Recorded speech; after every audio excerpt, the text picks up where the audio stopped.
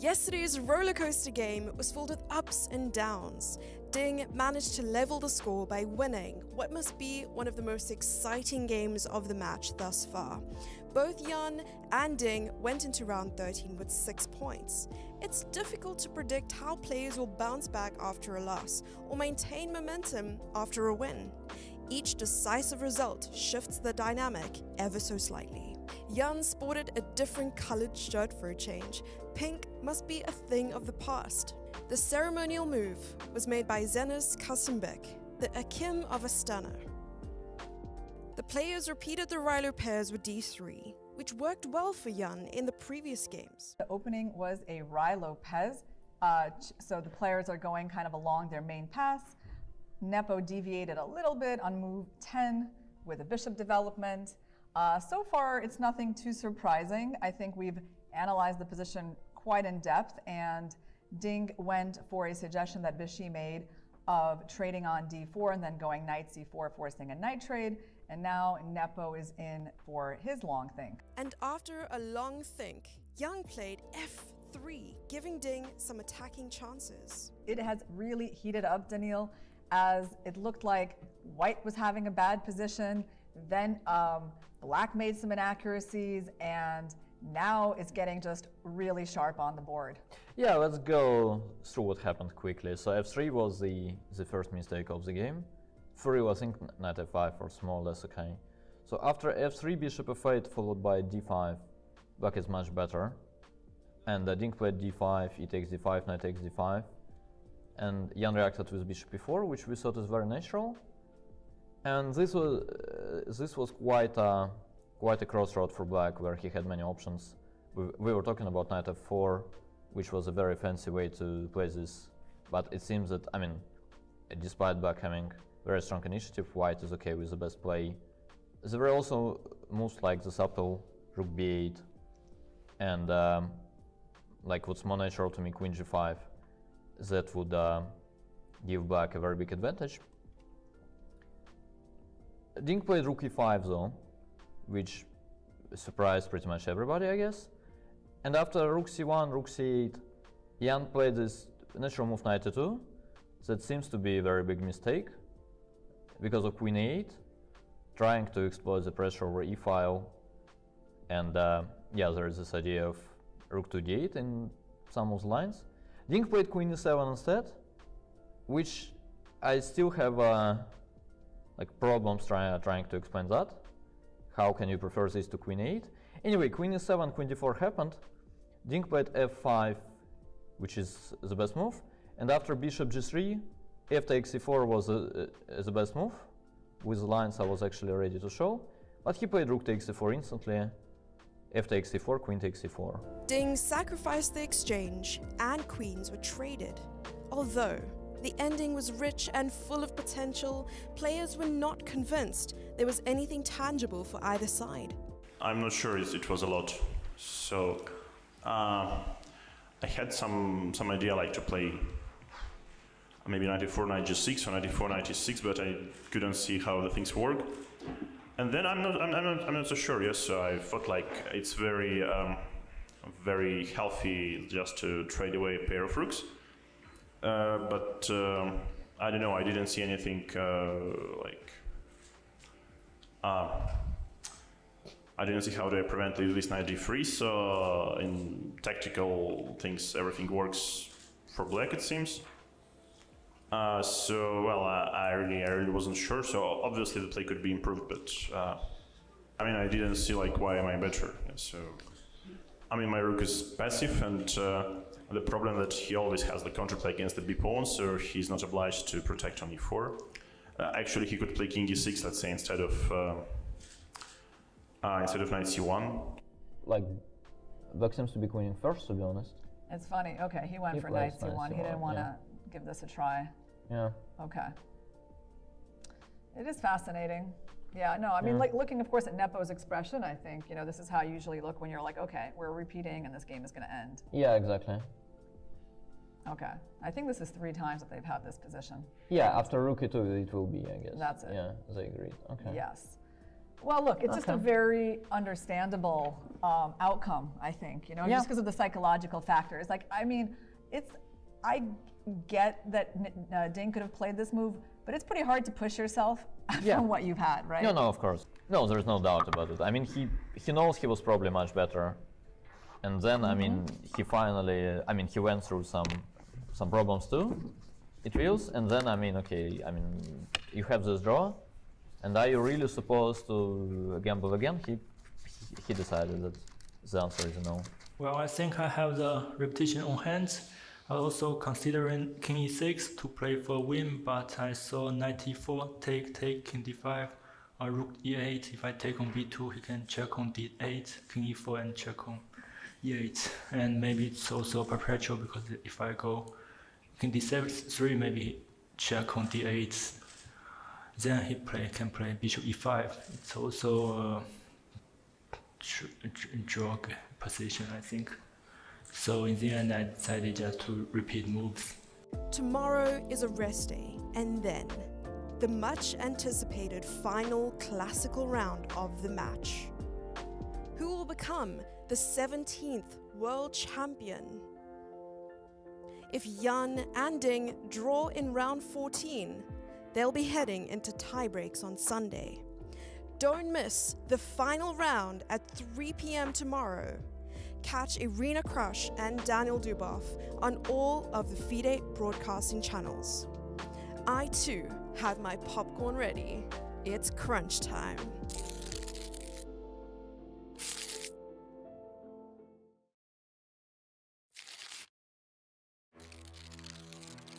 As the world holds its breath, two unstoppable minds prepare for immortality. One from the land of the dragon, the other from the land of the bear. Together, they will write history.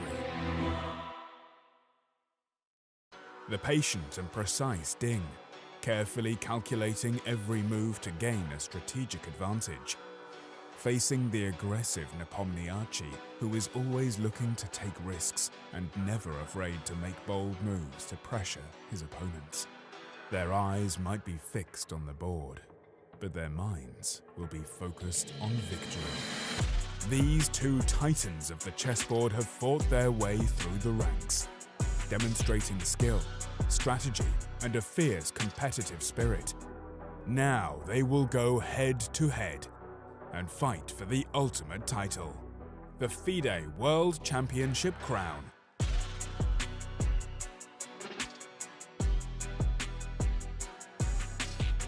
Where champions come and go, chess endures.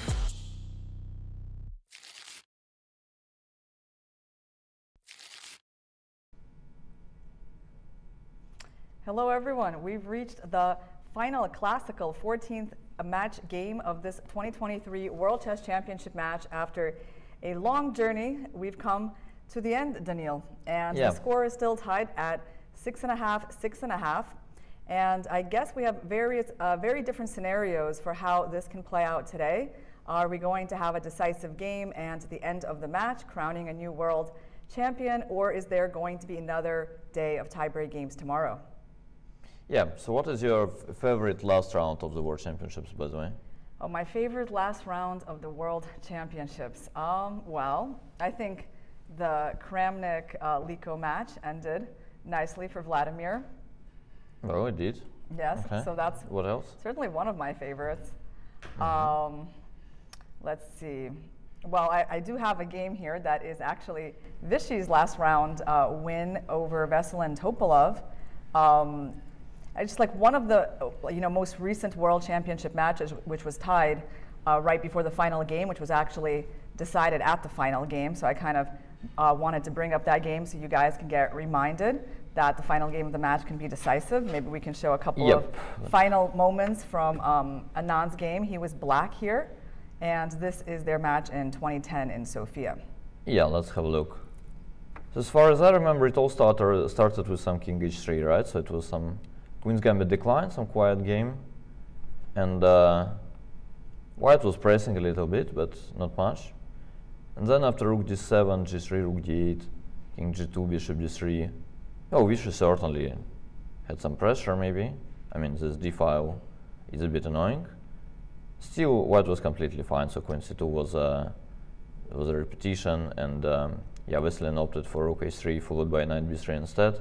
Although I have to say, just looking at it, it does look pretty weird for White. It doesn't feel like White's position has enormous harmony at this point. Right, but he has a point. It's not only about his pawn on c5, it's also about playing knight a5 followed by knight c4. And the bishop on b7 is actually yeah, like eyeballing this f3 pawn. White will play e4 at some point, and you know, the bishop will be pretty restricted too. But then after knight c4, e5, e4, f5, well, suddenly White you know, like accepted all the sacrifices and played king h3, which was actually quite a way to play like the very last game with an even score. And Vishy won pretty easily after rook d4, knight d3, queen 8. It turns out that queen h5 check is a very big threat, so White had to play g4, and after h5, you know, this is an attack that Black has only sacrificed a pawn for, and yeah, it's kind of clear that White is in trouble. Yeah, g5 was another flashy move actually of this game, and then yeah, takes, queen takes g6. Yeah, and after rook takes g4, White could not really take as queen takes g4 is checkmate, so he had to play king h3, rook e7, yeah, rook f8, knight f5, but then yeah, at the end of the day Black won a queen, as far as I remember. Did he? Yeah. And after rook g2 check, takes, it was only like a matter of technique, and it is actually not the most difficult like technical task in the world, and Vishy, yeah, Vishy converted this easily. Yeah, I remember myself as well, as a young guy watching this game, I was very surprised. But then I found out actually there is like an interesting explanation from Topolov. So he basically said like he didn't really want to draw, and he didn't want to play the tiebreak, as well, in case of a draw, he would actually have to play the tiebreak exactly the same day that he lost the tiebreak against Kramnik.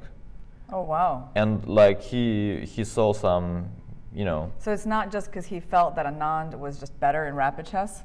Well, that is probably true, yeah. But as far as I know, this you know.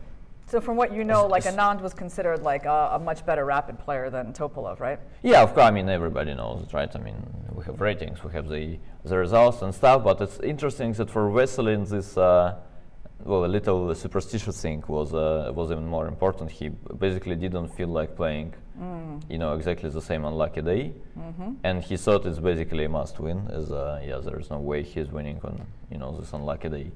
Yeah, the game turns out, I would say, just looking at it, you know, it certainly is a surprising way to finish a close World Championship match, right? Just kind of like looks like White gets wiped off the board, you know, with some kind of attack on the king. You know, and Vishy started out playing like, you know, the most solid opening, and yet managed to win with this kind of flashy kingside attack. Yeah, it certainly looks like it was a must-win game for White, which was not given as. You know, the score was even. There's like a pretty same story about the game between Schlechter and Lasker, I guess. Like they played World Championship match, and actually, like many people think that the rules were, well, we don't know exactly what the rules were, but many people think that the rules were that the challenger actually had to win at least +2 to become the champion.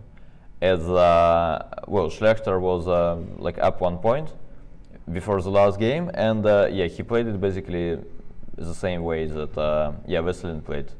You know, here like it was clear that he was trying to win, and Lasker won at the end, and the match finished, I think, in a draw, which meant, you know, Lasker kept the title. So this was the most recent example of a match being tied and the final game of the match being decisive. Right, and in this game, Black won, and actually you also, I mean, we have a kind of different opinions on how today can play out, and you feel like Black might actually win this game, right? Yeah, I think it's actually quite a comfortable spot to be in when you have Black in this, you know, crucial games. first of all, it's not up to you, kind of. You're clearly going to play something solid. And then also, it's quite often the case that white can simply hurt himself, as happened, let's say, to Veselin. And like in Vish's case, well, he played a very good game, clearly. But at the same time, I mean, he played Queen's Gambit declined. It's not that he was like very ambitious throughout the game. But yeah, I mean, sometimes it just happens that people, hurt themselves, and the only thing you need to do to win is not to prevent them from, doing so, which is like easier thing with black, I guess. Yeah, so let's talk about how the players are kind of arriving psychologically into this final 14th game. I mean, certainly Ding has had a nice run with winning a game where he was doing very badly in to equalize the match a couple of games ago. Yesterday's game ended in a draw.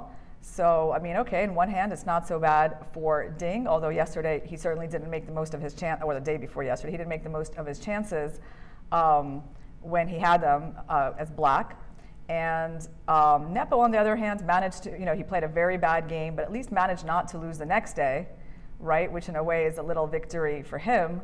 I don't know, Caruana was feeling like it was kind of neutral for both players in terms of how they were coming into this final game. Yeah, it's probably fair.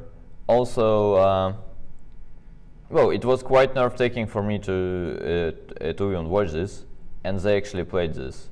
I think the relief has to be there very much too, and it's quite a desperate relief. Like for both, I think it's kind of a relief to know that it's going to be over, like at least in 2 days, and like maybe earlier.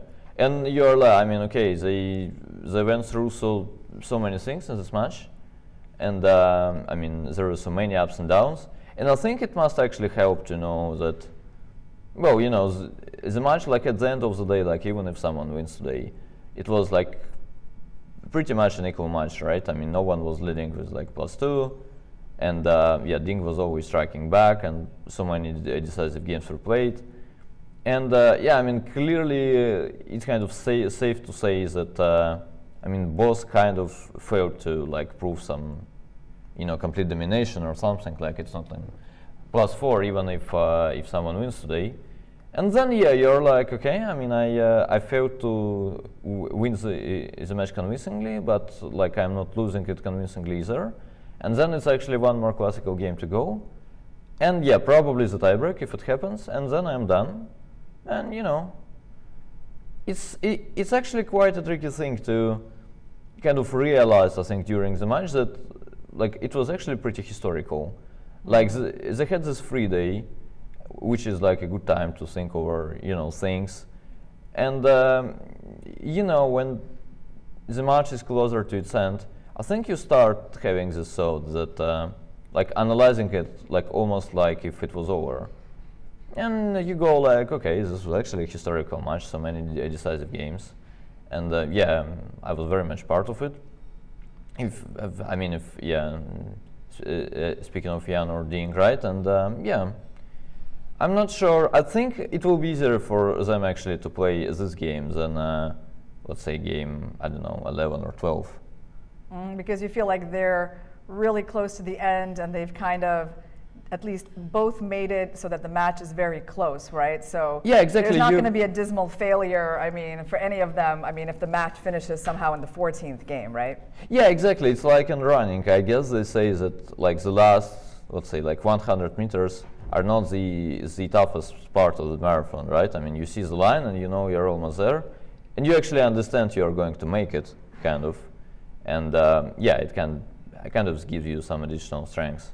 Let's talk about the fatigue that is definitely becoming evident in the last couple of games. I mean, I think, have quite clearly noted a big decrease in quality, right, of the games, where it's no longer like one side playing well and the other side, not defending as tenaciously as possible. It's more like, the players are just trading mistakes. And I would even say like we're in the part of the match where there's just inexplicable moves taking place, which is pretty rare in the games of top players. So for example, in the last game that we had, there was this move, Rook E5, and many people were surprised by this move, But just to show you, for example, there was a quote by Vichy on this move. He said, 21 rook e5 is probably very profound because I didn't consider it at all. I'm not yet impressed because I have still to figure out why he went for it. I mean, that's just not something you hear, very often described,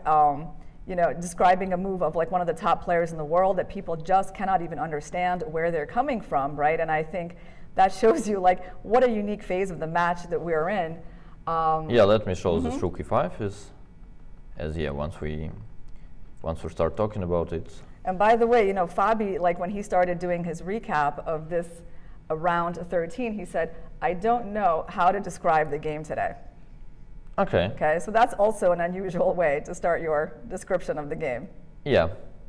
So speaking of rook e5, I think we're about to start the game. Yeah, but we'll probably get the board to the screen first. No, we could actually show this rook e5 moment. Oh, we could. Oh no, we don't actually. I don't think we have that game up right now. Okay. So it's okay. But I think people remember that unusual rook move, and Ding's explanation for in the press conference was also really surprising. But okay, guys, we have Ketty coming to the stage. Let's listen to her, and we will see you shortly.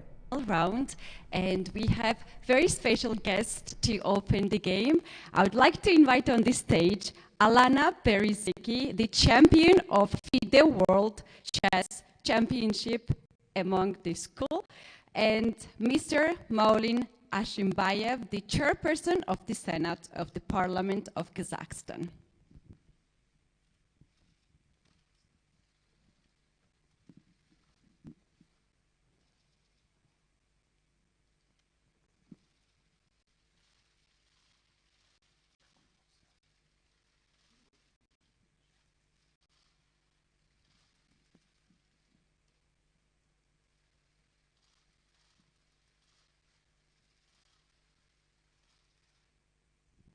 Thank you very much. The last round will start in few seconds, so now it's time to call the chief arbiter on the stage.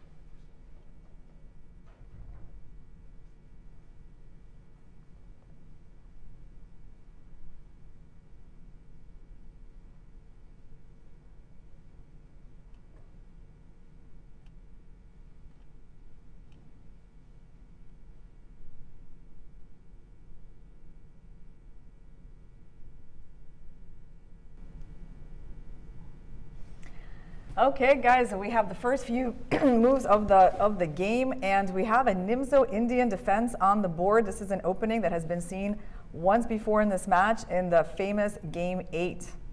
Yeah, and it's actually quite exciting to see that. This kind of reveals Ding's attitude. Mm-hmm. And, well, he's not going to play it safe, I would guess. So the Nimzo is basically like an invitation for a big game, which black cannot really, deny unless he plays d5, not bishop b4. Do you think we're going to see the same a3 variation? No, we have a new move, the bishop d2 system, which has become pretty popular in the last years. Yeah. Yeah. Whoa, Nepo is smiling. Look at that. Yeah. That bishop d2 move, I mean, why did it make him smile? I don't know, looks strange, no? Does it? What do you mean? It's like isn't it like a common move in this position, or? No, but it's both actually. No, it's true that people started playing bishop d2 from time to time. Mm-hmm. But yeah, I think it's always, for me, it has always been quite a strange move. Like, I don't know, I cannot fight my first impression. Also, I mean, I know it's like decent. I know the ideas behind it, and it does make sense, of course. It's just that. Can you take on c3 here and play knight e4 and try to go for this bishop, or does that not like quite work yet? Well, I guess you can actually wait for a2, a3, I guess. Basically, if you go c5, white is going to play a3 normally. And then you can take and do this. And that's what he does? And then after knight e4, knight e2, I guess, is the move. Yeah, they play this strange position. Black has to take on c3 at some point. But he starts with, I guess, something like b6 or something. And yeah, like he will eventually take. I guess there are some lines like d5, maybe bishop a6, something like queen c2 or something. I'm not sure exactly, to be honest. But yeah, something along the lines. And Jan played d5 instead. d5 is actually more ambitious, kind of. But then it would be funny, like if Ding takes on d5 one day, it would be like another Carlsbad. But this time with colors reversed, kind of. And he might do that. I mean, I guess the idea of d5 is that the bishop can still go back to e7, right, if it's attacked. Yeah, of course. So a3 played. You can actually take on c3 here, as far as I know. It's not such a bad idea either, to take and play knight e4. So that's like the super solid way to play, right? Just to make a couple of trades early on in the game. Yeah, exactly. It's kind of considered to be actually a bit too solid. White is, normally slightly better in this kind of positions, but also you don't play d5 actually to play it safe, I guess. So my guess would be that that bishop e7 or bishop d6 is the plan. It's interesting that Caruana was talking about, whether the players are running out of opening ideas at this late point of the match, because he felt like Nepo's last game with white, this bishop e3 move, knight d2, like this was just like not really some well-prepared novelty, but was really rather harmless stuff, and was an indication of a player running out of their opening ideas. So. Do you kind of feel like, did you have that experience as you were getting towards the end of a match, that was happening? Yeah, and also in Jan's case, it's also important that, well, it was like a tricky spot, right? He was like doing very well with 1e4, like in the Spanish, and it could be the case that, let's say, they had some ideas in 1d4, for instance, as white, but 1e4 was going like that well that they actually wanted to keep playing it, and they were basically okay with coming for the game with some like very little idea, and the priority was to get like the same kind of a position, not the advantage necessarily, which kind of makes sense. But yeah, I mean, FIDE has the point. Of course, bishop e3 is way more harmless try than the ones Jan played in the early games. So yeah, sounds reasonable to me. By the way, Ding Liren has actually had this position on the board before, pretty recently, May of 2022, against Praggnanandhaa. And this position was also played in a few games by Firouzja. These are all online rapid tournaments, also by Lucas van Voorreest. So Praggnanandhaa moved the bishop back to e7 here. Okay, looks normal. Let's see if there were any other choices. Wesley So moved it back to e7, and Giri moved it back to e7 as well. So that seems to be the default move, which Nepo chose. Yeah, but the thing is that, well, there are many transpositions here. So I'm pretty sure, let's say, if I go knight f3 here, let's say b6, takes, something like bishop d3, bishop b7, then you will have even more games, actually. And this position can be reached via different move orders. So it exists with bishop d2, it I think exists with knight f3, followed by bishop d2, but with pawn on e2. There are some different move orders too. Like I could never really get what like all these move order tricks are about. But yeah, I suspect strongly there has to be some point, right? Yeah, knight f3 is the main move here. That's what Ding quickly goes for. Yeah. And now it looks like the main answer for black is b6. Yeah, but again, it's not even nothing close to being the only move. I don't think like knight bd7 loses necessarily. Because it goes into like a queen's gambit declined kind of position, or? Yeah, sort of, where your bishop is like stuck on g2, right? I mean, there is no way for this bishop to get to f4 or g5, which is not necessarily too bad. Oh, and look at Jan, I think he pushes his pawn to c5. Yeah, okay.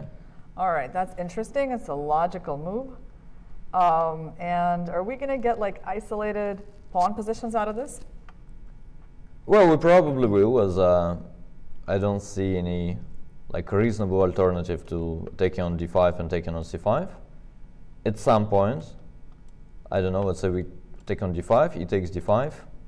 Well, maybe you could make an argument for playing bishop d3 here. Such ideas kind of exist. But then let's say after knight c6, I don't see white being too happy not taking on c5, but playing something like castles, allowing c takes d4. And yeah, it should not be much.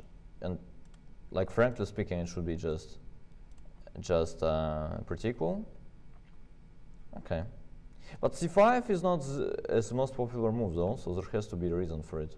The reason could be maybe d takes c5, bishop takes c5, and something like queen c2, followed by rook d1 or even castling long. I don't know. Yeah, c5 is definitely not the most popular move. It's been played by Radoslav Wojtaszek, who was one of Anand's seconds. I think, I mean, there are some games with the c5 move, but really not a ton of top players. I would say he's by far the strongest player who's played this in a game at the European Championship in 2021. Okay. So the game went dc5. He was playing against a German player, Alexander Donchenko. Yeah, it was the European Team Championship. So bishop takes? Yeah, bishop takes and queen c2 indeed. Yep, knight c6 and rook d1. Makes sense. So queen e7. It's interesting that this position exists actually with the bishop on f4. Right, it's exact same position, right, from the regular like bishop f4, queen's gambit. Yeah, it has to be pretty same. I think it's probably, or maybe it's not, right? Like there, I think it's white bishop on f4, but the rook is on a1, or maybe not. Anyway, it's very similar to queen's gambit decline. So queen e7 was played, you said? Yeah, queen e7 and b4, bishop d6. And then white captured on d5. We got this isolated pawn position. Bishop e2, bishop e6, and I don't know, it just kept going. Knight b5, bishop b8, bishop c3, knight e4, bishop a1. I mean, looks, I don't know, not bad for white if white can sort of get developed, right? Yeah. a6, queen b2, threatening checkmate. f6 and knight bd4. Knight takes d4, knight takes d4. Yeah, but we have to stop at some point, right? Oh Okay, yeah, well we can stop after bishop f7 and castles. Okay. And this is like the position they reached. So yeah, white has a nice looking blockade against the d-pawn. Yeah, looks good for white, I must say. So Ding did make that capture on, I believe, which pawn did he take actually? dc5. Okay. So yeah, so he didn't want to let black capture on d4 and give him the isolated pawn, basically. Yeah, exactly. And yeah, also even if you're planning taking on d5 next, it's kind of wise to start this way, as c takes d5 allows c takes d4 too. So I guess you take on c5 anyway. Nepo's capturing back. Yeah, and here you can think. Yeah, queen c2 is logical. So basically the idea of queen c2 is that you just want to put your rook on d1 on the open file, yeah? Yeah. It's not that you want to castle the queen side, which white sometimes does in these types of positions. Probably not. Actually, there is a strange upside of this bishop on g2, as after queen c2, knight c6, let's say rook d1, queen e7, b4, as happened in the game. Like in the same position with the bishop on f4, black would actually... Take on b4? Yeah, I guess so. There was a sacrifice, yes. Yeah, and then with the bishop on f4, there is, you know, at least sometimes there is no stopping knight e4 or some other stuff. Black has, yeah, a lot of counterplay. But yeah, with the bishop on d2, it looks very, very solid for white. And well, knight takes b4 is basically never an option. So you might get a chance to play b4, but basically you're going to have to take on d5 at some point to get into that IQP. Yeah, I guess so. But let's say if we take here, e takes d5, I don't think we're in time to. Because on b4, is there d4 or?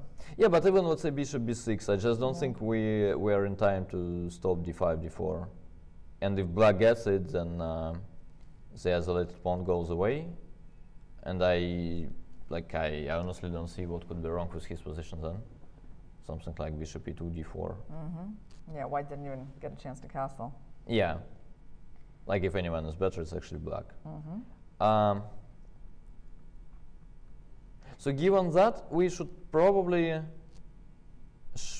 think that after bishop b6, c5 is one of the ideas. Right. Well, first of all, d4 is not such a big drama without c takes d5, e takes d5 inclusion. Like we can play, actually, you know. instead of, can I ask you, instead of bishop b6, can you play d4 right here? Is that a possibility?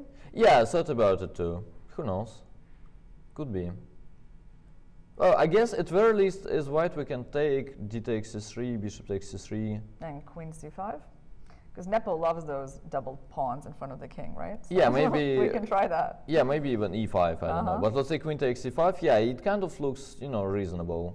Some bishop d3 or queen b2, you know, something.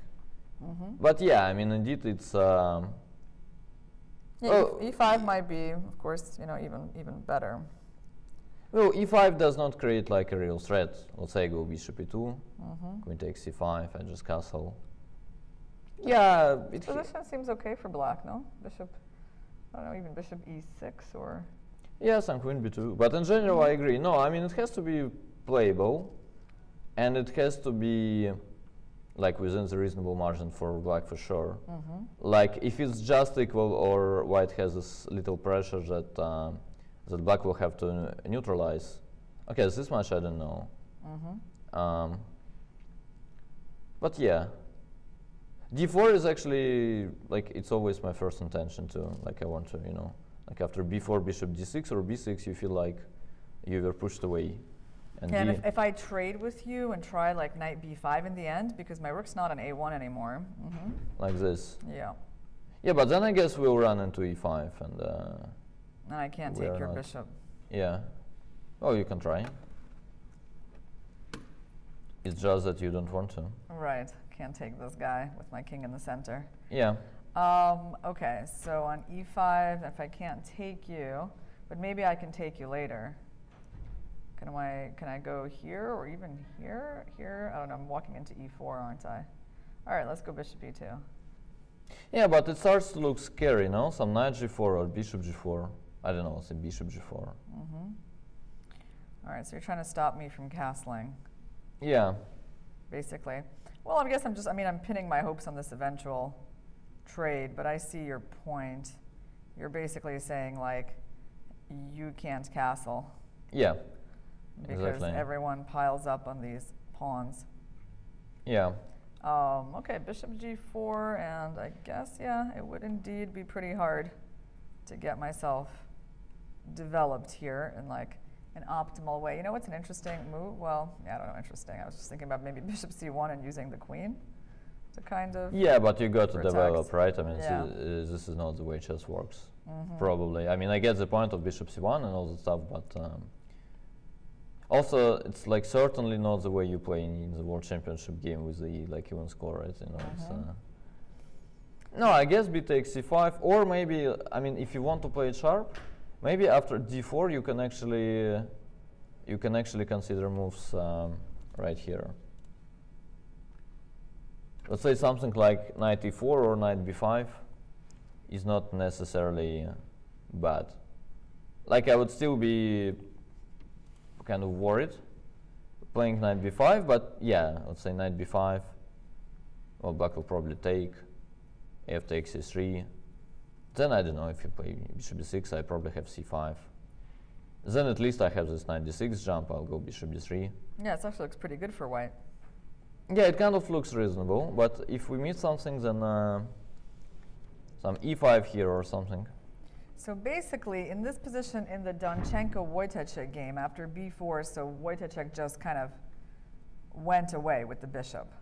Well, which makes sense. Yeah, makes sense, and so he like accepted this isolated pawn. When his bishop is here, he has less control over this square, And plus, he was also like walking into this tempo. So with knight b5, right? Yeah. So that's how their game went. Actually, after bishop e2, you couldn't get this move in, and then he established control over this square, won a tempo on this bishop. So I mean, I'm not sure he couldn't actually. Like this would be my first intention. I still think it's kind of reasonable. to go d4. Yeah. Well, let's see, which moment are you talking about? Yeah, Like bishop right e2, here? bishop e2, d4. I would expect to be okay, and I would really want to play it normally as black. Okay, hold on. You're giving me a pawn, so how does this gonna work? No, it's just a positional sacrifice. Like I go bishop g4, let's say. Okay, now if I castle, you're taking. Yeah. Taking. Yeah, so white would have to play one more. One more move like bishop e3 Yeah, or like something. yeah, exactly. But then something like rook c8. I mean, in general, black pieces look good. If you castle, I probably have knight takes b4 or something. Like in general, the thing tend to work pretty well. You feel like you're gonna get this piece back. Yeah, I mean, in general, when you go d4 and you force white to take with the pawn, then normally it's not a bad idea, kind of. Okay, so yeah, that's very interesting. Yeah, that like he could have just given the pawn away to kind of open up the e file and keep white's king in the center for longer. Yeah. Do you think maybe should I take with my knight? Is that going to make things better or worse? I mean, probably not a whole lot better, yeah? Yeah, but let's say takes. I mean, then first of all, like again, I have all the bishop g4s. But let's say I even go a5. Like I'm saying, I'm not risking much even in terms of like positional ideas. Oh, I see, yeah, because you've just got a lot of pressure on those pawns, yeah? Yeah, you basically like in order to keep the pawn, you probably need to take on a5. Yeah. And then even if I take on a3 and then I go bishop b4, I'll probably get it back. Rook takes a5 looks perfectly fine for me too. And if there's knight b5 there? Then rook takes, right?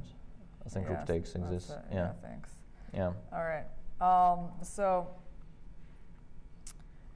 Okay, so basically, it's a very interesting idea that black constantly has of like sacrificing the d pawn. Let's see where else we can make this move work. So basically, yeah, he hasn't yet played these moves, Ding. So he's been taking quite a bit of time to think here. So we don't actually know if he's going to go for this like queen c2, rook d1 setup Yeah. that we've been looking at. We finally have a tweet from Vishy, which always helps. So let's have a look. Yeah, we always appreciate Vishy's insights into the match. Well, as we wait, what other moves, Daniil, can white try here other than queen c2? Well, there are not too many, I suspect. Okay, you could make an argument for playing rook c1 maybe, but so basically, you think like taking is not really, taking is not the idea because it's just too early to take. yeah. You open up that bishop, and then it's going to be too easy for black to get d4 in. Yeah, this would be my general take on this. Then again, like we know this position exists in Queen's Gambit declined, and then like after CD, even knight takes d5, white has the bishop on f4. Still, it doesn't lead anywhere basically. But here it actually would be better for white because if you did take with a knight and you went for this position, right? Then actually this bishop isn't like a lot better on the square than it would be on like on f4. Yeah, but yeah, clearly black will not do that, right? Yeah. Yeah, he'll just play takes d5. Yes. And then with the bishop on f4, it was like much easier for white to be in time to stop all the d5, d4s. Yeah, the bishop is pretty terrible here in this position, right? Because it exerts no control over that square. Yeah. All right, since white has gained the move bishop d2 for free, maybe he can go 9 queen c2 and 10 castles queenside. Okay, well that would be a very sharp way to handle the game. So indeed, the move queen c2 is kind of ambiguous in terms of white's intentions, right? Like, are you planning to simply put the rook there, or can you be going for these crazy sharp lines with opposite sides castling that we sometimes see in the bishop f4 Queen's Gambit declined? Yeah, but I don't see Ding doing this being clearly out of the book, and you know, like even by his standards, it's not like bravery. It's like closer to, you know. Lunacy? So yeah, like stupidity. I was about to say. Yeah. I mean, yeah, something like that. Yeah. Yeah. So you don't see Ding gambling with opposite sides castling in this game. No, but what I'm interested, let's say knight c6. We go after knight c6. We go bishop d3 simply. Actually, is this completely harmless? Okay. So now I basically have to make a decision, I guess, between this move, right? I don't know, this move. Yeah. And maybe some other move that I haven't seen yet. But those would be, I guess, my main two tries, right? Yeah, in terms of logic, it's either d takes c4 at some point, or d4. Yeah. All right, so let's try going for the most aggressive option. Yeah. Well, now I have like knight e4 is interesting too. But let's say I go e takes d4,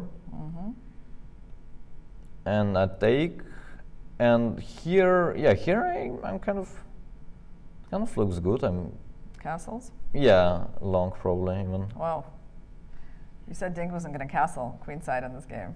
Yeah, but here it doesn't look that crazy, does it? No, it doesn't. No. So you're basically saying, hey, that pawn doesn't matter because bad stuff is going to happen if you take it. Yeah. Yeah, some bishop g5 or yeah, something. yeah, exactly. Some bishop g5. Yeah. Well, that would be very exciting, I have to say, if we got a game with opposite sides castling. Yeah, I agree. Okay, let me try not to run into all your ideas here. So how about, I don't know. Yeah, I know what you're going to do probably. Like if I play h6, to stop bishop g5 ideas, Well, I I guess don't we're going to see some sort of... Yeah, I don't know it myself, but yeah, g4 is there. But even knight b5 is there, let's say, your idea. I guess I guess it works much better here. Then after e5, you're actually in time to take on d4 and get pretty much what you. Yeah, and what you so, but wanted the to thing is, get. like, if I go e5 without any, yeah, no, I don't feel like this is awesome. Like queen c2, I like as a move. Let's see if that is what he did. He just played a move. I think it is, yes. Yeah, queen c2. So that part is like, not surprising at all. And I guess Nepo is definitely going to play knight c6, right? I mean, this is a very natural move. Well, not necessarily. I guess if you're planning the lines with d takes c4 is black, then it kind of, yeah, exactly. Ah, there you go. Okay. Yeah, exactly. Then it kind of makes sense to hope for the setup with the knight on d7.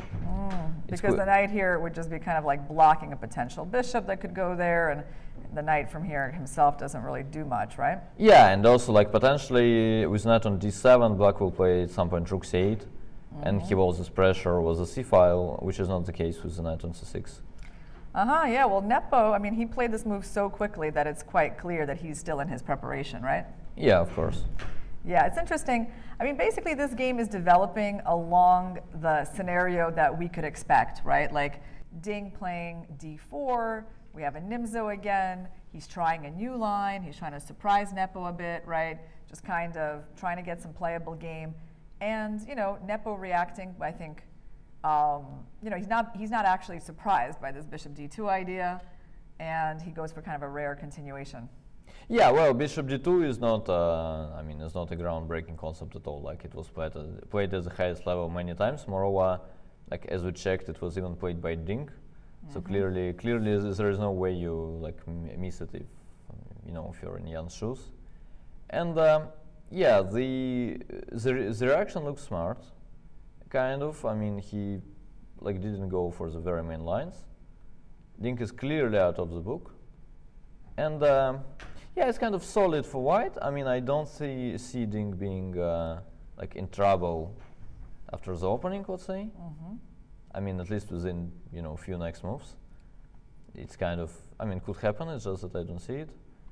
Yeah, he plays bishop takes c4. Okay, so we're expecting in this position, first of all, we got to say we have a symmetrical kind of pawn structure on the board, very typical one. And I guess we're expecting to see this knight come here. And the question is, do you want your pawns like this? Or do you want your pawn just going to b6 and for one square up? Well, I think the ideal scenario is to get a6, b5. But yeah, it normally takes one extra move, right?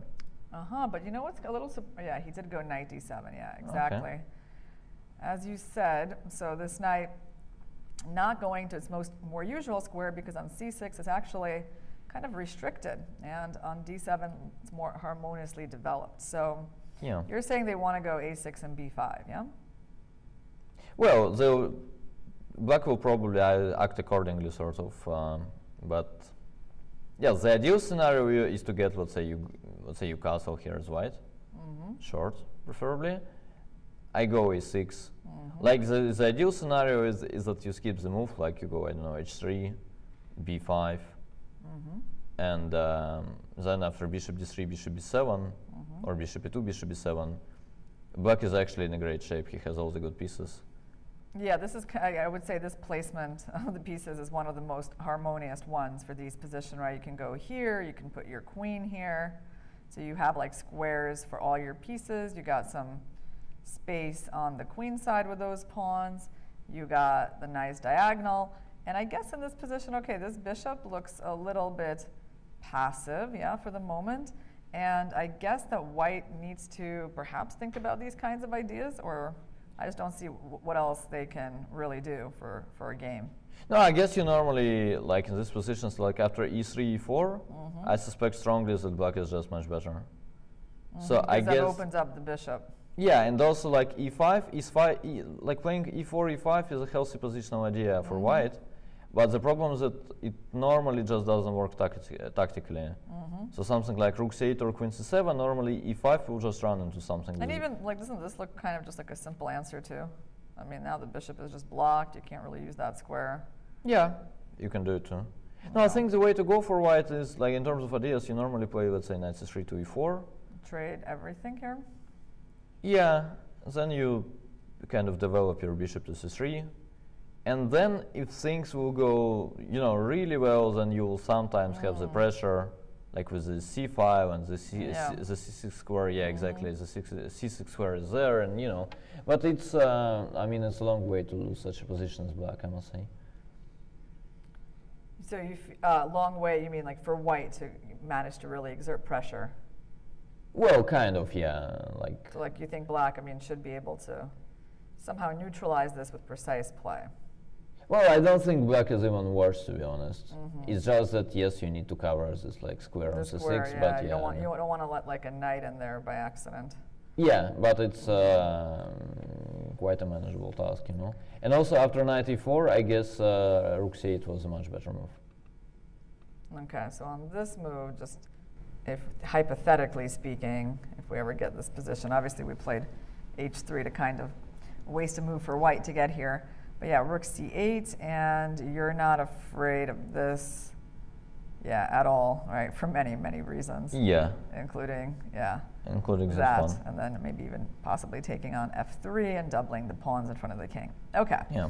So you like Jan's reaction actually in the opening with this c5 move, which is already kind of rare, and then also the follow-up with d takes c4.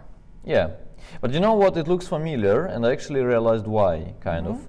So there is this line of the Slavs that I used to play quite a lot, which goes, let's say we play the Miran. So e3, e6,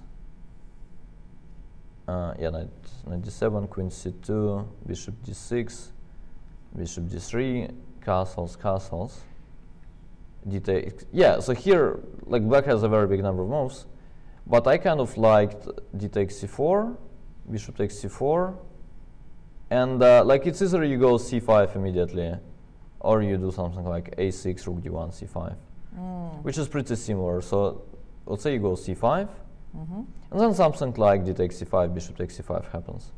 It looks pretty similar to the game. It really does. Yeah. And this is like, it's a very solid line for black. Like, white is supposed to be like tiny bit better with the most precise play, but it's not much anyway. So basically, I mean, if I play here, it's the exact same position. That could happen in their game. I mean, yeah. Isn't it just an absolute direct copy? I mean, if we look at this position and the well, the or there's a3 or something. Yeah, and the king is only one in the game. So it's actually I would say, an even better version for black in the game, right? Because I mean, you'd think that castles is like a little more useful than the move a3 was for Ding, right? Yeah, but it's like at the same time it's well, I think if Ding castles now, then we get exactly the same position with white having his pawn on a3, not a2, Right. which helps a little. But at the same time, well, bishop d2 is not exactly the biggest problem in this line. Like normally, like if you ever face some problems here as black, which is kind of unlikely, it's normally something with well, bishop d3 followed by knight e4, or maybe rook d1, or e3, e4. But it's not that you resign to bishop d2 normally. That's my point. So yeah, actually, given that, I kind of like what Jan is doing even more. It kind of felt reasonable from the very beginning. Now that we have this comparison, yeah, looks very safe for. Yeah, it's quite funny that this reminded you of a line that you played yourself as black in a different opening, yeah?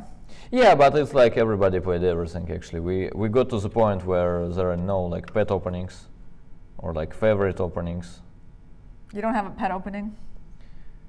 Well, I mean, it really depends, but you know, like you cannot afford such a luxury being quite a strong player to you know, to play like on one line only. Like you mean like how Kasparov like used to play the King's Indian for years and years, and then he like changed the Grunfeld for years. Like, you think that like in modern day chess, players just cannot afford to have like a favorite opening like that? Yeah, exactly. And then also Kasparov would normally have like he would always have like one main move as white 2, like he started with d4, then he switched to e4, but like in general, yeah, they could basically look at stuff and he would be following this prep for like years. Nowadays it's a bit more tricky. Rook d1 was played by Ding. Yeah, in a way I feel like maybe that's a little bit of a sad evolution. You know, it's kind of nice how players were known for like specializing in one thing, and they brought so many ideas and like and memorable games to these variations, right?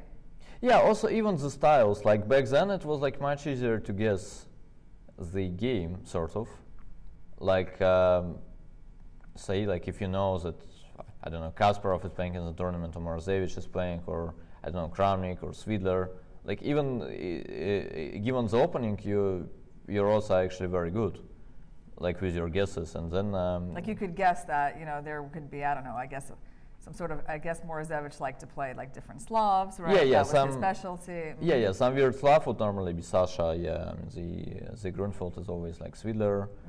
Yeah, and you know, it was not like too difficult. Some Elista ending or whatever was probably Kramnik, and nowadays like everybody tries to get this semi-Tarrasch as black. And basically, like, it doesn't matter what your style is, like if you're an aggressive player or you're a solid player, basically whoever you are, you're trying to get the Tarrasch as black, which is kind of sad. It's kind of interesting. I mean, one of the things that I kind of saw more, you know, during these weeks of commentary with you is that, like, what's not obvious to a lot of players sitting at home is like how a lot of avenues in chess have just been closed off. Yeah, right? Like absolutely. for club players, they can play anything. You know, like all these openings exist and they're all interesting and exciting, but that's not what it looks like from the vantage point of the top players. Like simply like these roads lead to a dead end, you can't play them, and that's why we're seeing people, they're not bringing big powerful novelties to the board because, you know, that's just not really, it seems like not really possible anymore. They're just trying to deviate early, just trying to, you know, create some game and get off their opponent's prep. Yeah, exactly. Like speaking of that, I like honestly think that like for now, it could be that actually this 4h3 was the best idea of the match. Like I thought about it yesterday actually. Well, I expected the match to be quite uninspiring these terms. Yeah, you're talking about, just let's rewind, just the very famous, let's see, here, like, was it like this? Yeah, knight f3, knight f6, h3. And h3 right here, yeah. that move. Yeah, I mean, again, I expected the match to be quite uninspiring these terms, as I mean, being involved in Magnus team, we basically did the work. I like knew what's going on basically with the chess theory. I mean, I knew how difficult it is for like white to come up with an idea, in like all the solid openings. But yeah, then the match shows that it's like the current state is even a little bit worse than I expected probably. If people play h3, then it's this bad, right? Well, Ding. Yeah, because it's like on the outside, it just looks like a hilarious move, right? Yeah, that's exactly. Basically, according to kind of classical principles of chess. When you see this in a world championship match, I mean, it feels quite funny. I guess it's like, I don't know, it's not on the level of something, completely, extreme, maybe like, a wing gambit or some opening like that. But still, or for example, this kind of move, right? Yeah, I mean, but even that makes more sense to me. Like, it makes sense, it's just like a weird move, but you can explain it. You want to play c3, knight c2, it is an idea, and h3 is just h3, Well, yeah, h3, I mean, I guess it's also an idea, like, pawn might be slightly better there in some lines. Oh, okay. Right, okay, but I mean, yeah, I mean, I guess if you see a move like that, when you're a Sicilian player and you see it for the first time, I mean, you kind of just like, you do kind of smile. Right, that's like the reaction is like, really? Okay, knight to the side of the board. Yeah, frankly speaking, every single time I see it, I smile. It's not only about the first time; it's just so ridiculous. Second and third and fourth, yeah. Yeah. So I mean, basically, things start to become a lot clearer when you have this understanding. Like, why are we seeing moves like this in a world championship match? Instead of like powerful novelties coming at move, 10 or 15. Yeah, on a lighter note, actually, Ding had his like kind of a decent idea in the Nimso, right? Mm-hmm. This like rook a2 thing was actually very decent. Mm-hmm. That was, I agree. That was probably one of the more, interesting, I guess, approaches that we saw in the match in terms of like something that could lead to new avenues. Yeah, this was like the only old-fashioned idea, right? That could actually be played like, I don't know, 5 or 6 years ago, and you'll think, okay, I actually get the point. It went like what, c5 here, knight e2? Yeah, something like that. Like was it knight c6 and? Yeah, maybe knight g3, b6. And there's some point. Early rook a2 move. Yeah, exactly.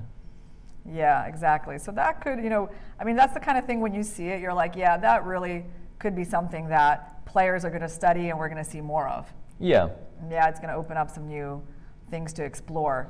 But we don't have a ton of that in this match. Yeah, and also it's not going to be the case. That's the problem. I mean, given how good these engines are, like let's say 10 years ago, like it would take, someone like me, like a couple of weeks to actually figure out what is rook a2 about, and how black should react, and like if white is better or not.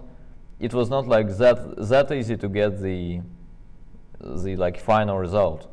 And now, I mean, okay, it takes you 20 minutes. You check it, you kind of find out that black has basically like 5 ways to equalize, and there is line where he's slightly better too. And that's exactly what Fabi said. I mean, he basically said that before you could press someone in a line a lot more than now, because now people are just switching things because the computers are so strong, they give you an answer quite quickly, and so people have to search in multiple directions. Yeah, exactly. And also, well, it hasn't changed that we only have like 24 hours in a day. And yeah, back then, like it would normally take you like way more time to get exactly the same kind of a prep that players have now. Like you would have to check and recheck everything. Now you actually know that the engines basically don't make mistakes, at least not like silly ones. Yeah, I mean, it's interesting how Anand wrote that, like, well, I made the difference between his first match with Gary and then his next, big world championship match against, maybe it was Kramnik. Like, they could do more in a day than they were like doing for the whole match. Yeah, exactly. I mean, which is just amazing, right? And it's like, but it keeps going, right? Even in the last, like, just you're talking about a span of 5 years. Like like Fabiano is saying that just 5 years ago when he was playing against Magnus, things were very different. Well, they certainly were. No, I honestly think that, well, when Magnus played Fabi, this was probably the last match where you could actually like really out-prepare the team in a certain line that like both teams would look at. And this was actually the case. I mean, I remember the match we would look at this like Sveshnikov day and night, and like it was clear that they're doing exactly the same thing on the other side, and like at some point we like tricked them in the Rosalimo, then they tricked us back in this like 95, and it was clear that like both teams are looking at like exactly the same positions, and nevertheless Coming up with like different answers, or? yeah, I mean exactly, and nevertheless, yeah, I mean it was quite often the case that like someone was, you know, better. Ah, okay, so this is actually becoming Dubov Swana kind of thing, right? Oh yeah, that's right. The famous game that we showed you guys earlier in the match from Daniil's collection. And it featured, yeah, exactly this kind of move, right? It's quite funny. Let's talk about the last couple of moves. So after knight d7, Ding didn't castle. He brought his rook to d1, okay. Which may look mysterious, but given his next move, we kind of get the idea. Yeah, okay, because Black pulled the bishop back. I guess he didn't, I don't know, it's a little, I don't know what you think about this move, Daniil. I mean, it's certainly not forced, right? Yeah, but it's kind of useful in general. I think this is basically where the bishop belongs. Like normally in these lines you don't want your bishop to be on c5. Actually as white you don't want your bishop on c4 either, normally. Look at Jan's expressions. Let's just take a look. I mean, he certainly is giving away something at the moment. He is telling us, okay, what is this move? Yeah. It's not something that he was expecting. And okay, this is a hyper-aggressive move, right? Because you're starting to target this pawn. And I guess, I mean, I still don't really see exactly what the threat is. I mean, are you trying to play here? You're trying to sack here? Well, I guess the point has to be that like there is something wrong with b6. Like Black does not have too many moves that he actually wants to play. Let's say h6 is scary, right? Yeah. Let's just say it's scary. Like first of all, there is h4 at very least, and secondly, white has some sacrifices, and even knight g2 e4 doesn't look, you know, stupid. So what is it that you kind of want to play here as Black? I would say it's queen c7, and it's probably b6 too. Yeah, you know, it's interesting. I mean, this move, bishop e7, maybe is like kind of a big deal in terms of the options it gives white, because it means like your queen doesn't get that square where it would kind of be very naturally placed, right? Yeah, but still, I kind of see Jan's point here. Like, I think with the queen on e7, well, the queen is like placed well there, but then your bishop on c5 can be running into things quite often after, yeah, exactly b2, b4, and yeah, with the bishop on b6, you're like preventing yourself from playing b6, followed by bishop b7. Maybe even knight a4 or something. Yeah, exactly. No, I think what Jan is doing is standard. Like, I don't know if it's good here exactly, but it's like in general a standard way of developing the pieces in this kind of situation. Also, given the fact Black is actually planning to bring his rook to the c5 eventually, it kind of makes sense to bring the bishop back. Okay, so it's actually getting pretty hot in Astana these last days, because I mean, this is, I think, the first time I've seen Jan roll up his sleeves during the match. I wonder if it's kind of hot in the playing hall, because it's certainly, I mean, it's become very sunny and very warm, and a far cry from the snowstorm that we got just a couple of weeks ago. Yeah. All right, so let's keep talking about this move. Black has to finish some development, but you're saying, okay, there's no like sacrifice coming, like for example on this square. Well, my point was that basically, yeah, I was trying to finish this actually. That well, basically Black wants to play b6. So the point could be that after b6, bishop takes e6 actually works, as Black has restricted his queen.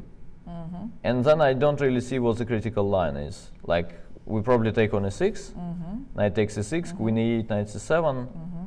Well, it does look a little like scary for white after something like queen f7, followed by, I don't know, some bishop a6 or knight g4. But at least it's not obvious. I mean, maybe it somehow works, maybe not. And what do you think about just taking the rook? I mean, you have rook and 2 pawns for the 2 pieces.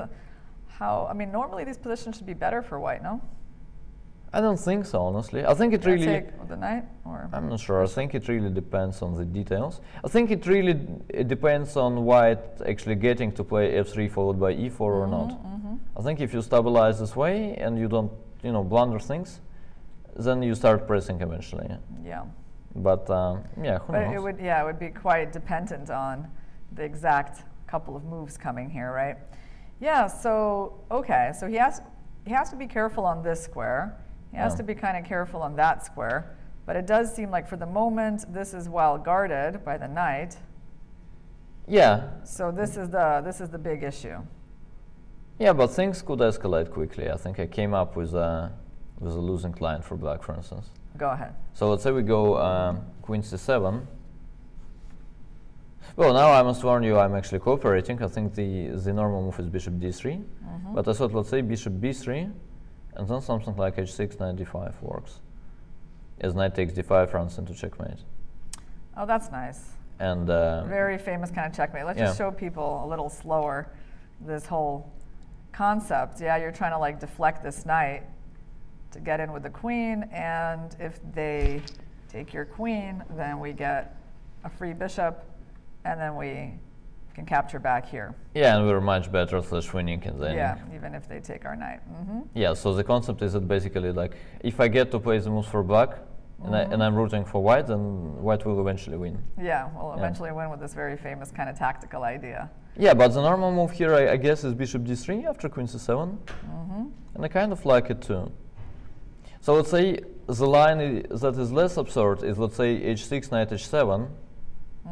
Now it actually matters that after knight takes h7, I have knight d5, right? Like this one is actually important. So you just want to be better in the endgame, is what you're saying. Yeah. You're saying like after queen c2, Yeah, we just I trade. take, and I take. Yeah. And eventually I'll be taking that bishop, and I'm going to have two bishops against two knights, and I would just be better. Yeah, exactly. It has to be quite a lot better, right? Yeah. Yeah. I mean, that's quite a cool line. Yeah, like, so you're kind of just putting your knight in there, and when they take, you don't even capture it. You just go with this discovery. Yeah, like after knight h7, you probably have to play something like rook d8. But then at least it's a little uncomfortable, yeah? I mean, you like got this strange guy next to your king is black. You're like, okay, what's going on exactly? Well, maybe it's okay, I don't know, but I must say knight g5 is actually a very good practical choice for Ding. As just in terms of logic, so Jan was basically blitzing out moves. And with knight g5, there are basically two scenarios. It's like either Jan plays a move quickly, which is, well, it's a bit annoying, but then it actually means that knight g5 was one of the like engine's top choices. It's like there is no way they like checked some like random knight g5 in some random position of some random Nimsu line with bishop d2. This is not how people work. They could have checked like the best moves here, but like not random ones. And then if Jan starts thinking, you're like, okay, I kind of got it that knight g5 was not like objectively the best move, but I thought about it for quite some time. I actually find it quite annoying, and well, I don't see what the like obvious reply is for black. And then, all right, I mean, both we know that black is probably okay, but I got you out of the book too, and you know, feel free to play this as black. Kind of makes sense to me. Yeah, well, I mean, Jan is definitely showing some respect for this move, right? He's been thinking, and I don't have the impression that he's going to be moving anytime soon. Like, I feel like he's, you know, the move is like dangerous enough that you got to give it some consideration. I mean, I don't see how he can really play like a fast move here. Yeah, yes, the thing he did with his lips like 30 seconds ago was actually exactly this, like saying, well, I must admit, it's actually not that stupid. Yeah, I mean, Yes. yeah, like it's, like I'm still surprised by it, but I must admit it kind of makes some sense at least. Yeah. All right, let's look for some other ideas for black. Can I ask you, is there any point to like a move like knight e5? Yeah. Can we? The point is certainly there. Well, I'm trying to like make my knight better, maybe get a tempo. I don't really see how you're using this discovery just yet. Yeah. And I'm also opening my bishop to guard a square that is important to me. Yeah. The bad news though is that like wherever I'll play knight c3 to e4, your knight will not be protected by the one on d7. Yes. Yeah. Can you do it like, well, you can't do it quite now, right? I mean, you can't go like here right now. Well, I actually can. Like, it looks dry. I see what you're talking about, but let's actually have a look. So let's say All right, go. so you go there. Yeah. Your intention is checkmate. Oh yeah, very much so. Yeah. So I'm going to take, and now you're going to take with the queen. Yeah. And again, this is under attack, and so also my knight's under attack. So I was going to take. Yeah. And now, okay, now you have some choices, right? But I guess maybe not too many, because I mean, I can always kind of go back. Yeah. So I have to take on e5. Right? All right, so we got a bunch of exchanges. The knights have disappeared from the board. You're threatening, or at least, yeah, you're thinking about doing that. Or bishop c3. Yeah, so either of those squares. I got to get my queen out of there. Probably, I mean, my most obvious move is like this. Yeah. Okay, like I will not give up the queen. I don't know, queen e4 or something. Queen e4, okay. So now I just got to deal with that, and I'm going to be fine, right? That's my starting assumption. So I got to move my queen somewhere, and that somewhere would be actually c7 most likely. Yeah, but then you could be running at some things too, like bishop d3 followed by rook c1 or bishop b4. No, I kind of agree. Like everything you're saying is correct. But then again, like it's clear that white is the only side who could be better here. And yeah, indeed, if you're in time to get like bishop d7, you're okay. No, sure, not the worst scenario for Ding. Jan played h6 meanwhile. Wow, okay. I mean, that's a provocative move, right? In a way, he's like basically saying, okay, get out of here and show me your idea, because I mean, you can't just go back. So this move is basically implying there's going to be some action on the board. Yeah. No, h6 kind of makes sense. He's basically saying, well, I kind of get it that you probably want to play h4. But he's just saying the inclusion is good for black. As in many of the lines, let's say, like as we looked at, what was it, 95? We can check it again. I mean, in many of the lines, let's say white cannot trade queens anymore, as then the knight on g5 will be hanging for you. But on the other hand, 95 bishop e2 I kind of like. I liked it there. I still like it. Yeah, here. I mean, so here basically the point is you don't have time to sacrifice on this square, right? You can't take there because you're going to lose your knight. Yeah. And you basically gotta support your knight. That's like a very common idea. You go h4. Obviously, they can't take because you're going to get attacked on the h file. So now you're saying after knight e5, you like bishop e2. Yeah. No, I think bishop e2 was also decent actually in the previous line. Here I kind of have to play it, I suspect. Okay, so can I go with my my queen c7 and just running into this again? No, it's not running into that, right? So I can. Not yet, no. Because now there's no kind of like no one protecting the queen on c2. Yeah. Still, I have moves like, I don't know, f4.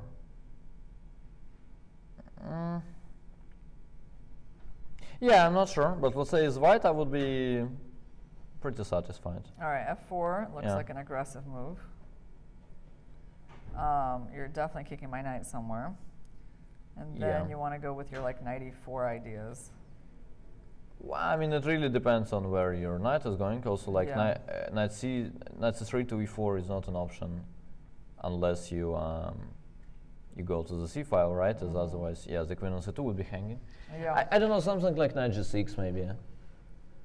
But then, I don't know, like bishop d3 even. Like it could be that objectively you can take the knight at some point and you're like better, but it's guaranteed that you're like not liking this very much, kind of. It could be that it works, but yeah. So this is a pretty typical attacking setup, right? I mean, at least for these kinds of concepts, when there's like a knight on g5, you push up both of these pawns, right? You've seen that. You've probably seen that somewhere. Yeah.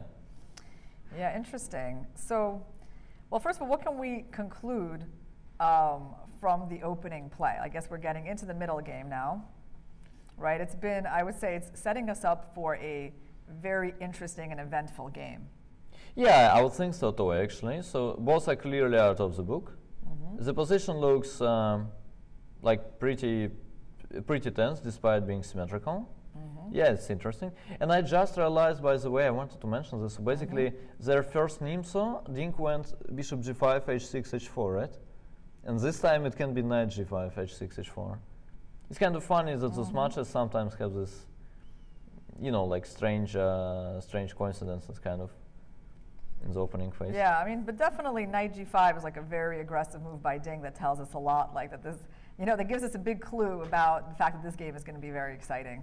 Well, you can also play knight g5 in order to play knight g2, e4 and start trading everything. It's just that we don't see Ding, you know, planning this at least. Yes. Yeah. That would be kind of surprising a bit, right? I mean, h4 feels like that.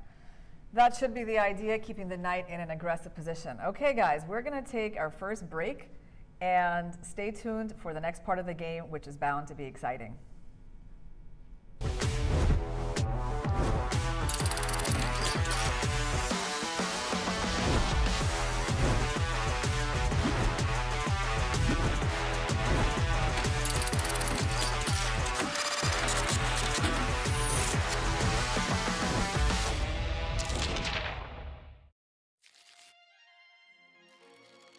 At that point was some mixed feelings because it's a big challenge for me. But now I can see I'm ready for this challenge.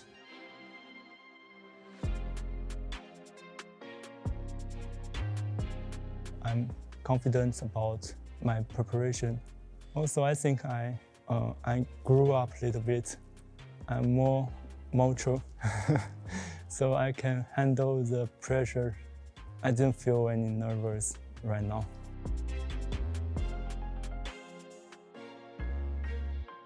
As I remember, it was Topalov Anand match, which I was in my teenagers.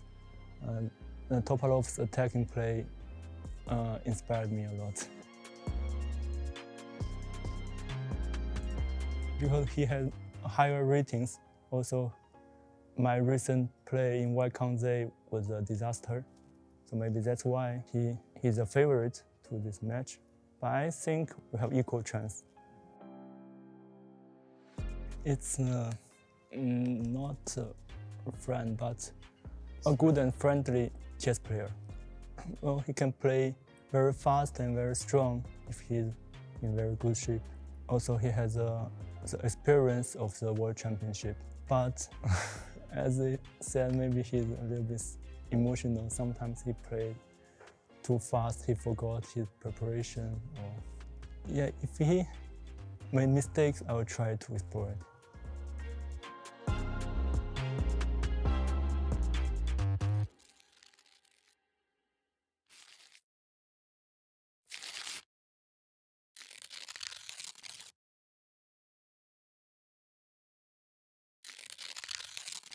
Well, it depends on your philosophy, on your life philosophy. For me, I think that not everything depends on you anymore. Of course, if it gets to the last game, then the matter of chance, of luck, if you want, becomes quite important. So you're not in full control on the situation. So you're only in control of your moves and of trying to use your chance if you get a chance. Yes. So my attitude was before the last game with Peter Leka. I thought that my chances are not too high to win this game, but I wanted to make sure to get to myself to the state that if I get a chance, that I will not miss it. Yes, that I'm alert. I'm ready to use my chance if it gets there. But it was pretty clear to me that it might not happen. Yes, simply with such a strong player like Peter Leka. So it happened, but I think that the only thing you can do is to get the right set of mind. Is just, well, forget about the result. It's not in your hands anymore. What is in your hands is to do maximum you can. But even with it, it might happen that you will not get a chance. So yeah, you should not really be too concentrated on winning. Yeah, you should be concentrated on doing maximum you can and being as calm as possible. It's difficult to be totally adequate when playing such game, but you must really try to cool yourself down and to fully concentrate on the board, on the moves, on concrete move in a concrete position. That's my attitude. But I guess other players might have a different way of preparing themselves for such games.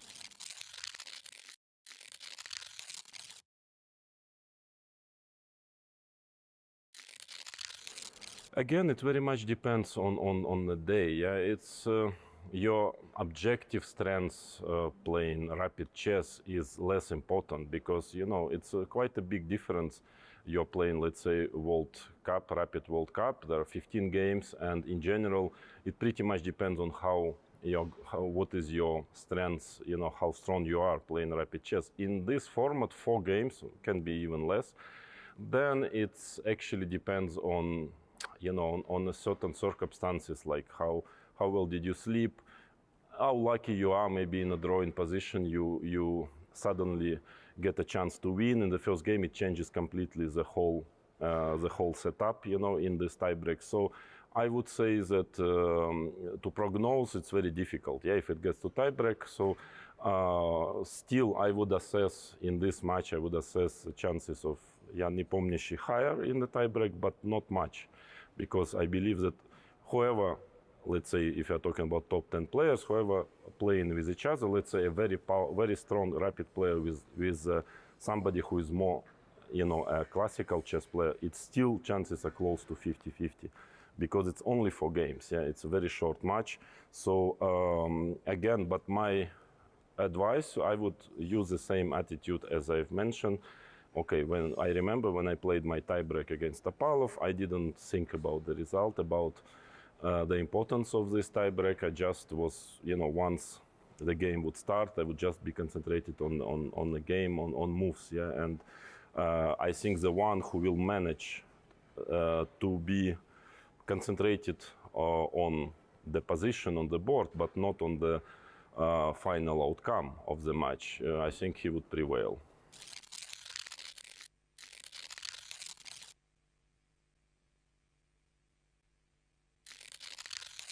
No, of course, yeah, of course. Before the tiebreak, you prepare certain ideas which you are going to use in this tiebreak. Also, you need to prepare more than one idea because there is a big difference depending, let's say, if it's the result of the first game. If you win, it's one story. If it's a draw, it's a draw. If you lose, it's totally different story. So, of course, you must have a certain clear idea what are you doing in each situation, yeah. At least then, of course, you make certain corrections during the match, yeah, in between of the games. But in general, you must clearly have a clear plan what you're going to do, because the worst thing is that you have a certain plan and then you lose a game and then you are changing it like 2 minutes before the second game. You start to think, what should I do now? Maybe I should play a different opening. No, this is very damaging for your performance. So I guess both players understand that if it gets to tiebreak, that they should really be prepared in advance for different scenarios, different possible scenarios. Also, depending on how you feel, how is your head working, yeah, how nervous you are. You should have to have a certain reserve idea. For, let's say, if you feel that your head is working well, you are in good shape, or it's not your day. It doesn't mean you are going to lose for sure, but then you maybe should adjust your openings and your strategy of play depending on, let's say, after the first game is played, you start to understand, to feel, okay, I'm doing well today, or yeah, it's not really my day, and then you should switch. That's at least my experience tells me that this is the right thing to do. But again, in any case, any tiebreak of the World Championship match is close to 50-50 chances.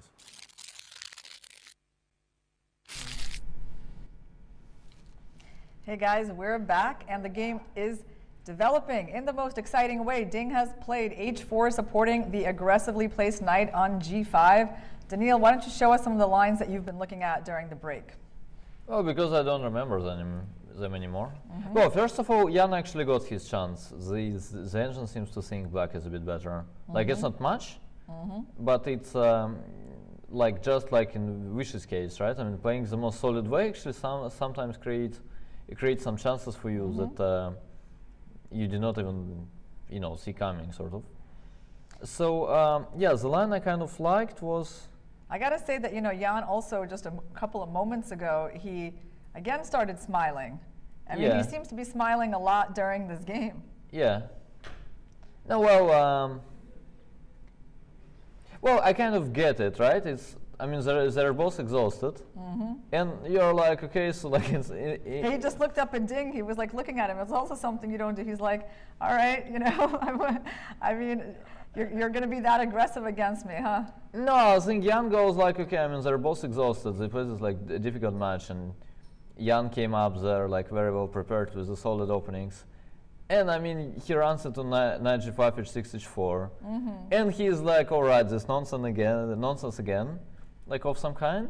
And Jan is, I mean, clearly he is good, like a very good player. He actually understands that, like, it should not be too good for white. For white, I said the same, right? No, I mean, it's fancy, like it's cool. It could be that white is actually like okay, but his smile is actually like a sign of him thinking, well, like I see what you're doing, sort of.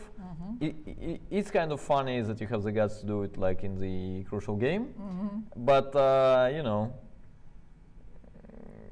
in some way, I guess it releases the pressure too.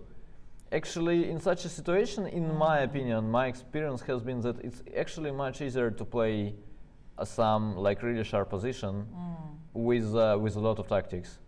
And then you actually have to play moves. You basically calculate the lines, you know what you are doing. Like the psychology goes away to some extent.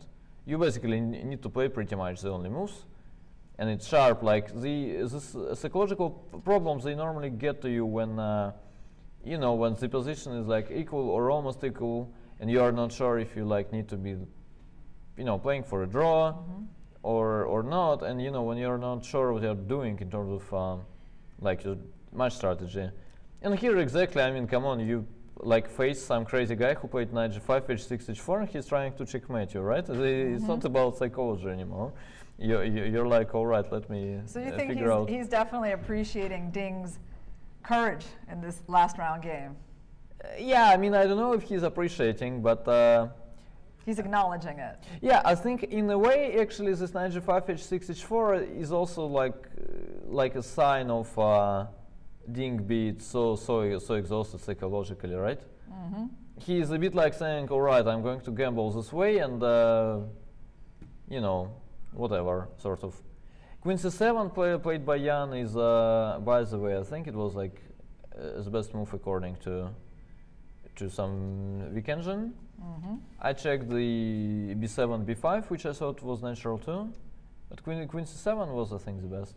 Okay, interesting move, kind of like giving away a pawn with the idea of what, like just developing faster, or? Yeah, you're basically trying to create some kind of a distraction for white, in order to develop the pieces. But the fun part is that actually after b5, well, it does not like matter for real anymore. But after b5, well, knight takes b5 is the best move. But another decent option is actually this move, and that's what got me kind of interested. Show us some line there. Well, knight takes f6 is a threat, so basically, like if you take, then there is knight takes f6.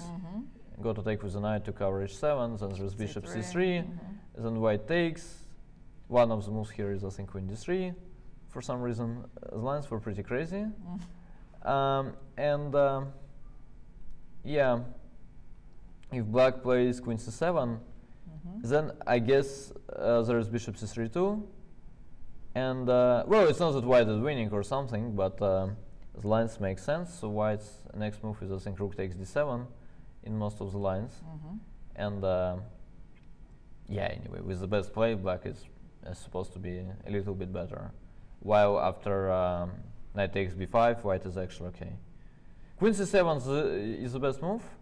The only thing I remember is that after bishop b3, well, knight d5 is a threat again. And the best move here is queen c6, I guess. Attacking g2 and also making sure the knight d5 nonsense will not attack the queen. And then I guess white is supposed to actually play e4, and it keeps going. Or maybe it is not e4. But anyway, queen c7 is good.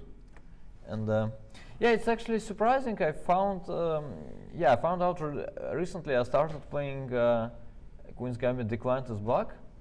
It was actually very surprising to me that you're like going to like win a lot of games with it, or at least you have so many chances. When you look at it at home, you think it's solid. Well, this game was not exactly Queen's Gambit Decline, but it's like very same kind of structure and scenario. Yeah, exactly. Like it's symmetrical, and it starts with black being like a little bit, more passive, but not having weaknesses. It was actually surprising that, like, even playing the very best, it was like quite often the case that, you played like 3 or 4 reasonable moves, and then 2 moves later you're actually like much better / winning. So let's talk about what ways White has to deal with the attack on this bishop. I mean, I guess, is this move just going to lead to this kind of position where you give up the 2 pieces for the rook and 2 pawns? Yeah, I would guess so. I mean, black is going to take, and then he's going to move his queen away, most likely. I don't know, e5 looks interesting. Well, I guess queen c6 is a problem, as queen takes g2 will be a very unpleasant intermediate move. I don't think it matters like this much. I think black was okay anyway with queen e5 as well, as you said. But yeah, that's a nice touch, right? The double attack. Well, I mean, you have moves like queen b3, and like I cannot take on g2 yet. I don't know, maybe rook f7. But say, just in terms of ideas, if you're planning to take on e6, then it doesn't make a lot of sense to have h4 as the move that you played. It only weakens your king, basically. Right. But I mean, he couldn't take on e6 before, because then the knight was just going to hang. Yeah, I'm just saying you're not going to have a brilliant version of this kind of position. Got it. Normally. So queen c7. Okay, so bishop's under attack. Yep. What moves do we have? Well, I mean, obviously we could move back. Yeah. Yeah, bishop b3 is kind of tempting, as it creates this threat of knight d5. It's like its only point, but it's valid point. Because the bishop's protecting the queen. Yeah, and also given the way they play, like you cannot. I mean, some b6 could happen. Who knows? Like Yeah, you want this idea to happen. Yeah. That would be quite a nice ending to this game. Well, I'm not sure. Like everybody will say so, but. Do you think there's any point in like putting this bishop on b1? Yeah, could be the case. Also, I'm not exactly sure how. So let's say we go bishop a2. So, like, what our threat will look like. So let's say I just go b6. I don't know, bishop b1, bishop a6. I can't castle, yeah. Or here, I think I ran into knight d5 nonsense again. Yeah. But then again, why not to go bishop b3? Right? Your only point is basically only to protect the queen.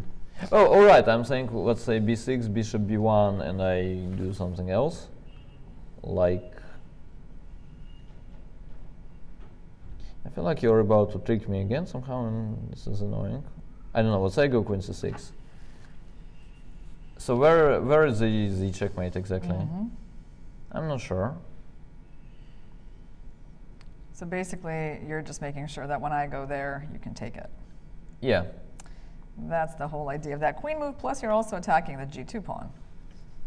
Yeah, just in case. No, I think here is white, you will have to switch for trying to trade everything, and actually I'll not be surprised if it's a little too late. Okay, so big decision on this bishop. What move should we focus on here? Oh, b3 is the most natural move to me, actually. b3, keep the bishop on the diagonal and protect the queen. Yeah. As well, queen c6 is not exactly natural looking. Well, yeah, it's okay, but it feels a bit odd, actually. Like there is some. I mean, I do like the attack on this pawn. Yeah, but let's say I go, I don't know, e4. It's kind of hard. So by playing queen c6, you are not actually preparing like b6 or b5, as knight d5 will be there still. Well, taking on g5, it could be that it's winning at some point, but well, normally you don't want to even think about it as black. All right, let's think about it a little bit. Okay. Since I mean, I don't know if you're... Since we have to think. Yeah, queen d3 was my idea, actually. Yeah, exactly. Trying to sneak in with a queen. It's not the end of the war, though. You can like play rook somewhere, then knight d to f8 maybe. I have like, so many moves here, right? I mean, it's not easy for white to go for this either without some calculation. Yeah. Can we... Can't I actually... Oh, no, I cannot, okay. Can we just take on g5?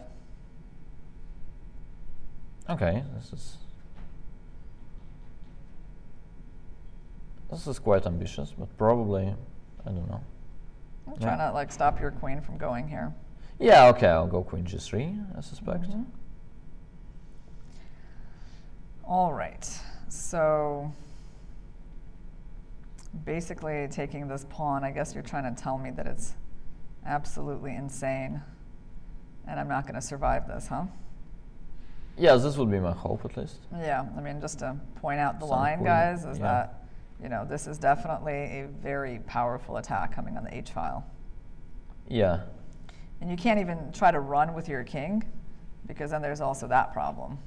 Well, you can play f5 maybe, yeah, but yeah, this allows many things too. I mean, some knight d5 will be there at some point. Or let's say, I don't know, queen h7, king f7, some rook h6. Targeting that. Yeah, it's at least hard to evaluate that from far away, and you know. Yeah. Actually, don't see Jan taking on g5 unless he's. I mean, although the position looks pretty crazy, right? At this point, I mean, in this particular position, right? Okay. By the way, you always have sometimes these kinds of ideas, so I need to be a little careful. But yes, it's pretty hard. A little careful is probably an understatement, though. Yeah, it's kind of hard to figure out what's going on here, but I mean, can I just go here? Yeah, queen g6. Yeah. Yeah. Am I surviving? It kind of feels like I am, right? No, I mean, I think we have many rounds ahead. I have some king to rook h1 idea. I mean, I don't know. But anyways, the line looks pretty random to me. Like, okay, so let's go back. Yeah. It's kind of strange that Ding is thinking, all right, so bishop b3 is the most natural move. What else is there? Well, there's bishop d3, right? Bishop d3, right. So what's the point of bishop d3? Well, I remember you had this idea of still knight h7. Ah, yeah. Yeah, this idea of knight h7, knight takes, and then jumping in with a knight. Yeah, it's just that here exactly, well, most of the reasonable moves just prevent that, right? Some knight e5s, knight c5s. So knight e5. Yeah, the problem is you're like just threatening the bishop with check, right? Yeah. No, I guess we have to go bishop e2 here, and you know, it actually could be, you know, it actually could be not such a bad thing to provoke knight e5. I start to feel like. Why? Because you want to go f4 here? Or yeah. That's the idea, huh? Kind of looks a bit strange, but it makes some sense to me. Yeah, we encountered that idea earlier on. Yeah, so it's kind of a big choice, yeah? Bishop b3, bishop d3. I mean, maybe even, I don't know, bishop b2 here? Yeah. Actually, there is some time trouble potential too, right? Like it's only move, what is it, 14? Well, Ding is yeah, he's getting close to his half of his time spent. Yeah. Okay. Yeah, I must say, like it's hard to come up with a better scenario for Jan. So he's better. He'll have like extra 30 minutes as black. So you're feeling still that your prediction that black could win this game is still very much in play. Oh yeah. Despite the fact that white seems to be like the one who's trying to attack, but you know that could backfire. Yeah. For white playing like this, you know, without getting castle. Yeah, it's very much move by move. I mean, now that we know that black is better, and now that we can see Ding being, you know, in a deep thought, which normally like backfires for him quite often. You know. Let's go back a couple of moves just to this moment that I thought was interesting. So you were basically thinking that Nepo was in his preparation up to this point, and the move knight g5 kind of threw him off because it's not one of the top computer moves. Yeah. And indeed, that turned out to be the case. This was nowhere near White's top choices according to the computer. And I asked you, well, do you think like they would have looked at a move like this? And I said, no way. Yeah, because it seems kind of aggressive and fairly thematic for these positions. And you were like, this is like a sideline of a sideline, right? So there's no way that they would be looking at stuff that is not like the computer's top choices here. Exactly. No, it's just that you cannot look at everything. And even if you will, like, there is no way for your guy to actually memorize absolutely everything. Yeah. And I mean, you should not like ask him to like try to memorize the like 8th engine choice in some completely random line, and Also, Ding gave him quite some food for thought, right? I mean, playing all the nonsenses with h3, e3. Yes. I mean, you can imagine how many lines Jan had to go through. Yeah, I mean, the computer's ideas here were either e4 or castles, like much more standard moves. But okay, Ding decided to go very aggressive with knight g5. And so far, Jan is responding, I think, in a very principled way, right? Yeah. All right, so I think we're going to have a tweet from Vichy soon.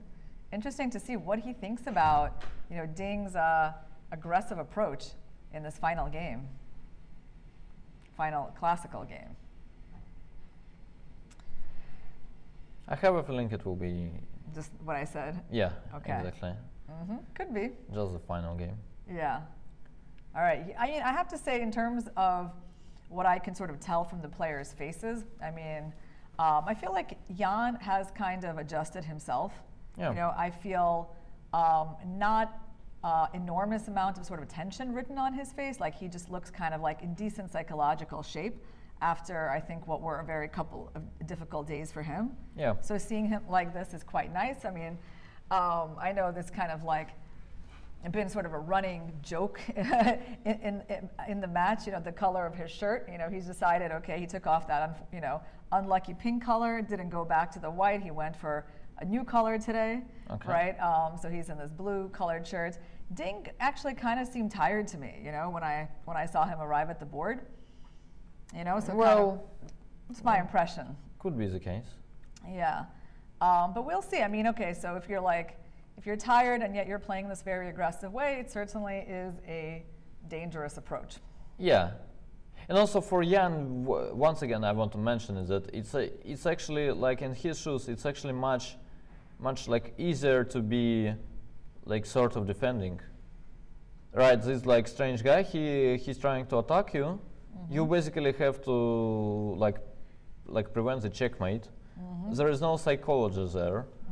I mean, even if you were nervous, the best chess players, when they get to the stage where they basically have to basically solve puzzles, they will normally be brilliant, right? It's like a technical work, basically, like not to blunder knight d5, like to get your pieces out. This is not where the psychology counts this much. I think Sasha Grishuk said exactly the same, actually, some of the Russian streams, that basically when you're really nervous, when you're ahead, I think he was talking about one of the games where Jan was leading. And yeah, speaking of the pressure for Jan, he also said that actually getting a sharp position is not necessarily bad. Like the bad thing is not to know what you're doing. But let's say if it's sharp but you have a clear plan, then it's kind of okay. I mean, you do what you got to do, you calculate the lines. Yeah, I mean, one thing that we're not seeing in this game is this Carlsbad structure that he struggled in. No. We're not going to see like a kind of a technical game. And yeah, the tension is coming to a head like very early on in this game. Yeah. And certainly Ding is going to be under some sort of pressure in order to justify this kind of play, since it's not going to be so easy for him to castle anymore. But okay, let's try to come back and come up with some lines here for White and try to figure out what he's thinking about. Well, could be thinking about,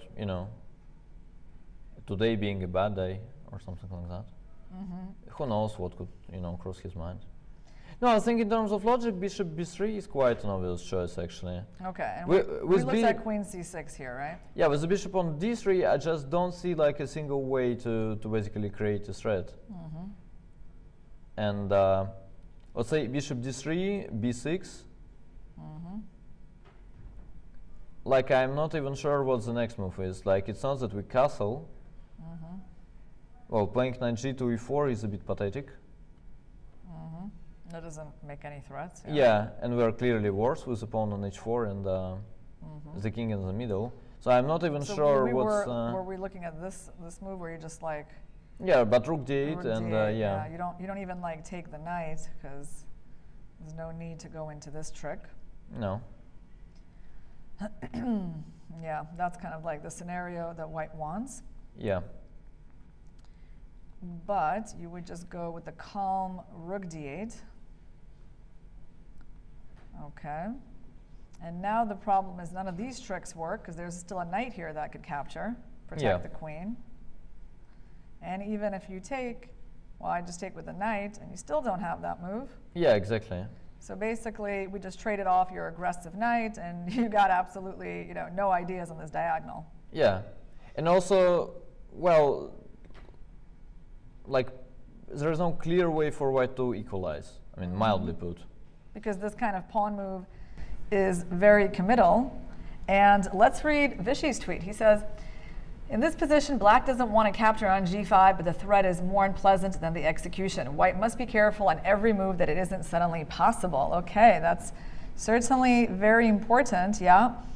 When you're using a pawn like this to support the knight, based on the opening of the H file, but yeah, you're going to have to check this capture on every single move in the upcoming positions. Yeah. Oh, and also black's plan of rook d8 and knight f8 almost guarantees that nothing can go wrong on the h7 square anymore. Yeah. Okay, cool. So not only does queen c7 kind of develop the queen and attack the bishop, but there's also, yeah, this rook d8, maybe even knight f8 idea. Yeah, but like at the same time, it's kind of early for white to see that. Because you feel like the knight here might be passive. Yeah, it kind of justifies at least what you were doing, right? Then, I mean, yeah, if the guy was like that scared that he played knight f8, then okay, you can go knight f3 back and you don't necessarily look like an idiot, I guess. So, also after bishop b3, well, I kind of like Vishy's logic there, but, well, move by move, I don't quite get it, right? Rook d8 runs into knight d5, which is actually lucky for Jan, as this is not an option at all. Yeah, we keep coming to this idea, this discovery on that queen. Yeah. I mean, it's really the key tactical idea of this whole position. And by the way, yes, we do have another tweet from Rob Font, so maybe our producers can bring that up in a second. Yeah, because this is always the problem, guys, this queen arriving here, and even though the king can move over, there would be a checkmate on h8. So after bishop b3, yeah, so you're basically thinking intuitively this is where the bishop belongs, protecting the queen. So let's explore that move a little bit. We only looked at queen c6 here, I think, right? Yeah, as we know, this is the best move. Okay, that's good that we know that. Well, we don't know that this is the best move. We know that some, like Stockfish 14, like, yeah. Likes the queen on that square. Yeah, from Lichess, yeah, kind of likes it, yes, exactly. Okay. You're showing, like, I personally find it not harmonious. So Rob is saying, I feel like having a deja vu with Topol of Anand and Sofia 2010, playing for a win, ending with losing the title at the last game of the World Chess Championship match. Well, I can see why he sees that parallel. Yeah. I mean, you know, basically it's the scenario where the player playing white just pushes too hard, goes too aggressively, and it backfires, and they lose the game at the last minute, right? Yeah, exactly. I mean, it's kind of funny because we actually showed you guys the Anand, the Topol of Anand game in the few minutes that we had before this game started. You know, there was kind of a reason for that because this was, you know, one of the scenarios that could possibly play out today. Okay, and Ding actually played bishop e2. All right. Which, well, it does make some sense. I'll give him that. Like, at least he's not closing the the b1 h7 diagonal for the queen. And yeah, like in case of queen c6s, he'll have bishop f3. Yeah. Still, I'm not like quite sure what his next move is. After something like, I don't know, let's say quiet like b6 or I don't know. Like b5 is more radical way, but let's say we go b6. Yes, you mentioned that kind of pawn sacrifice earlier. Yeah. Yeah, I mean, it's interesting. Yes, I mean, it's not like a huge threat, right? So I don't know if you really need the pawn on b5, but yeah, it's certainly possible. Kind of like it as a distraction. But the upside of playing b6 is it actually like in lines like, let's say, bishop f3, bishop h6 is kind of interesting. And then that the diagonal is opened, I can play knight c5 in many of those lines. Oh, wow. And white cannot castle. Yeah, this is like one of the most famous ideas in chess, guys, preventing your opponent's king from castling. Yeah. And here you're thinking it might be worth an exchange to be able to do that. I mean, do you even want to take the bishop, or do you just want to go? Yeah, I wasn't knight sure. c5? Yeah, I wasn't sure. I mean, it could be that even bishop c5 is interesting. Here. Or, well, knight c5 or knight e5. Yeah, I don't know. Yeah, one looks of these moves. kind of scary. So right now we just sacrificed a rook in order to try to get a check and force the king into a discovery and then like win the queen. Yeah. So you don't really have a chance to save this bishop. Yeah, you probably have to play bishop c1 actually. And then after rook takes a8, okay, and I mean, like there is no way black is worse. Yeah, well, you know, I think we got to explain to our audience why you're so confident about black's position here, given that black is down a pure exchange. I mean, the king is not really getting castled. White's attack, you know, involving that square is pretty much over.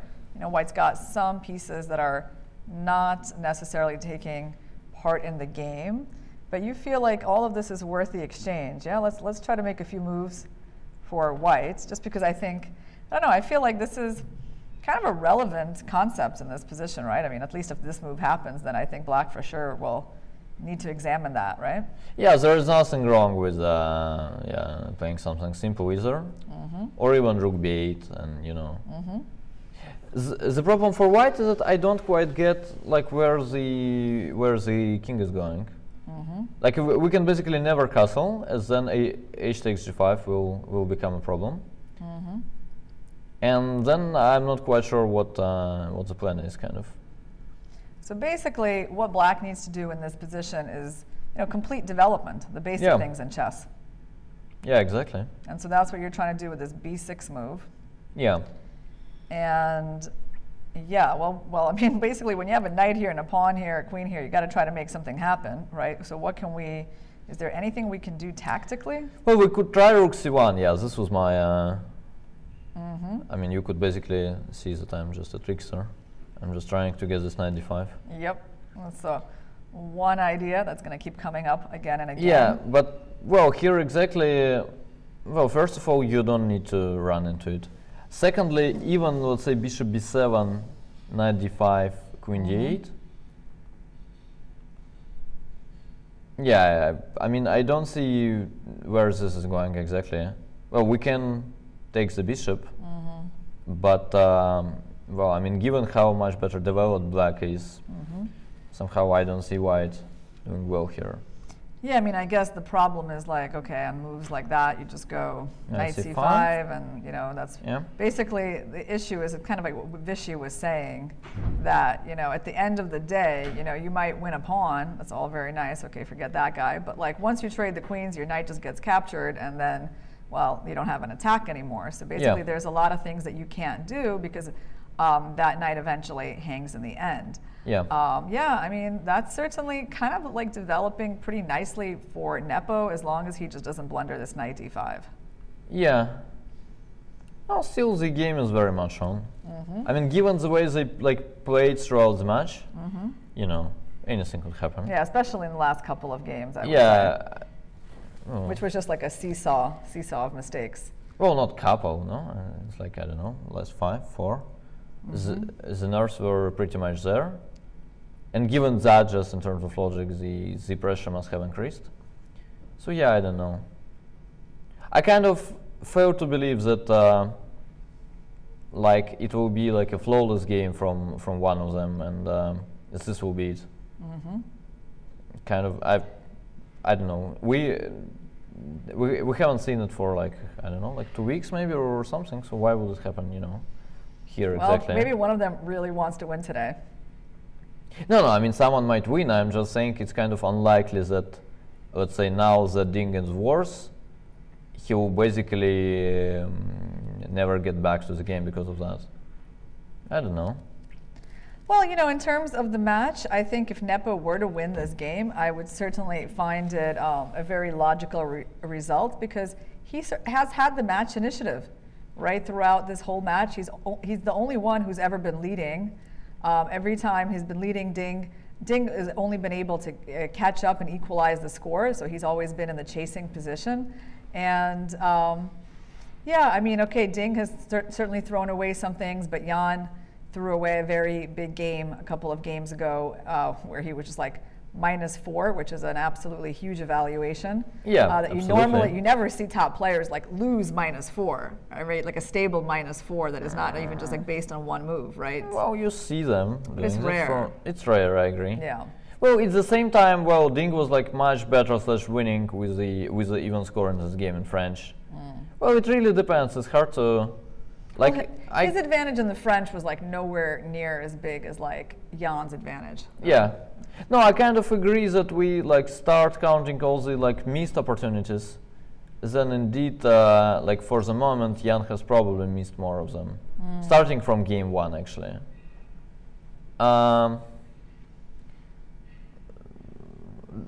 Like, does it mean he should necessarily win? Someone who basically cannot convert a winning position that often? Yeah, I think it's like always someone has to win, and then people come up with a result-oriented explanation.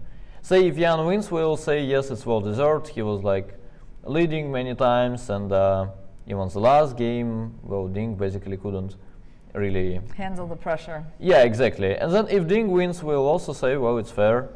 The guy was 2800. He had this legendary streak, and also, I mean, he like established himself as one of the greatest fighters. He striked back what, like 3 times? Yeah.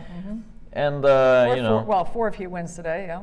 Yeah, and then it would like also be quite a, you know, like Hollywood story. And then something happens actually. It is quite random, and people start, you know, talking about, you know, the glory, the logic, the, you know, fate, all the stuff. I don't know. I'm not the biggest believer. You don't like to create like beautiful storylines. No, it's okay. I'm just saying that in reality, like there is no, like it's not even like justice, but it's not that it's like scripted sort of. It's just that like whatever happens, you can actually make look scripted. Right. And I see what you're saying. By the way, you know, Jan is thinking from his rest area again. So he's, okay, now he's finally coming out. Let's see if he's got a move ready. Okay. Is he going to go for b6? Are there other ideas for him? Is there, I mean... I kind of like b6, yeah. I mean, is there any point to something like rook d8 here? Just improving the rook? Yeah, maybe. Rook d8 would be quite a safe approach, right? Actually preparing vicious knight f8. I don't even know what I'm not even sure I want to play knight f8, but like, I mean, I'm just saying, okay, the rook on d8 is pretty decent. But I mean, I agree that I think in general, it's more of a priority to develop this bishop than this rook, right? Yeah. So that's just kind of the rule in chess, guys. You got to get your minor pieces out. But I think he actually just played rook d8, which is really funny, because I just threw that out there as like, you know, hey, maybe he's thinking about that. Yeah. Well, the good thing about rook d8 is that black is actually, well, to some extent, he's ready to take on g5 at some point. Like, if he is too worried, let's say we go rook c1 as white, just preparing this like knight d5 nonsense. So let's say even takes, I mean, you clearly never take, but even let's say takes, and something quiet here, I don't know, something like knight f8 even, takes, Basically, like it's a long way to get checkmated there. Well, here exactly knight e4 is good, but I'm just saying, like after rook d8, allowing hg5 will not be exactly equal to being checkmated. It's still not ideal, but yeah, after some random move, black is kind of okay if he's in time with like all the stuff, but not blundering knight d5. So rook c1 was played. Okay, so Ding realizes that having this queen protected is very useful tactically. So this is, again, this is a threat that's being prepared, right? Yeah. I mean, we do think that, is that even, I guess I would ask, is that a threat at this point? Like if black just like passed a move? Well, I guess it is. Why not? Yeah, well, I'm just wondering, because now the king can sort of come over. Yeah, but as white, we're very happy to actually trade queens and to trade this very good bishops. So you gotta throw in that. Yeah. The king comes over. Yeah, I guess. But you're coming out to b4 as well, yeah. right? So that's gonna be annoying, I suppose. Although, yeah, I mean, well. No, I mean, white is like happy h to takes get g5 this, is right? not even a threat here, actually. It's kind of funny. Oh, that's funny. You're not even threatening the knight because you're gonna like get mated on the back rank or something. Yeah. But you would like throw in this, yeah, you get the bishop here and some rook c7, I guess. Yeah, I mean, like certainly rook c7. You're not afraid of like knight d5 or? I don't know. Some knight takes c6 will be there maybe. Okay. Yeah, I just don't know. why don't we just show that for fun? I mean, first of all, black is not going to play into this, guys. He doesn't want to lose his bishop pair and get stuck in this endgame. But actually, that's a pretty cool line. Look at that. We're going for, I mean, you don't want to see checkmates like this very often. And knight takes c7, knight takes c7 would be cool. Well, why not g7? G7 well, is you're even very better. creative, yeah, Daniil. Yeah. You want to make you want to make a point with your checkmate, yeah? Yeah, exactly. You're like, yeah, no, yeah. I don't want that knight. Here you go. Exactly. Forgot about that one, didn't you? Yeah. Yeah. A very gangster way to checkmate. Yeah. And if they go here, then the checkmate is coming from that bishop. Yeah. It's pretty cool too. I mean, okay, but that's why black is not going to be playing into any of these lines, guys. So the point is, yes, knight d5 is a threat, and black needs to deal with it. So how is he going to deal with it? Yeah, I have a feeling black has actually a very big number of moves here, which kind of makes it. I mean, there is the knight of fate Vichy idea, right? Yeah, for sure. Yeah, let's say knight f8, knight g2, e4. How much of a problem is it for white? I feel like the knight in general does not belong to f8 if, I mean, at least if black wants to be ambitious. So now we can, I think, castle at some point is white, and it has to be okay. Black has not yet played some bishop d7, bishop c6. Also, if he tries it now, then our nonsense is, I guess, back. Yeah. So you want to try to find some more active approaches for black than putting the knight on f8. I don't know. I came up with a funny repetition actually. Show us. So black can play here king f8, which kind of makes sense actually, as it also prevents all the knight d5 nonsense in some way, as knight takes c7 will never be a check So anymore. what, like knight h7, knight g5? Yeah, knight h7. Yeah, now we cannot take. Well, we don't want to take, as this allows queen takes h7, and yeah, queen h8 next. So we just go back, and I don't see why would it be bad necessarily. And yeah, knight g5. Makes a lot of sense to me. Yeah, and it's like, so basically, if king f8, which, yeah, it's unlikely that black will think of that move, I guess. But, I mean, yeah, you're trying to basically get out of that, like, check, right? Yeah. Okay, but yeah, when you kind of step into other checks, it usually looks pretty dangerous tactically. Yeah, but now this, like, h7 square is occupied. So my only problem in all the lines was actually white playing queen, Oh, yes. queen h7. I get it, because now this can't happen, or at least, because I'm taking. Yeah, exactly. And instead of your queen being able to go there with checkmate, you got a knight there sitting uselessly. Yeah, exactly. Okay, I get it now.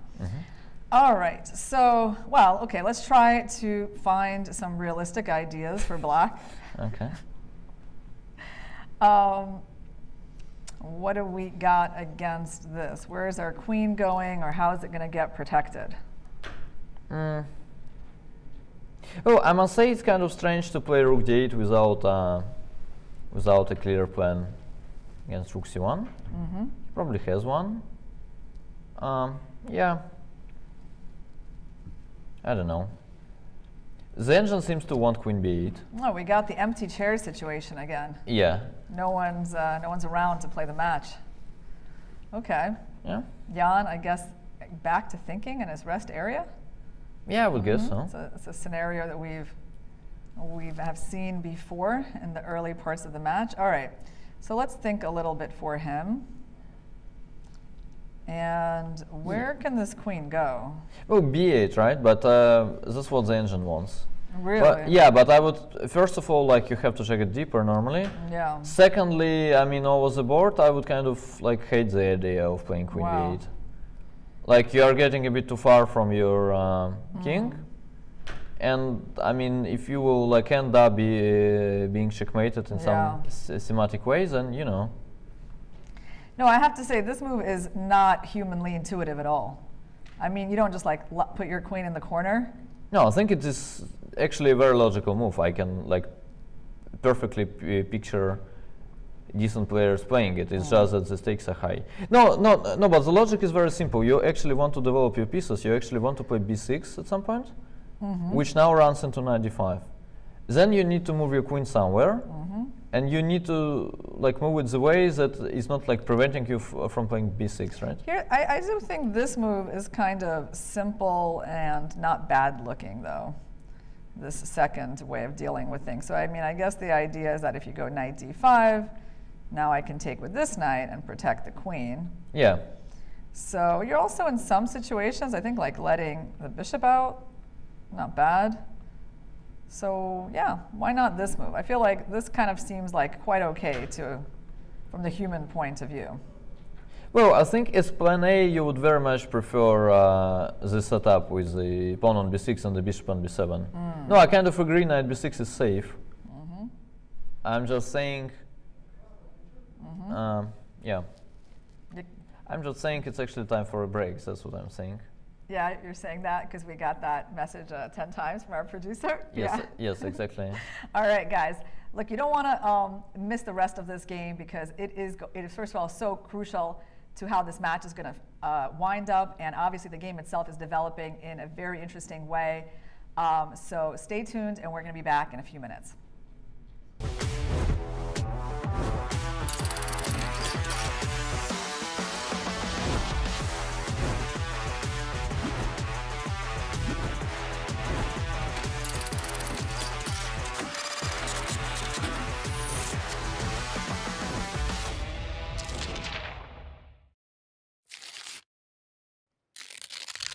It is such an honor to have you here for the ceremonial move. You made the first move here. In a few days, we're going to have new world champion in chess. Can you please describe all these emotions and the atmosphere at the table that you just witnessed? Assalamu alaikum, dear ladies and gentlemen. For me, great honor to be here, and I'm so excited. I don't know how to say about my feeling. A lot of thanks for all persons who did this incredible, how to say, competition. Yeah, you're welcome to Kazakhstan. One last question, please. We've heard that you play chess also. Can you please tell us what is your chess background? My chess background? I don't know how to say, really. I'm not a professional player. I just, when I play with, for example, with my grandparents, I just enjoy it. I'm not professional.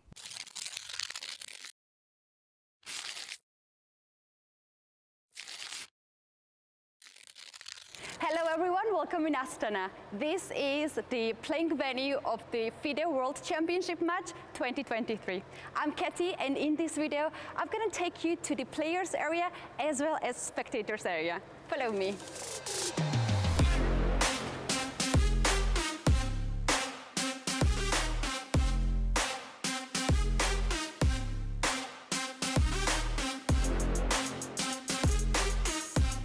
This is the playing venue. Two champions will fight for the title. And also we have here the spectators area where everyone can follow the game here.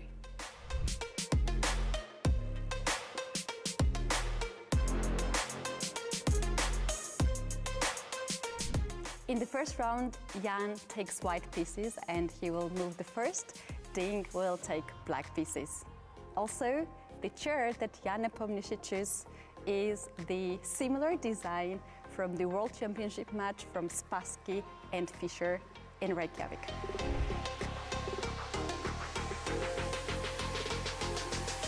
Ding Liren chose because he thinks this is the most comfortable for him.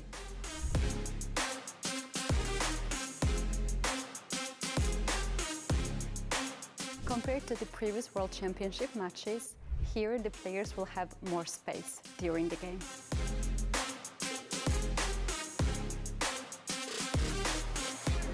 And in the end of the video, I am going to take you in the most secretive place of the whole venue. This is the players' lounge, when during the game, each of the players can come and rest. They'll have drinks and also snacks on the side, as well chess game on the screen. For the first time in the World Championship match history, the players will be observed by the cameras.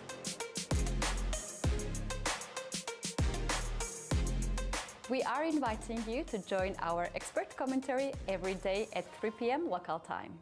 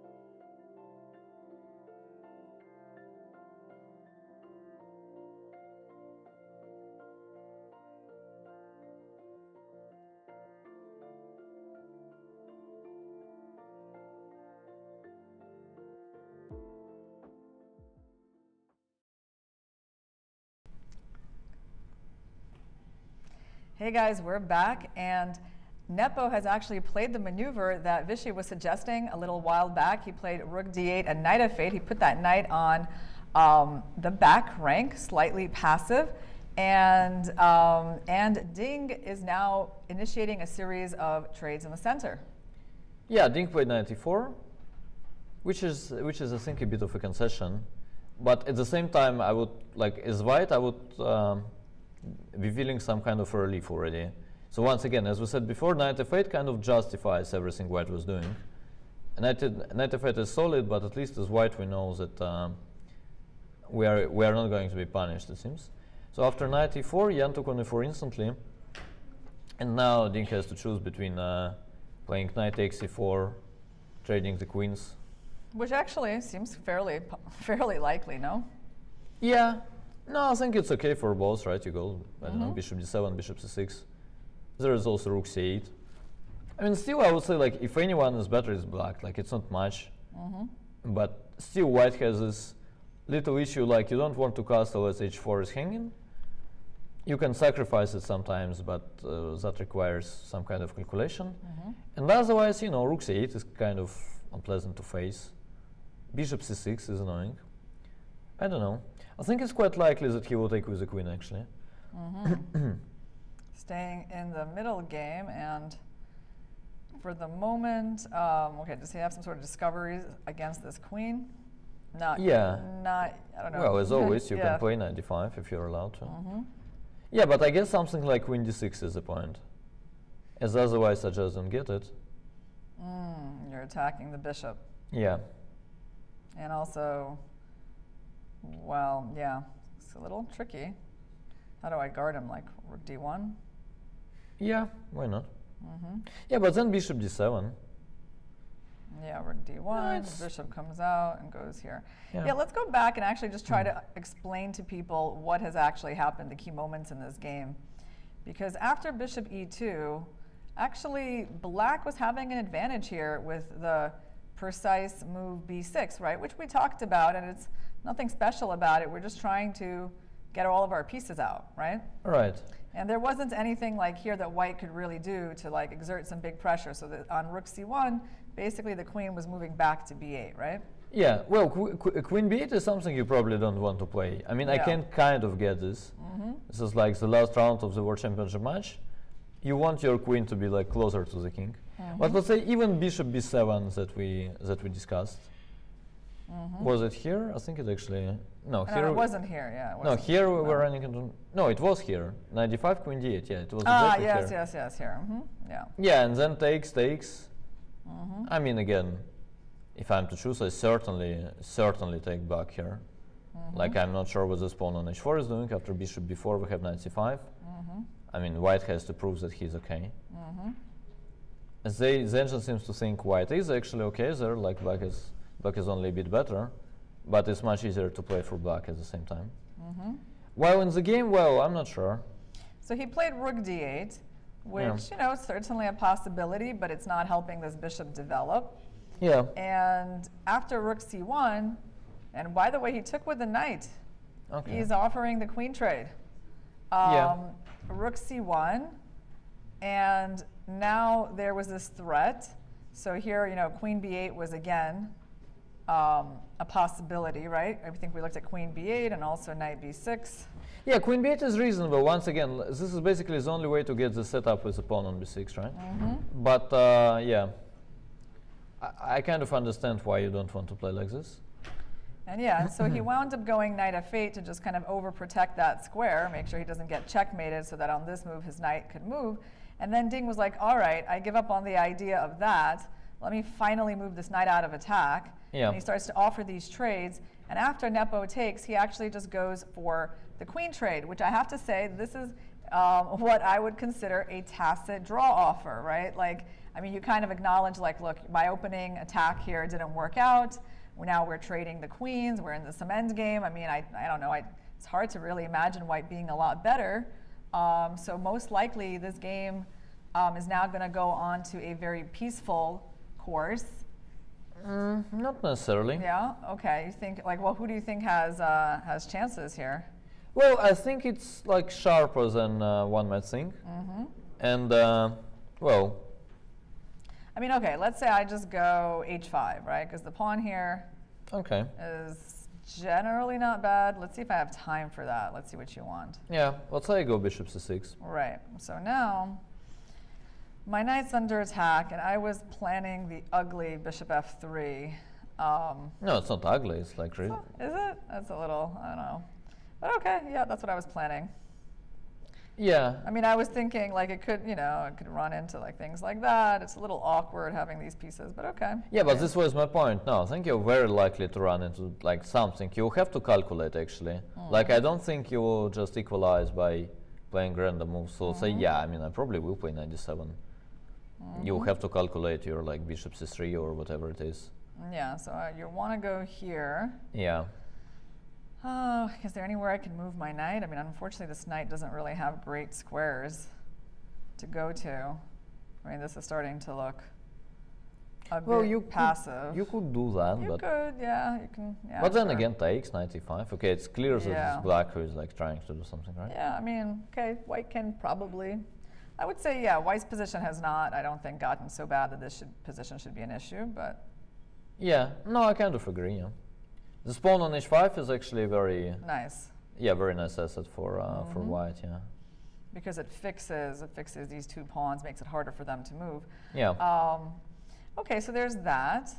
But I guess what I feel is like compared to the lines that we were looking at and the potential development of this game to have an explosive middle game, right? When you see something like this happen, and the player starts like retreating their knights, and then there's a trade, and then there's a trade of queens. I mean, like, okay, like this is pretty safe. I mean, they should be able to like carefully navigate some way to a draw here. Don't you have that feeling?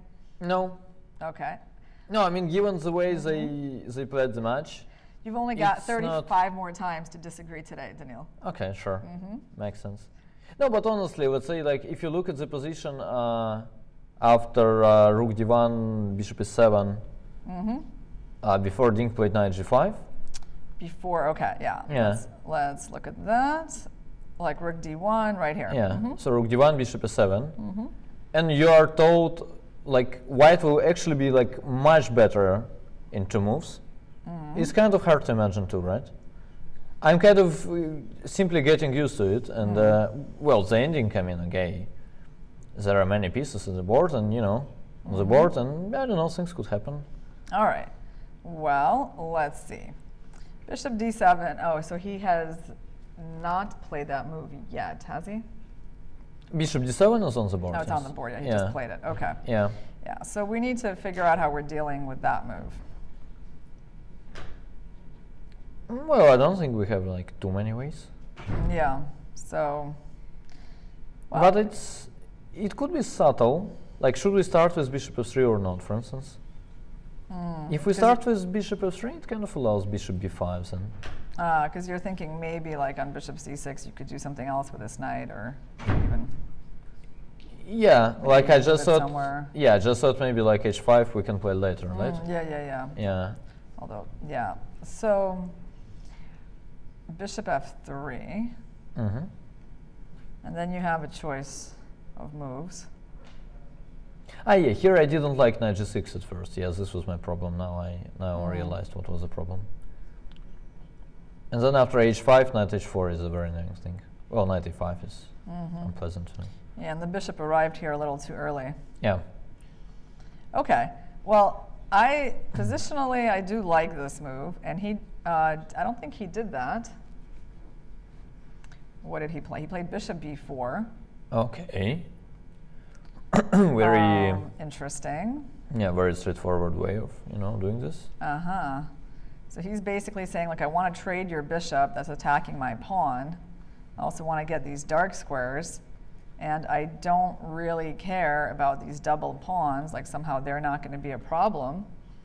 Okay, but what's wrong with bishop c6? Okay. Let's see, by the way, Jan's reactions. Does he have any reaction to this move? Okay, so far he's looking like, okay, again, you see, he never fails to make some sort of facial expression. Yeah. And so he again shows like, he's like, what is that?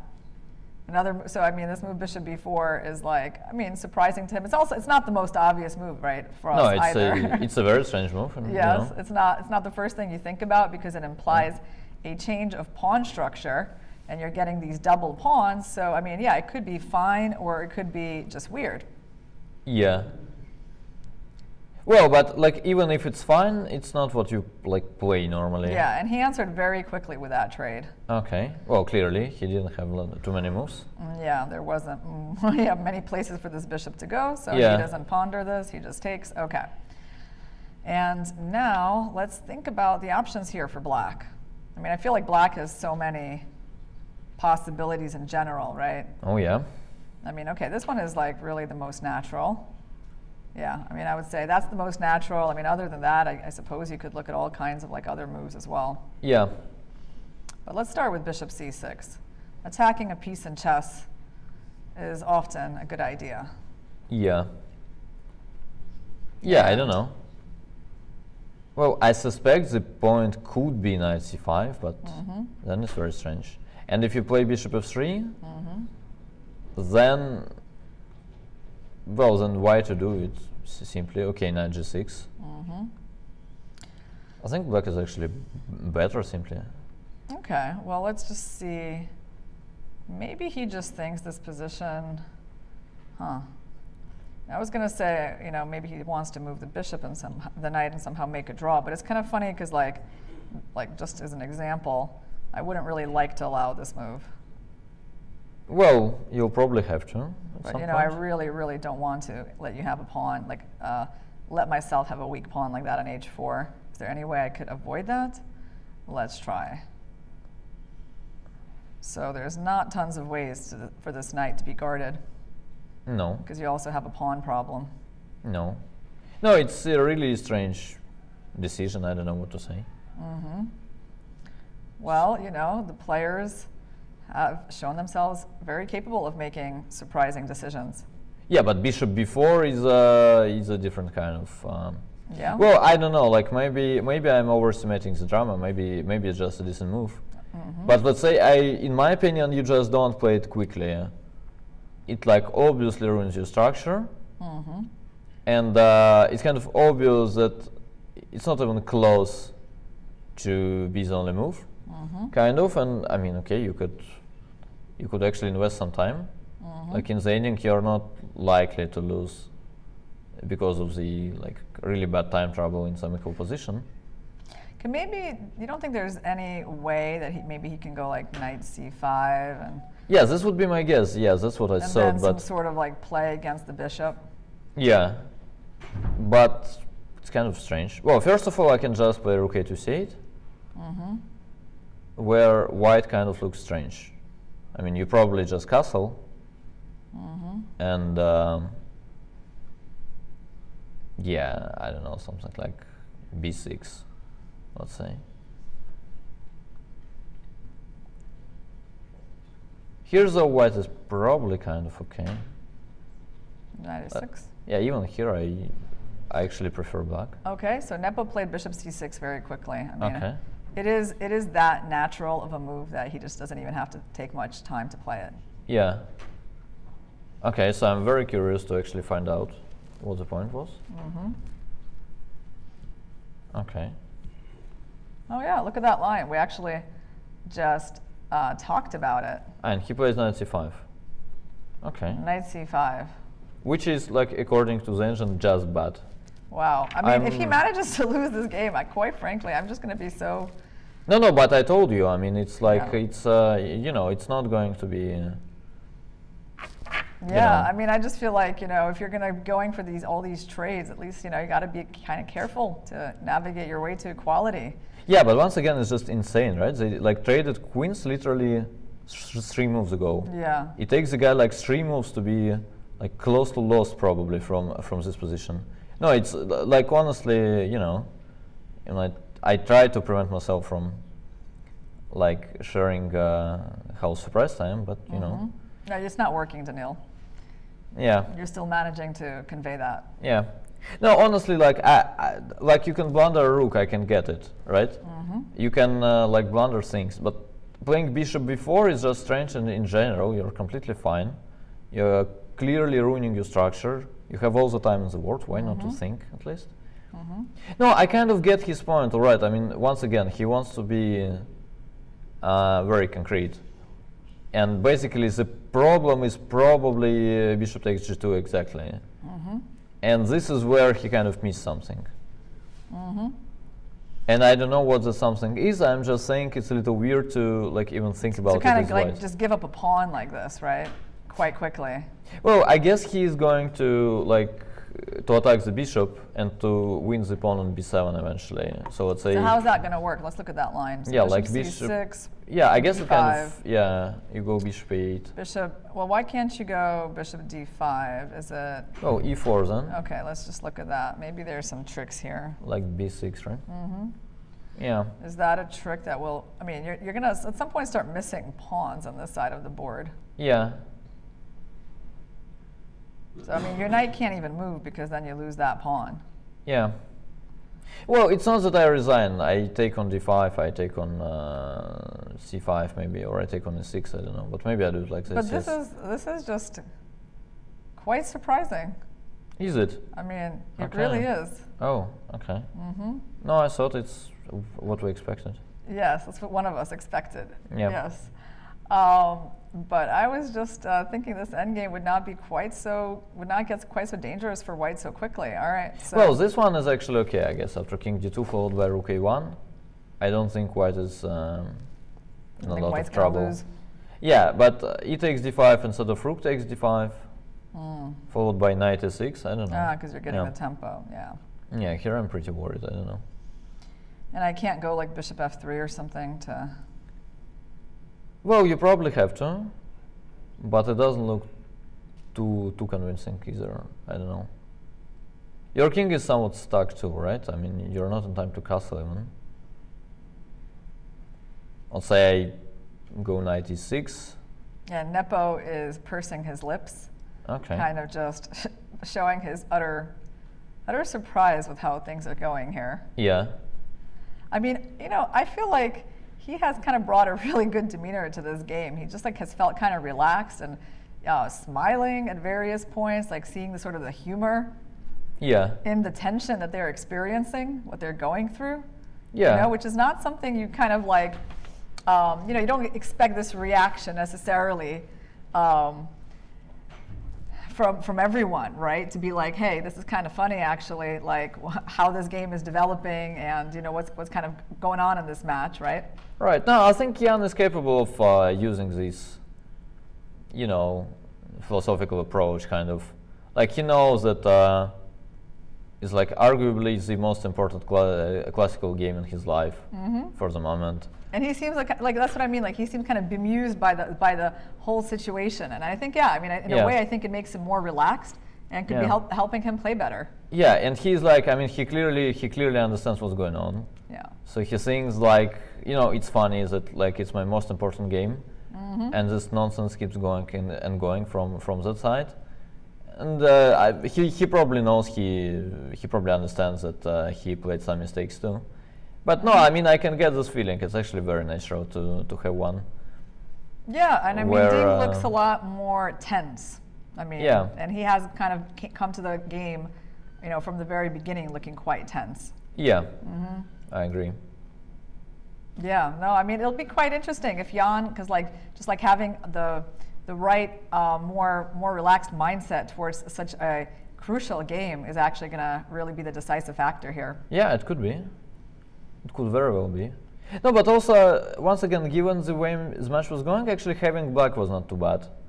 Like, at least you don't like overload yourself with the thinking if you like need to be, safe. If you're playing something quiet or you actually want to win. Well, I mean, as black, you just play reasonably. You and just that's play it. the most solid way possible. Yeah, exactly. I mean, you just prepare, you play your stuff, you don't really, care this much. And, well, you're like clearly surprised to find out that, well, some knight g5 followed by h4 can happen. Yeah, I don't know. No, it should not be lost, I suspect. I mean, it's like a bit too early. And also, this has been their like general pattern, right? Where Ding would get like outplayed from some like completely equal ending, but then he would start finding those only moves. Same was, let's say, in this Spanish, which ended in this like The 3 versus 2 knight endgame. Yeah, exactly. Which was not supposed to rise at all, kind of like it was supposed to be like 4 against 4 instead, right? But yeah, then he actually managed to push himself and find all the right moves. So it's not that it's over, but well, basically it's not even that like Jan winning is I think it's like maybe 35% chance, let's say. Okay. Right now. Well, let's take a look. I mean, the whole point is that this pawn is hanging, so this is going to happen. Rook g1, and then the bishop just returns with the pawn. Yeah, you can also make an argument for going to d5. Right away, right? Yeah, which I kind of used to like intuitively. But then you came up with this brilliant e4, this b6, right? No, but b6 was with a pawn on b5. So you started with bishop c6. Ah, yeah. Which is actually a very smart way of doing this, by the way. And I completely missed it. We provoked the pawn going here. Yeah, and I completely missed it. But at first I kind of thought provoking e4 can be reasonable too. So starting with bishop d5, e4, and I would say bishop c6, b5. Yeah, but then b6 is not. Yeah, but good. Yeah, but I don't want it this much. I actually want to just stabilize. Let's say I go bishop d7 here. So okay, I gotta take your pawn. Okay, so let's say I go, I don't know, rook c8 or b8. All right, let me. Where do you want to put the rook? Okay, c8, let's say. I'm not sure. So basically, black has the better kingside pawn structure by far, and white has these doubled pawns over here. Yeah. And also, white has this king that they haven't really brought into the game yet. Yeah. Here, though, it's kind of tense. White also has some upsides, right? You can take, you go king d2. Actually, the pawn on a7 is quite weak too. Like something like that. Yeah, followed by rook a1. If I'm not in time to win the b5 pawn, you know, I'm in trouble. But maybe I am. Like rook b8. Yeah, because rook b8, knight d6. Yeah, rook b6, e5, knight g6. Quite lucky that we can at least guard this knight. Yeah, knight g6. Okay, Jan captured the pawn. Okay. Well, we're logical. I'm pretty sure rook g1 will happen. Okay. And then black is just going to have to decide where to pull back this bishop. So Ding. Oh, he played rook g1, and what is Nepo going to do? Bishop d5. Okay. So he went for this idea rather than the provoking of the pawn to go to b5. Yeah. But Which we makes do know, sense. yeah, okay, so bishop d5. So, okay, all of this is kind of forced, right? I mean, white's down a pawn. If they don't play e4, what's the point of it all? And he plays it. Yeah. And so now black. Oh, I don't see him playing bishop a2. So, Yeah. And b6 is kind of, e takes d5 is a bit too good, right? Yeah, exactly. Like if you try this now, the problem is like after I take, I mean, at least I get this kind of pawn, right? Yeah, exactly. And I get a pass pawn, so you don't want to give me that. So you're going to be likely just moving this bishop back to c6. Yeah. Then after b5. Okay, Vichy says, Ding goes for 21, knight c5, but there is a flaw in his line. He seems to have relaxed a bit early. The line bishop takes g2, rook g1, bishop c6. Yes, bishop c6. Let's see, that one was what Nepo did not do. b5. Now let's just go back for a second. So it's this bishop c6, first provoking that. Bishop d5, e4. b6 isn't trivial, but not impossible to find. If Nepo finds it, then Ding is in serious trouble. But Nepo did not find it. But you did. Yeah, that's So the, people, no, yeah, yeah, no, okay. feel free to use this. No, no. Praise Irina hashtag, you know. All right. This could be the last game. This could be your last chance actually to, you know. All right, so praise Irina on broadcast. So go ahead, people. So bishop d5 played by Nepo. Okay. And yeah, so that was less precise. I mean, okay, again, not shocking, because I mean, in this stage of the match, there have been a lot of issues with precision. Yeah, and but he didn't think too long either. Yeah, exactly. You Like, know? why you have an hour? Why? Yeah, you have an hour. hours? All you got to do is decide between those two moves and work out the details, and yet you're not doing that, right? Exactly. It's surprising. It's hard to explain that, guys. I mean, it's just like, I mean, obviously he overall is playing this game better than Ding, but still, you know, not a very rational approach, I think. No. Right? I mean, it's like you feel like Daniil, like if they took your pawn and then you basically just had to decide between these moves, and you knew like the stakes were pretty high. I mean, you would sit there and try to work it out. Well, I want two things that I would, yes. Like, I was not there. I mean, it has to be said that I was not there. I mean, you were not there. Vishy probably has the right to talk about it. Yeah. I mean, it could be that the tension is just a bit too much kind of thing, but yeah. Say, like from the chess perspective, it kind of looks strange. But yeah, maybe it's just, you know, a bit too difficult. Also, what Jan is doing also looks pretty good, actually, right? So bishop e8 in this position. Or bishop d7. So what's the difference? I mean, the rook is not getting blocked. Yeah, on the d file, maybe we can use the rook on the d file somehow. Yeah, some rook maybe d4. Rook d4, yeah. Yeah. So bishop e8. So you got to take the pawn. And now black just has some extra options compared to b4, right? Like rook d4, yeah? Yeah, I kind of like the rook there. Okay. It actually starts to look very bad for white immediately when you see this move rook d4. Yeah, it's like all the pawns are lined up like sitting ducks. Yeah, I also don't like that white cannot really develop. Like, it's not even about the pawns. I'm just dreaming of like activating this strange rook from g1. Like, what I want to be doing is playing like f3, king f2, rook a1, but it just feels like white is not on time. Oops. Like, really not in time for that. And yeah. So basically what black is threatening right now seems to be just rook b8 and bishop takes b5 and winning a pawn, right? Yeah, but yeah, at the same time, black is happy to actually play knight g6 if allowed. Oh, get the knight into these juicy dark squares. Yeah, exactly. It's just unclear what the counterplay is. Yeah.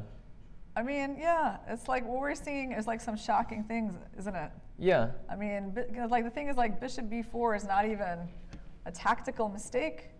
It's like a pretty it's a pretty basic positional mistake, right? Yeah. I mean, I guess this is what, you know, enormous stress and tension does to people. That in the end, it's almost like, again, inexplainable. Like, why? Why do you want those double pawns, and why do that decision so quickly, right? No, well, in terms of logic, I can, like, if we really want to come up with an explanation, we can do it, right? Okay, you have to play something. Yeah. You don't castle as you don't like bishop takes h4. Bishop f3, knight g6 doesn't work for you. Yeah, that's why we had that intuitive move. Nice positional chess. And then if there is something wrong with h5, let's say tactically, then you kind of run out of moves. Right. And this is how you get to bishop b4. Yeah, but I mean... Okay, I mean, it has to be said that, like, probably bishop b4 is like that bad mostly because of the bishop c6 followed by bishop takes g2 idea, right? Like, it's not that you just take on b4 and you say, okay, I'm much better now. It is not the case. It kind of looks pretty insane to me once again to play like bishop b4 rather quickly, giving up the pawn on g2, like ruining the pawn structure, ruining everything, and you know, the whole like belief in this position is a bit strange, but... what about this move? Like, could he have done that? Because that looks a bit weird. I mean, I guess you're trying to stop this move because you're pinning the bishops. And you're also attacking that pawn, actually. I mean, that's also something he could have thought about. Well, f5 was probably his worry, right? This much I can kind of understand. And he's worried about that because, I don't know why, the knight is, well, there's some... Yeah, there's bishop d6, D6, basically yeah. like wherever you go, there's bishop d6. Oh, and you think like the rook might wind up like in trouble, for example. Yeah, like here maybe even rook b8, let's say, kind of makes sense to, you know. But, Yes. but yeah, even, let's say bishop d6, rook takes b7, bishop c6. No, this I can kind of understand. But I mean, it's the kind of thing you need to sit and like figure out, right? That's the thing. Like it's just when you have where you think this move is just looking too risky. No, I think you normally start, once again, it really depends on one's thinking process. I would say, like if I'm in Ding's shoes, I normally start with h4, h5. And then if there is something there that I dislike strongly, then I'll kind of try to explore what else is there. But h5 kind of looks normal. You're basically pretty sure that if you stabilize, you're okay. And then you just, I mean, check the, you know, the Concrete line. Yeah, exactly. I mean, if you're Yeah. in time to like castle, get bishop f3, all the stuff. And yeah, rook c7 is not the first move that Right. comes to mind, let's say, when you have some quiet ones. But bishop b4, I must say, I mean, I really don't want to see myself playing this. Well, Jan is still thinking about where to move away his bishop. Yeah, okay, it makes sense, right? Because both of these moves are possible. Yeah.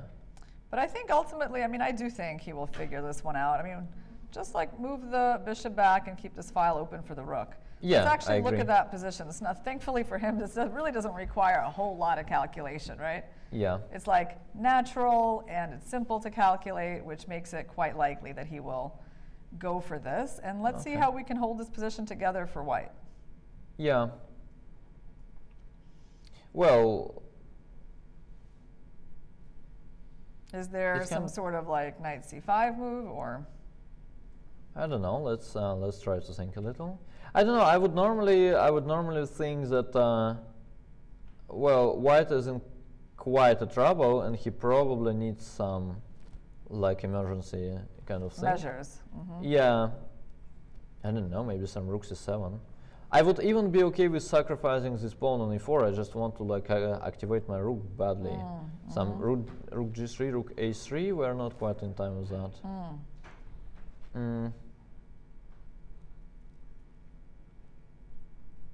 Actually, white needs to attack this pawn on a7, like preferably from the e file. Yeah, it's an interesting idea. I mean, like this kind of rook lift, it's certainly an idea in the position. It would be great to get the rook here. The reason you're saying we're not in time Is rook takes e4. e4, and then there's like some sort of bishop b5 coming, right? Yeah, I mean, we can try knight d6 here.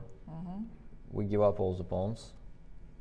Rook takes h4 is probably the move. Yeah. But let's say we go rook c7. Well, rook a3, I guess, runs into a check followed by rook d8. Rook a3 is what I wanted. Yeah. But rook there's a h1 check. here, and then there's this unpleasant pin. Yeah. Actually, maybe we're kind of good playing bishop f1 after rook h1. So rook h1, bishop f1. Okay, then at least it's not that simple. Okay, white is ready. Still rook d8, then you can take here and take the pawn. Yeah, and the b pawn can actually be pretty fast. So And, you're you okay. know, Basically, your mentality in this position is emergency measures for white. Things are pretty desperate. Got to go for counterplay. well, kind of, yeah. It's probably just some unreasonable panic attack, but it just looks quite bad for white in general. Like the structure is bad, all the pawns are bad, and yeah, there is no way to like activate your pieces like properly. Well, maybe f3 is another option, but I don't care about my pawns anymore. I only care about like activating this rook. Speaking of which, by the way, after rook g3, well, taking was probably unnecessary, right? You can just play rook b8 first. Rook b8, so you're like attacking the knight. Yeah. So And okay, so if I knight, go yeah. there, I mean, you're just gonna take then, or Or even, Yeah. Yeah, you probably have to do it actually. Yeah, maybe. Yeah, I would feel like I probably kind of give up all the pawns but b5, and I try to attack this pawn on a7 to like at least pretend that I have some counterplay, which is not guaranteed at all. But otherwise, I don't like it. So basically, okay, like if I try the slow approach, the reason we don't have time for this is what? It's not that we don't. No, I think just rook b8. So now, if I move this knight and lose that pawn, I guess I'm going to lose, so I got to go rook c7. Yeah. Now you have a bunch of moves, right? I mean, even, I don't know, rook d7 is kind of interesting. Yeah. Well, you have e5 followed by knight e6 too. Also looks like honestly gorgeous to me. Yeah, that's a very lovely pawn move. Yeah. Actually, you know, it follows the rule, yeah? Put the pawns on the opposite color of the bishop you have, and you're activating your knight, and I think that is going to be pretty despondent for white. Yeah.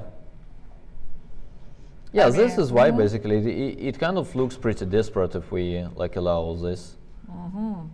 So how do you activate this rook? I mean, so rook g3 is just the only idea? That's it? That's all we can do? Well, it's very much move by move. Like in terms of plans, yes, you can also play f3 king f2 rook e1, but we somehow failed to make it work. Make that right? work in time. Yeah. Yeah. That would be kind of ideal if you could defend your e4 pawn and activate your rook. Yeah, but this is why you have to castle in chess normally. So basically, if Ding winds up losing this game, I mean, one takeaway is going to be that castling is important. Yeah. Especially in the final game of a world championship match. Yeah. Well, many things are important, it seems. I mean, given this game, like many things look quite important. Well, Jan looks like he's kind of savoring his choices. That's the way I would describe his body language right now. Yeah, I kind of like his body language actually. I think he kind of realized it's quite a real chance. So he actually, this is a very good sign for him and his fans. He's finally not. He seems in his element, you know, twisting around in that chair. Yeah, exactly. He's not like blitzing our moves. He actually realized it could be just a shot, and you know, it's actually good. I kind of like the fact, although, I mean, given even the look of the position after bishop a8, knight takes b7, rook d4, it's kind of obvious that it's a better option compared to bishop d7. But I still like the fact that he's thinking. Yeah, why not? Yeah. He has the time to do it, right? Exactly, yeah. Yeah, I agree. That like staying away from impulsivity, I think, is going to be very important here. Yeah. And he may even be in a good enough mood to answer some Twitter questions today. Yeah, bishop e8 played. Okay. There we go. All right. He lands it on that bishop retreat, keeping his rook open. Ding is still down a pawn, so he needs to recapture on b7 before b6 happens. I mean, does he have any other choices? I know, he's going for that pawn. Okay. It's actually funny that he's like playing so confidently. You think so? I don't know. I don't really see too much confidence from him. More like, okay, just got to get the pawn back and yeah, but he played like all the series of moves so quickly, no? Yeah. Overall, yeah. Starting with bishop b4, he was just blitzing. Yeah, that part, yeah. Yeah. Well, now he's probably, I mean, I think he's realized that he's like completely messed up, and he just has no choice but to try to play quickly and, you know, pretend like it's okay. Yeah, I was about to say better late than never, but actually I'm not sure it's better in this particular case. Maybe there is no difference. Better late than never, like in what way? Well, to kind of realize that you messed up, but okay, yeah. Yeah. Or you could continue to be very optimistic, yeah, but it might not matter. Yeah. Exactly. So exactly. I mean, yeah. You can also think you're going to promote your B pawn at the end of the day, but yeah. All right. So Jan, we're waiting for him to come back to the board. It's funny that he went away, even though it was kind of obvious that Ding was going to come back and bang out this move, right? And like, Jan could have been at the board to like move away his rook quickly, but he still chose to leave. I was not sure about like banging this move necessarily.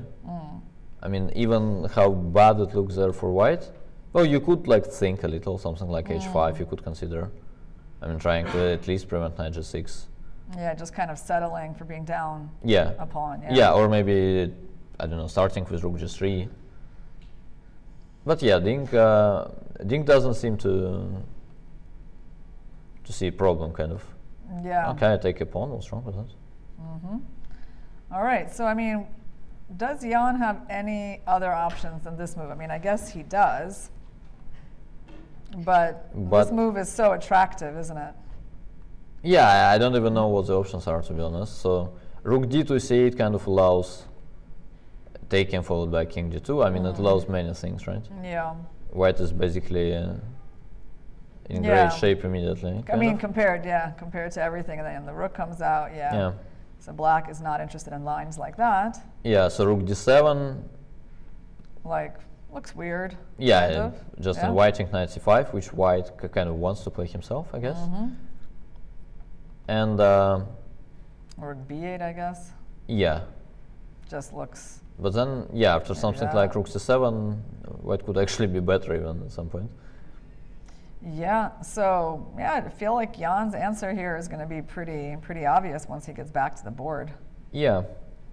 Maybe it is rook c4 that white wants. Rook d4, well, rook c4. This is probably the reason he's not that pessimistic.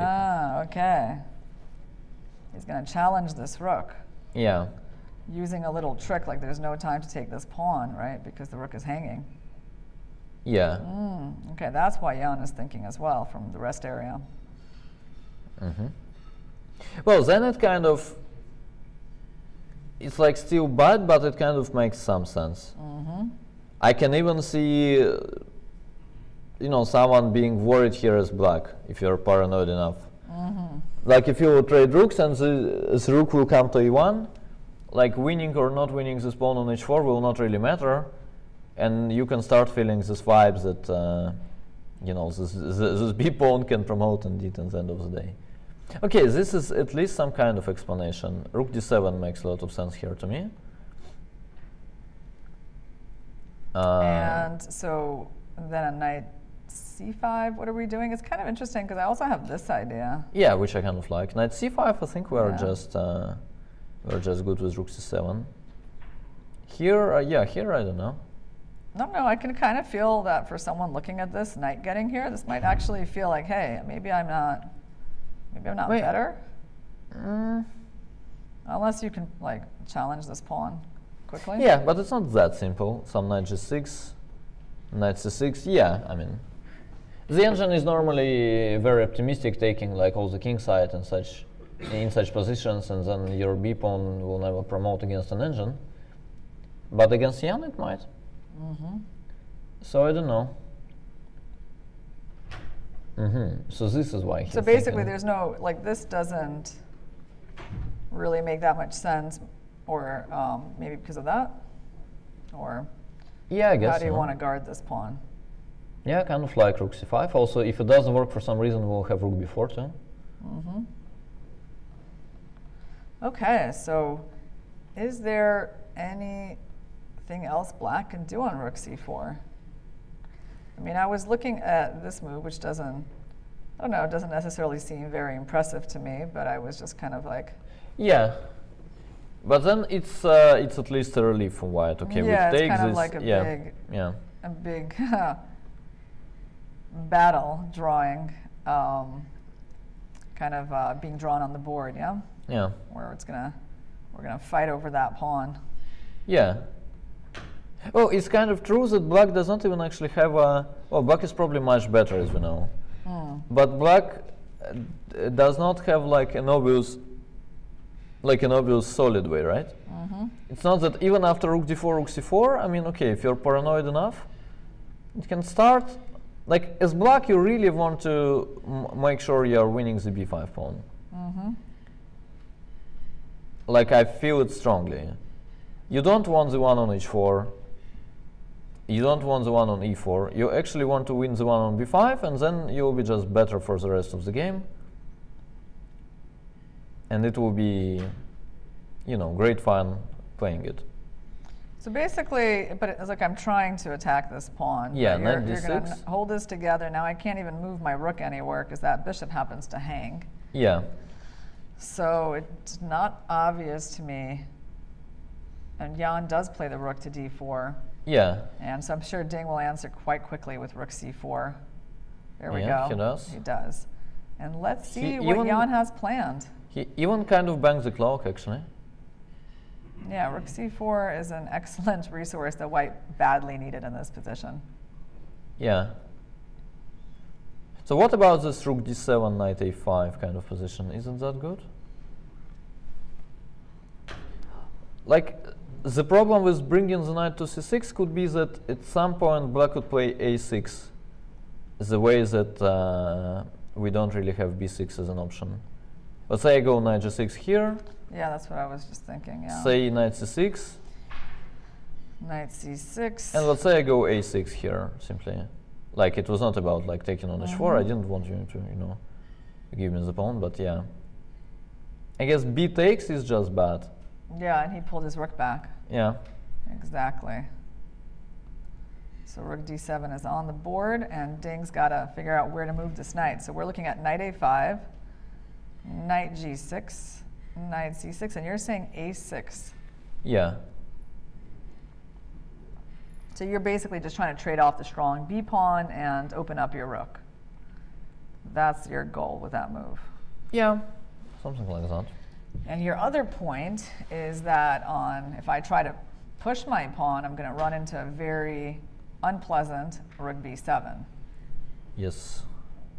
Right, and then like I have trouble guarding this guy, and yeah, I can't even use my rook to do it because then the knight's going to hang. Yeah. All right, a6 is a very interesting move, I gotta say. Yeah, because I mean, I agree, like this pawn is far inferior to that pawn, right? I mean, we were kind of like looking at lines where we try to win the b pawn, but that doesn't seem so easy. Yeah, also we don't necessarily need to win it, we just want it to disappear. We're okay trading it, like it doesn't really matter.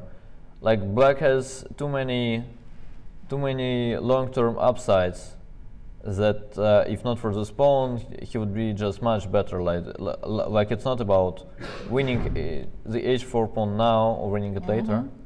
Oh, wow. Yeah, Ding shows some hesitation in terms of where to move the knight. It's actually maybe the first time in the match that we saw someone being ready to release a piece on a square and then actually change his mind and put it back to think some more. Yeah, it is actually quite a bad sign, I must say, for Ding, yeah.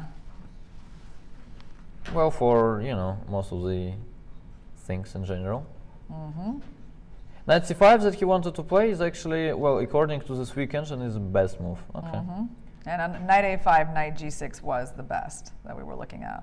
Can we look at that line with pawn to a6 just quickly?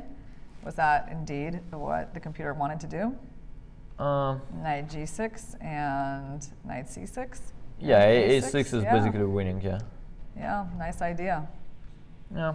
No, but in terms of logic, it's kind of easy to get this position, right? It's like very much about this pawn on b5, like surviving or not.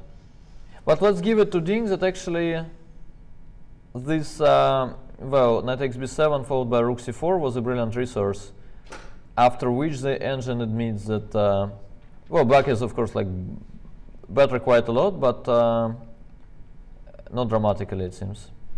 Okay. So the good news for Ding is that actually now he touched the knight. Yeah, so he's not going to blunder the knight. Yes, and he has two moves. Basically, like if we're not speaking of knight d6 and knight d8, and then both of the moves are kind of within the margin. So it's kind of okay. Yeah, and it's funny because so his first instinct is actually the best. Let's see if he goes back to it. Yeah. Okay, we kind of spent more time on this move, but let's talk about knight c5. Knight c5 prevents the a pawn from ever moving because the knight controls that square, and the rook's under attack. So I suppose, I don't know, rook c7 is one move, rook d6 is another move. Yeah, rook d6 is the only reasonable alternative, it seems, yeah. Yeah, you don't like rook c7 because of what? Just, you don't No, like no, I'm not saying I don't like it. I'm saying if you're looking for alternatives, then yeah. You mean both of these, the alternatives to each other, right? Yeah. Okay, so these are the two main moves that black is going to be choosing from. So let's choose this one. Right now, it appears like I'm threatening that pawn. Yeah. Well, the move we kind of like want to play is, I guess, rook c3, but then I wanted to somehow work after rook b8. And does it work? It probably does after knight a6, actually. So you're using the bishop to guard the pawn, putting the rook on a protected square so this pin is kind of neutralized. And also, I think it's very important, actually, that white is now ready to play king d2, like activating his rook. And then he will be fine. And so you're saying now when black tries to round up this pawn, then you actually have this sneaky knight move, which forces me to take. And then after bc, white is could be much better, actually. Yeah, you know. All right, I think he went for the same move he was looking at. Good for him. Okay. Knight c5 on the board. And now Nepo's got to make a decision with this rook. Okay. I mean, yeah, it's nice that Ding is kind of fighting to keep his position together, right? Yeah. So let's have a look at rook c7. Jan seems a little surprised by that knight move. Yeah, but this expression looked more fake to me, actually. Yeah, I don't know. So do you think there's like sincere Jan expressions of surprise and like the fake expressions? Yeah, of course, I'm pretty sure. Oh, but now he does more of them. He shows even more surprise, like it was just one or two expressions was not enough. Okay. Yeah. Okay, so what about, so after rook c7, rook c3, what about rook a to c8, actually? Not rook b8. My point is basically to provoke b4, and then I go back. And I'm saying, well, knight a6 kind of exists, but your rook is not protected anymore. Yeah, it's very different when that rook's not protected, so if you go there, black should be okay. Yeah, but rook c1 check is winning. Yeah, rook c1, and then you win that pawn. Yeah. You use that skewer to force that, and then you just pick up the pawn with an extra pawn in a winning position. And by the way, that knight is kind of trapped in a funny way. Yeah. It's going to be picked up too along the way. So what you're saying is, let's say rook c7, rook c3, and then actually just piling up on this knight. Yeah. And what can I do with this knight? Okay, so b4 seems to be just a bad move. Unprotecting the rook. Bat is probably a bit too strong, but we probably need to switch the mindset. Like, it could be that we... Like, there's actually one more move. There is rook c to g3 at some point. Like, as an idea, it kind of makes sense. Like, we can start with b4. So this is how we do it, actually. We go b4, rook b8, and then we go rook g3. So tricky. Yeah. That's kind of amazing. I mean, it's just amazing that suddenly, out of nowhere, you have a mating attack on the black king, or at least a mating threat. Okay. Rook c7, rook c3 played. Because you're basically threatening this double rook checkmate, and then there's also the fork that could be an idea. But on the other hand, the fork always runs into rook c1, right? So like, what if I go, okay, how do I guard this guy? I guess g6? Yeah, but I go knight a6 nevertheless. I think it's very important for me as white to trade rooks. So you go there? Yeah. Okay. Black's got to take. Yeah. And he still doesn't have time to win your pawn. Yeah, and here with like two rooks only, given this is actually why I wanted my king to be like active so much. So let's say you go rook b6. Yeah. Like, even if I ignore you and play something like rook a, well, I mean, I have knight c7, but let's say I go rook a1. Yeah. Just to illustrate, you take, then takes king c3. It is like not even given that black is better at all. Like knight c5 is my next move, or knight c7, or king c4. And yeah, white has like very good chances to win this a7 pawn. and then, you know, this b pawn will be a real thing. Okay, so rook c7 happened, and Ding also replied quite quickly with rook c3. So it makes a lot of sense to put the rook here and just defend that pawn. Yeah. So now a choice for Nepo. Yes. So we know that this move doesn't really work because of that. And we have just been looking at this. And are there other options for black to look at? I mean, it's interesting because, you know, this knight is not really being very useful, is it? No. Well, we can actually play some reasonable move to kind of stop king d2, right? We can play rook d8, let's say. Like, I think it's very much about the white king still. Right, rook d8 makes a lot of sense. But then again, like, it does not look that surreal to me anymore, that white can actually be better at some point. Can I ask you about this move? Yeah. I just want to try to pull this knight out. Like, is there any way well, we can make this work? Makes sense. Well, first of all, I don't think you're really trying to win after knight takes d7.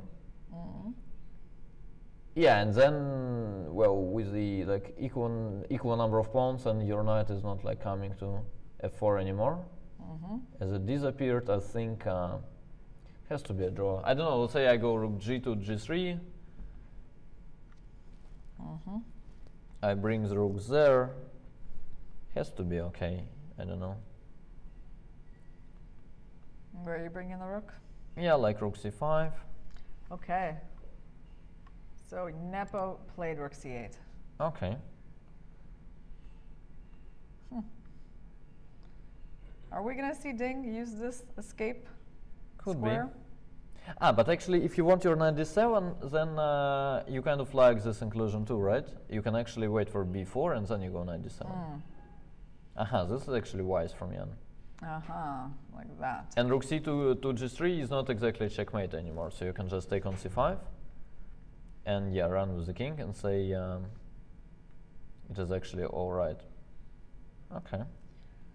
So knight d7, of course, it is going to be like a very forcing move since you're basically threatening that. Yeah. Oh, by the way, I was thinking, I wonder if things get really desperate, can we go like king d2? We can. And kind of just drop that pawn and do your idea of, well, it's not going to work, but you know. No, it's okay, but you go rook Bishop b5. Yeah, but you go rook b1 exactly. You go rook b1. You just go rook b1 and then you try to like improve him. Let's just show people why this doesn't work, because that was my first idea. I was like trying to go here, but the problem is that you take, and then in the end, I was thinking, okay, maybe we can hold, a 4-on-3, but not this 4-on-3. The king is terrible. The pawns are too weak, and then you're just going to lose another pawn. You're going to be down too. So that's why Daniil is saying, okay, let's try to maybe do this, although, and then that wasn't exactly my hope and dream. No. To be down a pawn in this endgame. Yeah, but you at least have time to bring the king to the corner, and then you go b6 at some point. So you'll get your... You'll get this kind of 4-on-3. Yeah, probably with bishops. It will be quite unpleasant, actually. Yeah, okay, that's not a scenario you enter into easily. No. But at the moment, when your knight is hanging and you're kind of forced to consider your limited options, that might be something you turn to eventually. So what can we do? There's really only b4, or what is this move knight a4? Well, there's rook g3 too, right? Just to, not to miss the this one, right? Yeah. It kind of makes sense, right? We wanted b4, then it didn't work for us as after knight d7, rook g3 was not checkmate. So it kind of makes sense to start with rook g3. And then when black will play some defensive moves, we'll go b4, right? Right, let's show people the pretty double rook checkmate. Yeah. We don't want to deprive them of that joy of seeing these rooks come in and then checkmate the king like this. Yeah.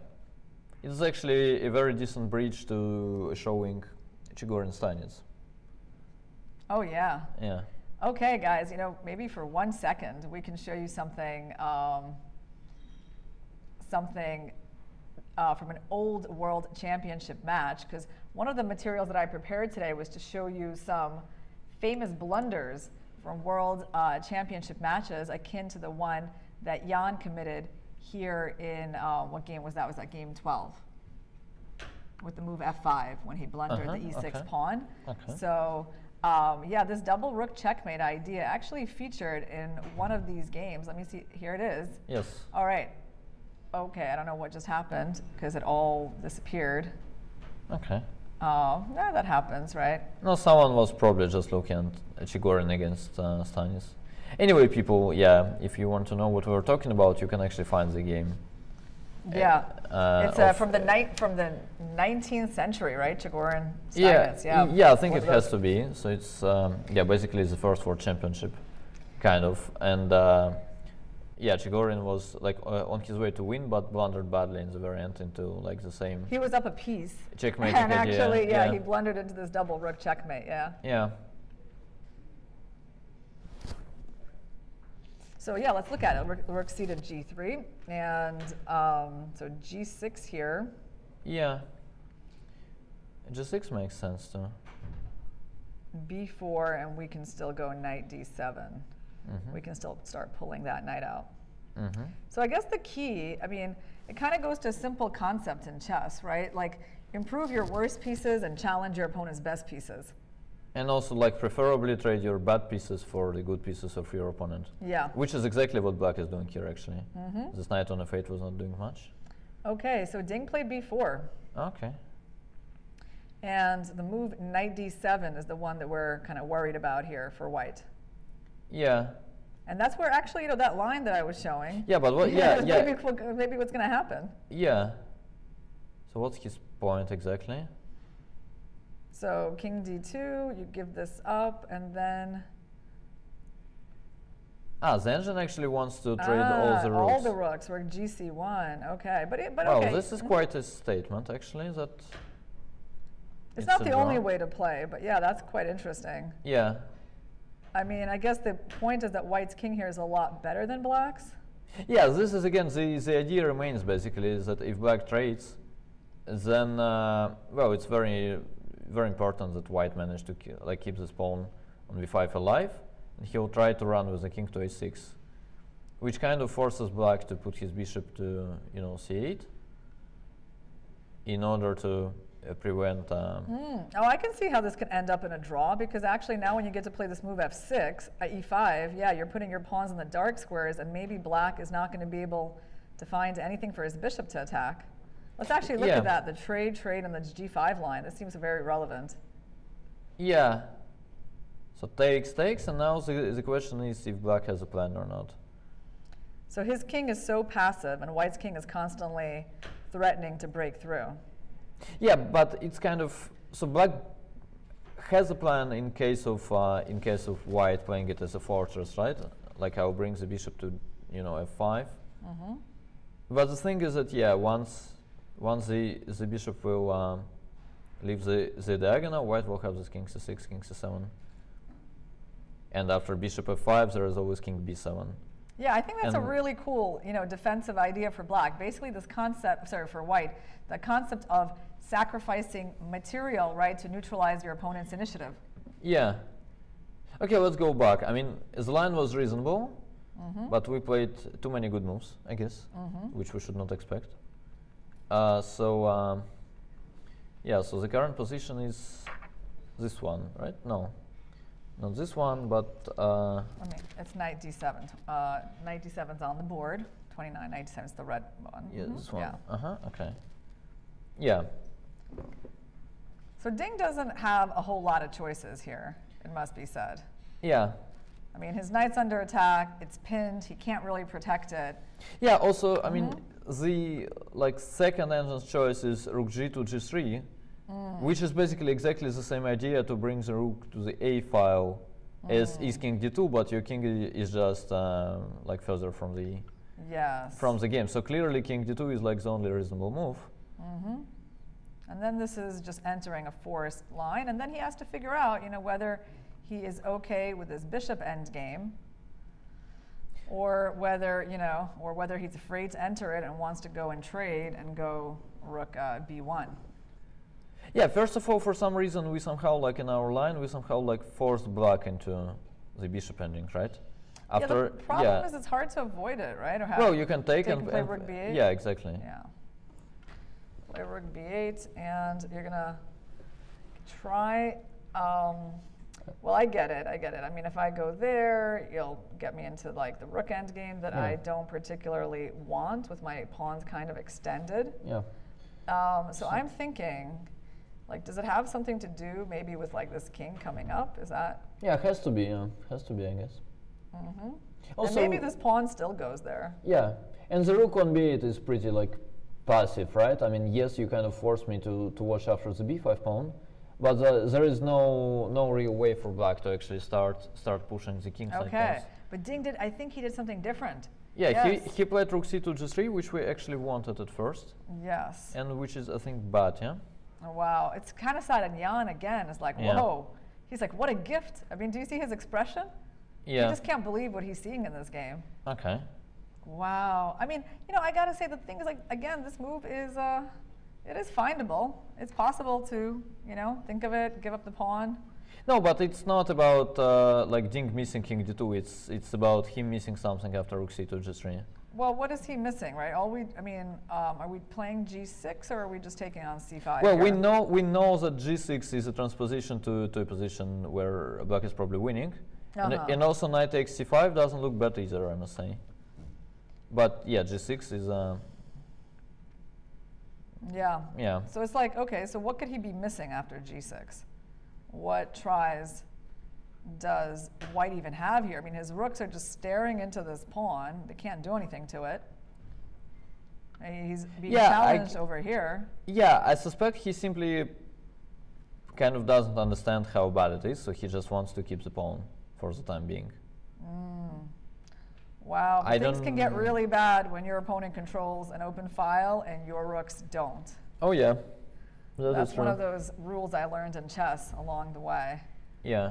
That rooks belong on open files and like not staring into pawns that you can't take. Yeah. Well, Jan is clearly having like quite a strange day that I expect to like end very well for him, but like, it's kind of clear, right, that like he can understand. I mean, he has this like, unlike Ding, he has this like general like understanding of how like endings work, and he clearly understands that the way why this, you know, trying to play is not supposed to be good. But at the same time, he knows he kind of messed it up a little before, and yeah, it's kind of strange when you like understand that your opponent is playing suboptimal moves, but you still fail to kind of get a winning position. Yeah, I don't know. We'll see. All right. Well, so he has to basically decide between g6 and this move, which also looks not so bad, right? Yeah. Oh, here at least I can kind of get the point. He actually took it. He takes on c5. He goes for this fourth. I mean, it's interesting. He didn't think that long. g6 was quite simple and nice, but okay, he goes for this more forcing line. You know what's a little strange to me is that just conceptually, like here, these rooks are doing nothing, right? And when you're taking the knight, you're actually kind of at least letting the rook into g7. Yeah. Okay, so bc5 happened first, rook here, rook g7, and king f8. But I must say, from far away, this also looks very, very bad for white. Because you think this king is just going to be very cozy on e7. And yeah, and there is basically no counterplay, right? Like, the pawn on b5 is hanging, also black has all the ideas since the worked with rook c1 check, followed by rook c2, or whatever. And I don't even get, like, I actually, well, Jan's decision is very... understandable. Yeah, I mean, exactly. It just looks lost for white. Well, I guess the good news is that you're not yet threatening to take the pawn. That's one piece of good news for white. Yeah, but you can just remove king e7 instead, and then you'll be threatening it all together, right? Yeah, so you're basically saying, okay, in all situations, that king belongs there. Yeah. Yep. Yeah, but this is just nerves. I mean, clearly, what's happening to Ding, it's, you know. Let's see if we can still hold his position together. I mean, there's still chances in this game actually to go after the h-pawn. I mean, like, look, if the worst that can happen to me is that I lose this pawn, but maybe I can win this one, maybe that's not so bad. Yeah, but rook c1 check is there all the time. Yeah, that's why I'm thinking about like a move like f3. To kind of prepare rook h7. Or even, yeah. I don't know, f4. You know what? Let's try. You know, Okay. It's like pawns an opposite color of the bishop you have, not blocking the bishop from guarding that square. Okay, so let's say we go king e7. All right, so just to show people, guys, this is not a free pawn. This winds up losing the rook in the end. Yeah. So that's why this move is so important, and get the king out of that back rank. Okay, so now you do kind of want to take. Then if you trade my bishop, my king starts coming under some fire. Yeah. I actually suspect I want to play rook c1 check followed by rook c2 even more maybe in some of the lines. All right, let's just, for illustrative purposes, let's see what happens after rook h7. Okay, so let's try rook c1 check, I guess. So rook c1, rook c2, c2. Well, rook 1 to c2. Rook c2, c2 is not specific enough, right? I'm sorry, yeah. Yeah, yeah. No, it's my fault, not your. Yeah. Yeah, no. Okay, rook here. And here, I'm trying to figure out what you're threatening. Well, bishop takes b5 is good enough. Yes, but I mean, so if I take this pawn, how bad is this situation for me? Am I going to lose this bishop, or? Yeah, my guess would be yes, but this is how it feels, but I don't know, I haven't calculated it really. Rook b2, I guess. So this rook is out of play. You're threatening to come down. Yeah, maybe some miraculous king e3. But king e3, rook c3, king d4? Yeah, something like that. Yeah, let's go looking for miracles. Yeah, but it's also a problem for white that in general the number of pieces on the board is quite big. Like even if black plays bishop d7 here, with such a king, like there is no way white is not worse. So yeah. Who knows? Okay. No, I must say, like Jan's decision was very decent. G6 was probably even better, but this one is like definitely completely understandable. So is king e3, is that like, am I at least saving myself in this line? Well, saving is a bit too strong. Let's say, well, you're saving yourself from like losing the bishop, but probably not from like even bishop d7 or something. It's just so difficult for white to play. The rook on h6 is misplaced. Well, let's make it better. Okay, rook c3 check. Well, I don't think I'm going to be going into my second pin. Probably not. How about the very brave king d4? Yeah, I will go, I don't know, rook a3 or something. You're threatening some stuff over here. Or rook d2, like it's coming from all the ways. Okay, we got another tweet from Vishy, just on time. Some very difficult decisions. Ding goes rook cg3. I would have preferred to get a pair of rooks off the board. Right, yeah, that he's talking about, like just giving up the pawn. And Nepo doesn't bother with g6. Now tricky lines to navigate through, though both have plenty of time to do it. So, yeah, I mean, Vishy basically says that it would have been more precise for black to play g6 and not allow this whole stuff. Yeah. And Ding plays, what is it, bishop d3, I guess. Bishop d3, okay. Okay.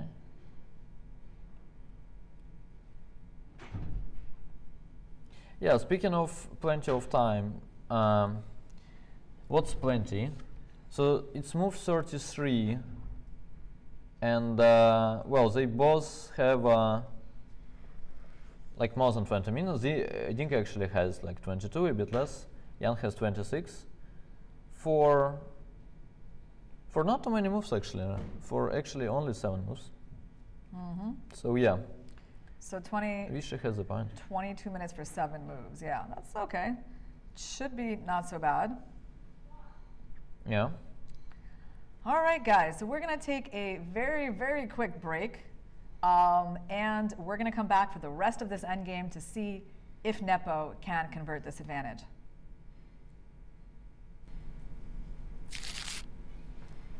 Hello everyone, welcome in Astana at the FIDE World Chess Championship match between Nepomniachtchi and Ding Liren. I'm Kati Tazalashvili, and in this video I'm going to show you the trophy of the champion. The trophy is 4.5 kilos, silver with beautiful blue stones. It has a unique design inspired by Baitarek Tower, which was built in 1997 when Astana became a capital city of Kazakhstan. The tower is 105 meters tall and resembles the shape of the chess queen, which is a suitable symbol for the trophy of the FIDE World Chess Championship. Besides this beautiful trophy, there is a stake of 2 million euros for the players, from which the winner will get 60% out of it, and the runner-up will get 40%.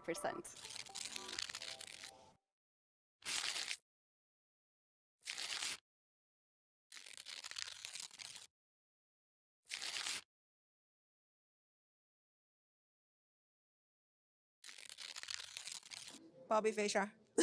His playing strength is clearly one of the best ones, even bring to the nowadays. Although one of the uncertain things is I'm not so sure how he gonna adapt with or how to cooperate with the AI technologies. This is the only uncertain thing because in his area there were almost no no machine learning that could help with the engine. So that's the thing I'm not sure. But if do not add in this factor, that I thought he would definitely be one of the best. I think would be the best. I don't have an obvious answer. Generally, Magnus's tournament match, his record in chess is very, very impressive, but it's very difficult to compare people across eras. It's a difficult question because when I was young, it was of course Garry Kasparov, because of his style, yes, of his pressure that he was looking at you and you wanted to die immediately, so you could really feel it. And I unfortunately I couldn't play with him, but I had a dinner once and we had a talk, and I felt even just with nice talking that he's a very strong person. And so, but okay, today with all the titles that Magnus won, of course, now I think the greatest is Magnus. My favorite world champion is Alexander Alekhine, because I loved his romantic style and the fact that he was always second or third person to play a new idea. So he was always there trying to think and trying to learn from his colleagues. Kasparov, because oh no, a wrong answer for a Riga girl. Mikhail Tal, of course, is the first one. But Kasparov has been the one that we've been inspired a lot while we've been analyzing his games, and his very dynamic, aggressive playing style has been the one that I've enjoyed in my childhood, yes. It was Kasparov number one, but with Magnus quickly catching up with him, and I think at the moment they're just on par, sharing first, and if Magnus manages to stay on his current level for several more years, like if he stays on this level for 5 more years, I would say he's clearly number one in the history. Well, it's difficult question. Who is my favorite world champion? It's well, Tal is obviously occupies a special place in my heart. Maybe not necessarily as a player, but as a personality. I think he was unique. He was very much different from other great champions. Once again, not only as a chess player. If talking as a great players, yeah, well, Kasparov, Magnus, Fischer, these three. But as a personality, Tal.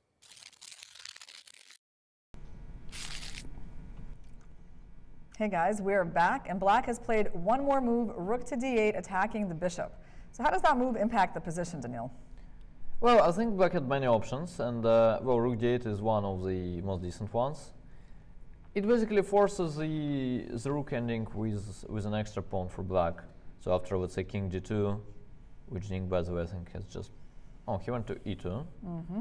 Okay. It's probably allows rook c3.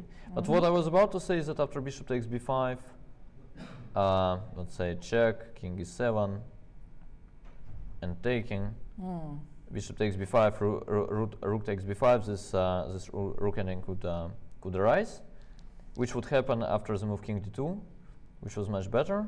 But after Ding's king e2, rook c3 seems to be a much better move. And this is exactly what Jan plays. Yeah, he played that quite quickly, and in fact, it's kind of tricky with this bishop, isn't it? He let the rook in, so I mean, for example, if he goes here, are there any tricky tactics? I mean, maybe not, right? Because fortunately for white, they always have this check, or I don't know. Well, rook takes d3 is close, yeah. But we have rook g8 check, and rook takes c8, right? Yeah, and it's important that actually you don't even take here, because then you wind up in that. You got to actually trade here. Yeah. And then, okay, then white is fine in this king and pawn endgame, I guess. Yeah. You know, totally fine. So there are some, you know, tricky tactics in the position, but I mean, it's going to be either this move or what? Isn't that like still? Is that still the main idea? Because I mean, yeah, you're constantly watching out for these things with rook takes d3. Yeah. Also, we don't really have an alternative, right? I mean, the bishop cannot go. Yeah, king e2 was just probably a blunder. He basically he started smiling now, which is a bad sign. Jan started smiling, or no. I think Ding started smiling. Wow, he hasn't really been smiling too much in this match. I mean. Yeah. So king e2 is just a quite poor move that allows black this additional option of rook c3. Yeah. Because I mean, at least over here, black wouldn't have had that square. Yeah. So they would have been going into this line that you were talking about with bishop b5, and then this trade, and Then it is actually like in the practical game, it's still holdable, right? Because you can try to go after the h6 pawn, or at least attack it a bit. Yeah, it depends on your take. I was about to say unpleasant, as well. It's clear that like objectively with the best play, it has to be a draw probably, but in a practical game, it's tough to be white. But it doesn't matter anymore. I have a feeling we'll have like the new world champion within the next 30 minutes. Wow. So yeah, you'd better, you know, prepare for that. Yeah, guys, put away your plans wherever you are and stay with us for at least the next half an hour, at least until we get past the move 40 time control, just to see what's the position going to look like in 6 more moves. The players, I mean, they actually have to kind of keep an eye on the clock. They don't have an unlimited amount of time, just a few minutes per move. Yeah. Remaining for their until move 40. So let's see. We have rook c3 on the board, king e2, and basically our choices appear to be like either throw in the check and then defend this bishop, or just defend it right away. So they're quite similar. Yeah, and it does not really matter, it seems. So yeah, we get to this position. Black goes rook b3. I think basically we're threatening this. That's what we're doing now. Yeah. It's never this move, because there's always like rook e8 check. Well, we can play rook d takes d3 and then we take b5. It does not really matter. But the problem for white is that he's actually in a bit of zugzwang too. It's kind of, well, maybe black is not like threatening anything more you know, important than this rook ending with an extra pawn for him. But at the same time, it's just difficult for white to play moves. Like white is tight, and you know, this bishop cannot go anywhere really. Yeah, and it looks like Ding has sat up like, you know, indicating that he understands that this is something critical is happening on the board. Yeah. Well, now he finally realized, right? Yes, so rook c3, and you could do that, or you can do that. And it doesn't seem to make a big difference, right? Yeah, I guess if we go, let's say, rook 1 to g3, and black plays king e7, I don't think we have an alternative to rook g8, actually. Ah, because this is It's taking, threat anyway, yeah. This is such a big threat, yeah? Yeah. Pulling white into this pin and winning a pawn in the process. Yeah, exactly. So you gotta go here, yeah. Yeah, white is actually lucky to have this resource of rook g8, not to resign immediately, kind of. Yeah, otherwise things here would be very grim for white. Yeah. So I mean, they're still pretty grim, but at least he can do that and like stop rook takes d3. Yeah, correct. And so then black is going to start like rounding up this pawn. And yeah, it's so like, okay, let's just look at a few moves. Yeah, let's say we go rook h8. h8, right? Yeah, most obvious. Yeah, then black has many ways to win this pawn. You can do it the way you want. Okay. Like this, yeah. Rook takes d8. Yeah, king takes d8. Yeah, we probably take on b5, and then we'll play this position that... well, I must say it does not look good, but it is not clear that it's like lost either. The problem is that it's also much easier to play for black here. Like, even if it's a draw objectively, which I kind of have problems believing, then yeah, it's kind of likely that white will lose it nevertheless. So rook j8 check played. Okay, so next 30 minutes was probably a bit too strong. Although, you know, we'll see. Yeah, well, first he's got to make it to move 40. And okay, right now Jan has an easy move, only one way to get out of check. Yeah. So the next couple of moves are going to come quickly. Now Ding just needs to defend this bishop. Yeah. And you never want to do it with this rook, because you need this rook on the 8th rank. If you use that rook, then this is the bad stuff that happens to you. Yeah, exactly. As rook takes e8 is no longer an option. Then you're just going to trade everything and win with an extra pawn in the king and pawn endgame. Right. So king e7 and yes. Rook just played. Okay. So he's got 4 more moves until a time control. He's got 13.5 minutes. Yeah, I mean, also given the fact, I mean, some of the moves will be like taken on b5 as white and taken on d8 as well, right? I mean, some trades will come. So he basically needs to make one more decision, I guess, as the very next move.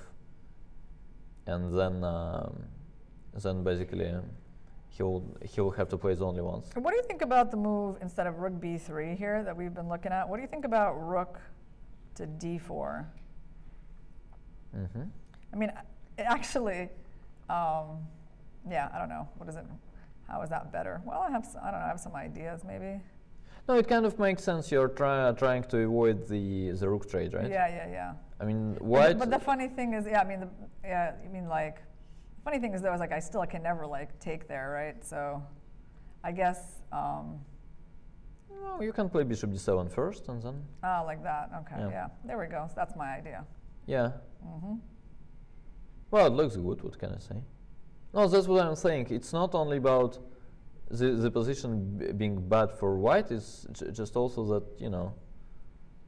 So here there's b6. Oh, okay. Look at that. I blundered into a beautiful resource. That's actually kind of cool. Let's show people.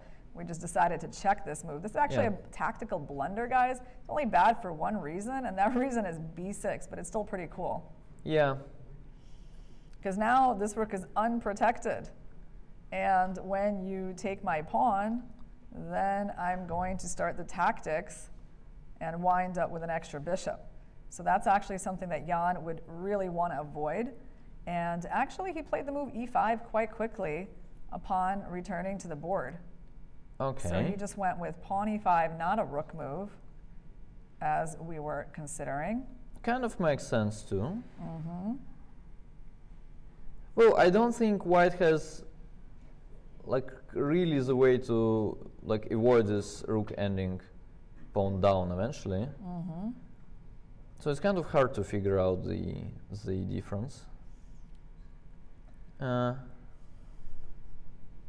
I mean, the point of why this doesn't work here is that when you take and you try the same trick, right, is that this rook can take and the king doesn't have to get into a check, so this rook is safe.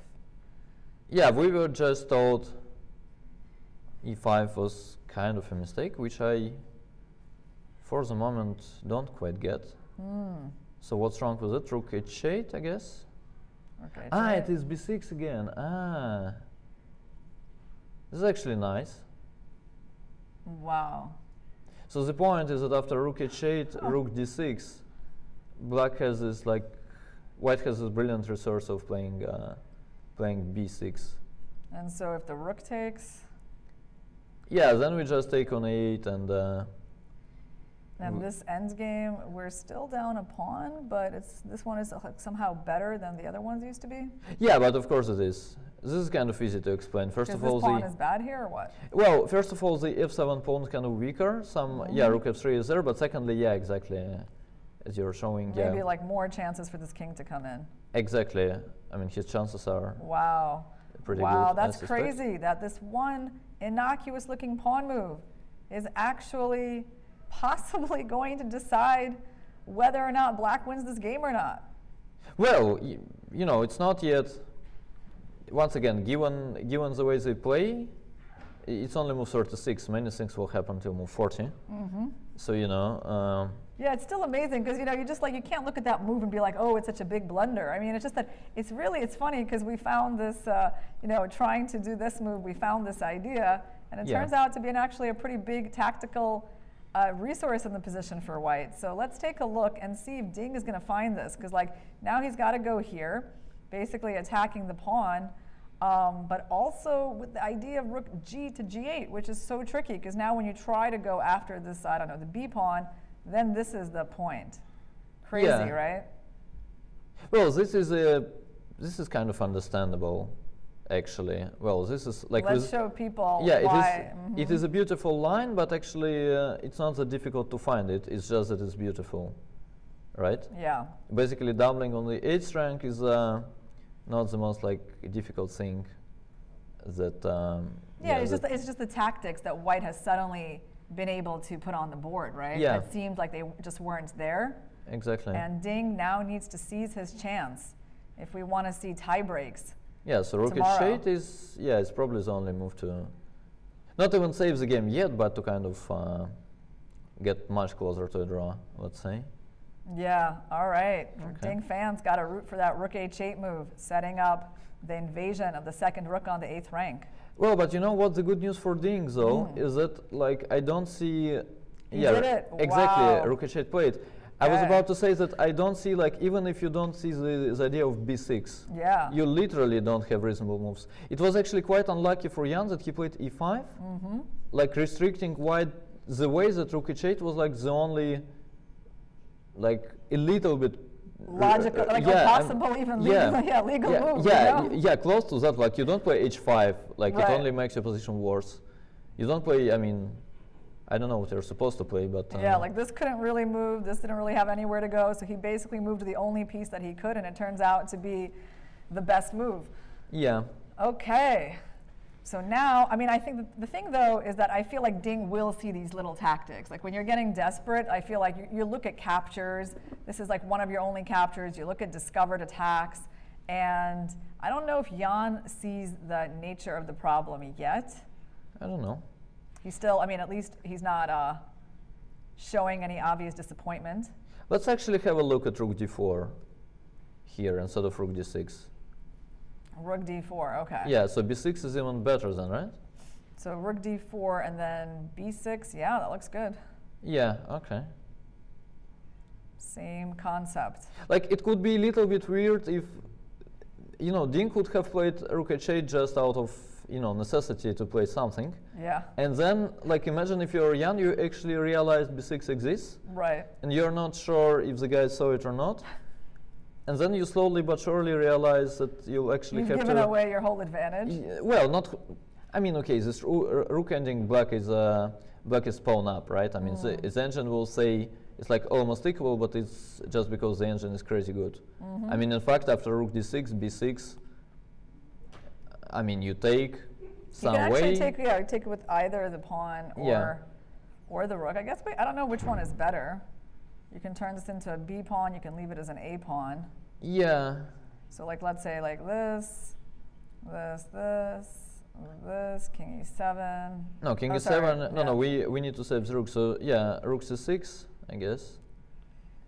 Ah yes, here we go. And then we need to, like, we don't need to take yet, but we need to activate the rook somehow. Something like Rook H3, I suspect, is kind of reasonable. King E7. Yeah, and then we just take, we go Rook H7, Rook B7, and we hope that it is good enough. It has to be, actually. Yeah, the rook did find its way to behind the passed pawn, and it kind of hits that pawn. Yeah. So that's one way things could go. But yeah, Jan is going to have to realize that his move E5 just allowed white a big resource. And it's funny because, I mean, I guess the point of this is that you're just never going to have this bishop B5 check as an option. It's right. It's like not only you're like trying to attack the pawn, but it turns out the rook is just much better placed there. Yeah, it is true. Yeah, and but you're also attacking b5. Like basically, as Magnus once said, good positional moves actually work tactically too, quite often. So here you can even miss the whole idea of b6, but you just go rook b3 because you're attacking the pawn on b5, right? And like you could miss the whole thing. Yeah, I mean basically in this position you could go rook d4. Yeah, and you would not even guess that there was this like trap. Yeah, you know, this move looks completely not dangerous. You just take it, and then none of this works out in the same way when the rook is there because there's no bishop check. Yeah. The rook would take him. So yeah, what a sad moment, I guess, for Jan. Well, the knight is still young. Yeah, you feel like we're going to see more action. No, but I mean, come on, we are having these jumps like every 2 moves now. Yeah. So why wouldn't we? All right. So, well, let's see what else is waiting for us in this game. No, I must say it becomes like physically uncomfortable for me to watch this.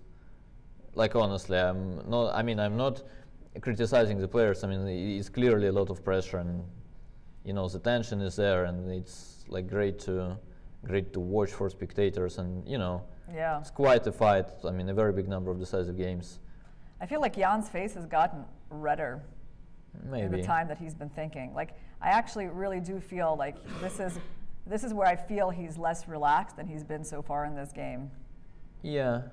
Oh, but his mistake was actually to put his jacket on.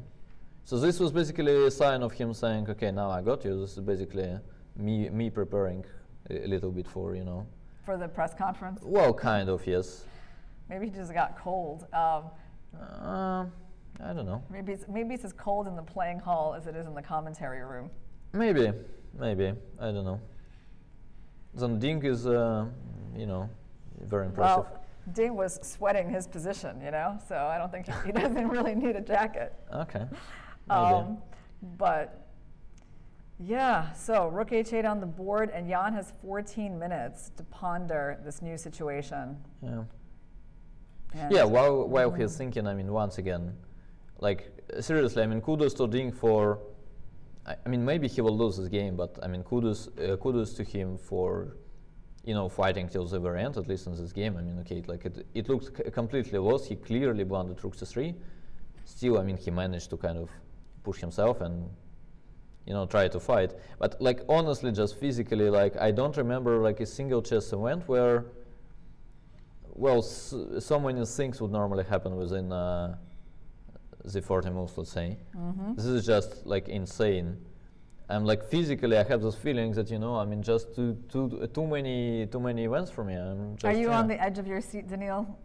Well, I mean, sort of, yeah. I just, you know, I don't know what's next. I mean, I fail to, like, once we start feeling it's actually over, then it's not over. Now Jan played rook d6. Like, I will not be surprised if b6 will not happen. You know. Oh, you think Ding might even like not find his big chance? Well, I don't know. I'm just saying. I'm still betting he will. I'm thinking desperation will make him find it. Yeah, exactly. I mean, given the fact he is like sort of about to the b5 pawn next, and given the fact he basically doesn't have reasonable moves either, like rook g2, g8 not an option anymore. Exactly, because of bishop d7, right? Yeah. Because then you're not pinning the bishop to the rook, and the bishop can just simply move. Yeah. And then your rooks are doing nothing, but this bishop is still hanging. Yeah, and you're getting checkmated, just in case too. So yeah. What can he do? Like, he can't take the pawn, he can't move anything. This is like one of his only legal moves. So given his body language, he actually kind of... He's praying for b6 to work? No, I think he kind of realized b6 is there. Yeah. My guess would be that his current state is he's very excited to have found b6. Yeah. And yeah, he has not yet found what's wrong with it, kind of. So what about b6, rook takes b6? Like if we're supposed to talk about chess, let's say. So rook takes b6, rook takes e8, I guess, takes bishop b5, rook takes b5, rook takes c3. Is it a better version for black compared to the one with the pawn on b6? Yeah, I mean, it's funny how this one little pawn being here instead of there makes a big difference. I mean, how it's so much worse over here, because it kind of cuts off the rook's ability to control this rank. Yeah. I mean, basically, okay, I mean, if you go a5, I'm supposing I'm just going to get, like, behind the pawn, maybe from a c8 even, right? Yeah. Yeah. Check, and go to a8. So what if I go, let's say, king d7? Okay. So that's interesting. How are we supposed to hold this? Can I go for my king run, or do I need something more sophisticated here? I'm not sure. Well, the king run, like, when you get there, I'll actually just play rook b6, right? Yeah. Like, it won't be the end of the world. Just in terms of logic, it has to be very important for white to activate the rook, so... Well, I don't know what's the follow-up, but maybe we just go like rook f3, king e6, rook c3 back, let's say. Yes. So we kind of need desperately to make sure... Do you think this makes any sense? Like, I mean, the same kind of idea, but okay. Maybe. I mean, I still wanted to kind of go Well, there. my worry is... well, I think it's like same as rook d3, I go king c6. Yes. Yeah, my worry is something like a5, which it has to be. You're going to make it like a race. Yeah, I mean, I'm not sure black is better at all, but you're normally worried about the race. Yeah. Yeah. Here exactly though, well, white king is pretty close to, right? So, like, I'm not sure what the race will look like. So how, like, as black, how do I even make your race? I mean, king b6? Maybe king b6. Should I try to take another pawn? Yeah, I mean, exactly. It starts to, look double-edged. Yeah. Yeah.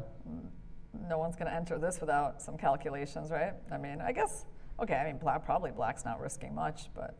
But white, let's say you can just play f4, right? Here, and then, trade off everything. And yeah, and after a4, rook a6, you'll always be in time to give up the rook there. Yeah. Okay. Okay, so Ding, he needs to find b6. It's his main resource. Yeah. And he's still thinking it over. He's getting closer to 5 minutes now. But okay, once you play b6, then you make your next few moves very easily. So it's basically just one move that he needs to find to get to the time control, right? Yeah. Looking at this game, I'm recalling a joke of one of my friends. Like, he was asked by a non-chess person that, well, basically these two will play a match, then someone will win, and so what will happen next? And my friend said, well, then they will go to the hospital together, actually. And yeah. Yeah. No, I mean, I definitely get this feeling that this is, well, like, what we're seeing is when the players are pushed to their limits. Like, somehow, they handled, I don't know, the first 10 games of this match or so quite decently, but, like, you're just really, like, it's just so evident, right? It's just so evident, like, that it's, like, the tension is that what we're seeing causing all these mistakes in these games. Yeah, probably. although let's say Ding, I mean, like first 2 games, yeah, I don't know. Tension and fatigue. Okay. You know? Yeah, you're good at like explaining stuff. Okay. Yeah, I added a new word in there. Yes, next time I'll play some stupid game and lose like an idiot. You'll want me to explain why. Yeah, I mean exactly. I'll ask you. Oh. Why could that happen? And please don't come up with the idea of me being just bad at chess. This is not an option. Yeah, so, no, I will be much more creative than that. Yeah, exactly. Okay. Yes. Okay, so Ding is he's under 4 minutes now. He still hasn't played b6. Yeah. Well, the thing is, if you play b6, then you play the rest of your moves kind of quickly, automatically, right? Yeah. You go b6, you take on e8, you go bishop b5, you take on c3. So he must have figured out that. And he's like, okay, if I go b6, I can actually go b6 with like 30 seconds left. Yeah, but you don't want to leave it to that. Yeah, and he played it. I think played it, yeah, okay. Yep. So he found the key resource that Nepo's move e5 gave him. Yeah. Yeah, Jan is getting himself some more tea. Yeah. I'm not sure if it's tea though. I mean. I think it could be a stronger drink. Yeah, I mean, given what's going on, it would be nice to have an option, no? Yeah. Like some shot of vodka wouldn't really hurt at that stage, you know? Yeah. I mean, especially given the quality of the games, like honestly, it wouldn't hurt. Your favorite Grey Goose. Yeah, my favorite Grey Goose. Yes, thank you for like advertising me as an alcoholic. Yes, my favorite Grey Goose. Yeah, it's me doing that. That's right. Yes. Okay. Well, it's all being played out. Rook takes b6, so he kept the a pawn. Yeah. Rook takes e8, king takes e8, bishop b5. Okay, and we got to move 41. There we go. So Nepo's up a pawn, but Ding is in very decent shape to get a draw in this game. Yeah, well, I still have a feeling that it's it's easier said than done. And well, sure, with an engine, of course, we'll manage, and with an engine, actually, the line will not be too close, I guess. But at the same time, yeah, in the practical game, it does look unpleasant, actually. What can I say? I mean, it's, you know. So, well, I guess the first step is stopping this rook from coming in, right? So king d7 is why. And Jan is actually about to play a move, which is a bit strange, but he probably wants to play king d7. Yeah. Yeah. Okay, so he goes king d7. Okay. And now, I suppose that Ding is going to settle in for a think here. Actually, what we do know is when the players, they reach the time control, as they told us in the press conference, I think they go and gobble up a bunch of food in the rest area. Oh, makes sense. Yeah, like this is very wise strategy. We've been told like how many, I don't know, it's a bunch of apples and bananas for Ding. Okay. So that's probably what he's busy with right now. Well, not anymore, it seems. Yes. This, I think, is a mistake normally. To come back so quickly? Yeah, normally, yeah. Like I was told that, like after playing all these moves, you kind of need, 5 to 7 minutes for yourself. You kind of relax a little. You try to like make yourself forget what happened before. You eat something, you drink some tea, and then you actually come back and you like look at it like at a completely new game, sort of. Well, Ding is different, I mean, it's just insane. Like what he is doing when he's like in a great shape, and what he's doing when he's in a like bad shape. So I mean, once again, I don't think he actually needs to be bothered with the like some stupid Russian chess school advices, kind of. Yeah, he's a completely different kind of a guy. Yeah, I checked it briefly. Rook f3 followed by rook c3 works indeed. Your rook d3 check works too. So for the moment, I guess we'll get to the critical position later. But for the moment, it feels like well, pretty much like all the reasonable moves are supposed to save white. All right, let's take a look at this move. So you're attacking this pawn. You're not giving me a whole lot of options, right? Well, unless you sacrifice it, which Which I think technically, like, if you want to play for winner's black, I feel strongly that you will have to give up one of the pawns at some point. Like, I guess if white activates his rook, if you go with, say, king e6, rook c3, I mean, whatever. A5? Let's say well, A5 kind of just maybe blunders away that pawn. Yeah, but let's say I will not even take it. This is my point. So let's say I go just, like, I get to bring my rook to h6. This, in terms of ideas, I think is just a very, very simple draw. White isn't worse even, kind of. Because you just can't get this pawn moving. Yeah, and I mean, I can start playing king d3, king c4, actually. So, like, whenever white manages to activate his rook, he is okay immediately after so, like, that, let's say I play h5. Yeah, king d3, I guess. Should I reposition? Oh wow, the eval bar when the World Championship has finished. So what is that going to be? The eval bar would have died from exhaustion, from like so much work that it's been doing, going up and down? Yeah, this one is pretty subtle, yeah. Okay. Yeah, it's a good one. So, yeah, guys, I mean, I think Ding is going to be taking a little bit of time here. He just played a move. Okay, that's why he's not sitting at the board. He did go for the rook f3 move that we've been talking about. But it will not prevent us from going to a break. Yeah. That you were about to announce. Exactly, guys. I mean, it is going to slow down a bit here as white tries to draw this rook endgame. So I think we're going to be here for quite some time still. Yeah. And I have those feelings too. That means more excitement for you guys as the outcome of the match is still completely undetermined. We're going to be back in a couple of minutes.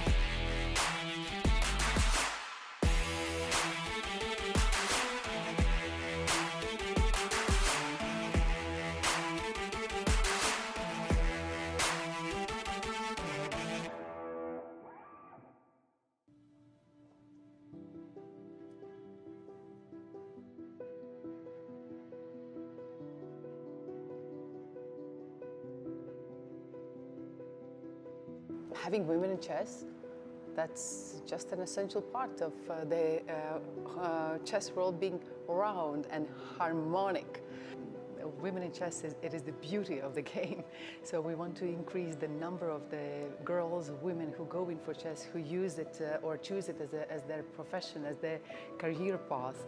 Lots of things has to be done, but as an organizer of a top-level event, what we want to do is to have more top-level events also for females. Even though Norway Chess is an event that includes both men and women, in practical terms, it's only men. So what we want to do is to have a women's tournament that actually has the same prize money that we give for Norway Chess, the players that play there. The top chess players are extreme outliers of the bell curve, and there is simply not enough women in chess to create these extreme outliers.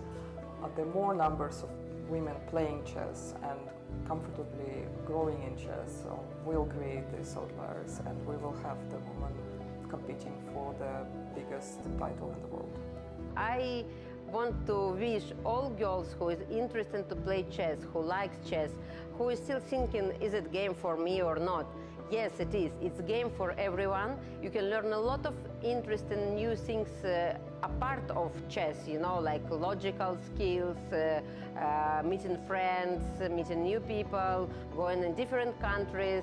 And also, yes, we are all one family, Gen Sunasumus. Thank you.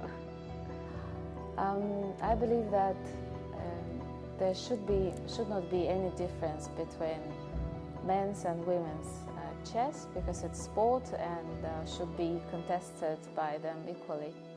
But traditionally, men have had and still have more freedom, let's say, to focus only on chess, whereas women have to split their focus for chess and for family or kids' responsibilities. What I clearly know about chess that when I was a kid and I started to play chess, we had many boys in the group. I was the only girl, but I never thought that it's important. We were just playing chess and beating each other every day, trying to improve. So that what was important at that moment. I truly believe that chess is a very fair sport. Girls and boys, men and women, young or adult people just can play together, and what matters is how good you are in chess. Let's say the rules are the same for everybody. I think in life everything is possible, so yes, sure, it's very possible to have a world champion. And yeah, with these activities and promotion of women in chess so I'm very sure if it's very possible. Estoy segura que es muy posible. Provide the conditions and the environment so that girls feel secure, so that girls feel encouraged, so that girls feel appreciated, and so that girls can afford going in for chess. And one day, a lady will fight for the crown of the world.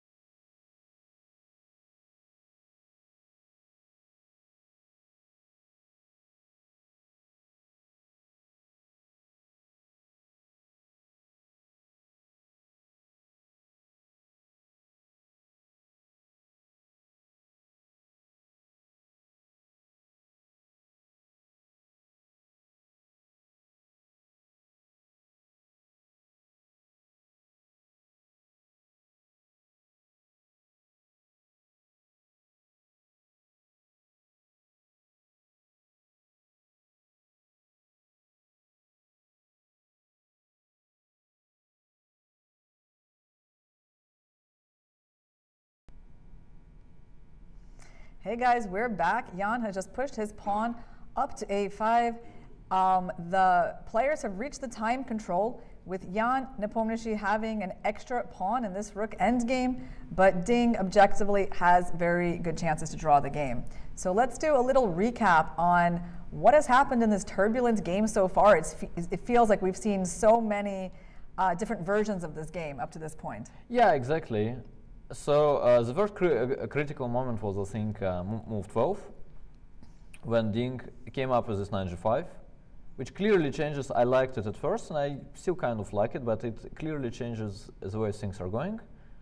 Something normal would be castles or e4, where black is, I'm pretty sure, okay. As Jan was blitzing out moves, I'm pretty sure they had his team had it analyzed till like a very decent position. So knight g5, h6, h4 came as a surprise, and yeah, after queen c7. The critical move was probably bishop b3, where white would be more or less okay. Ding played bishop e2 instead, which well, which seems to give like initiative to black. And yeah, moves like b6 were good here. Jan played rook d8, which was normal, and after rook c1, once again, like technically the best move was probably queen b8 followed by b6. Jan opted for more solid knight f8, after which white played knight e4, and yeah, after trading, they got this more or less an equal ending, which Irina claimed to be a draw. Yeah. Yeah. And it might still be a draw. Yeah, which would be pretty funny. Yeah, no, I'm not saying I disagree. I just gotta say that we passed through this really fascinating moment right here. Where apparently Ding, Jan, instead of trading, which of course is very natural, actually could have said no to the trade with this knight retreat. And I do find that move quite fascinating and unusual, right? Like having two knights on the back rank like that. But then there would have been some tactics that start with knight d5.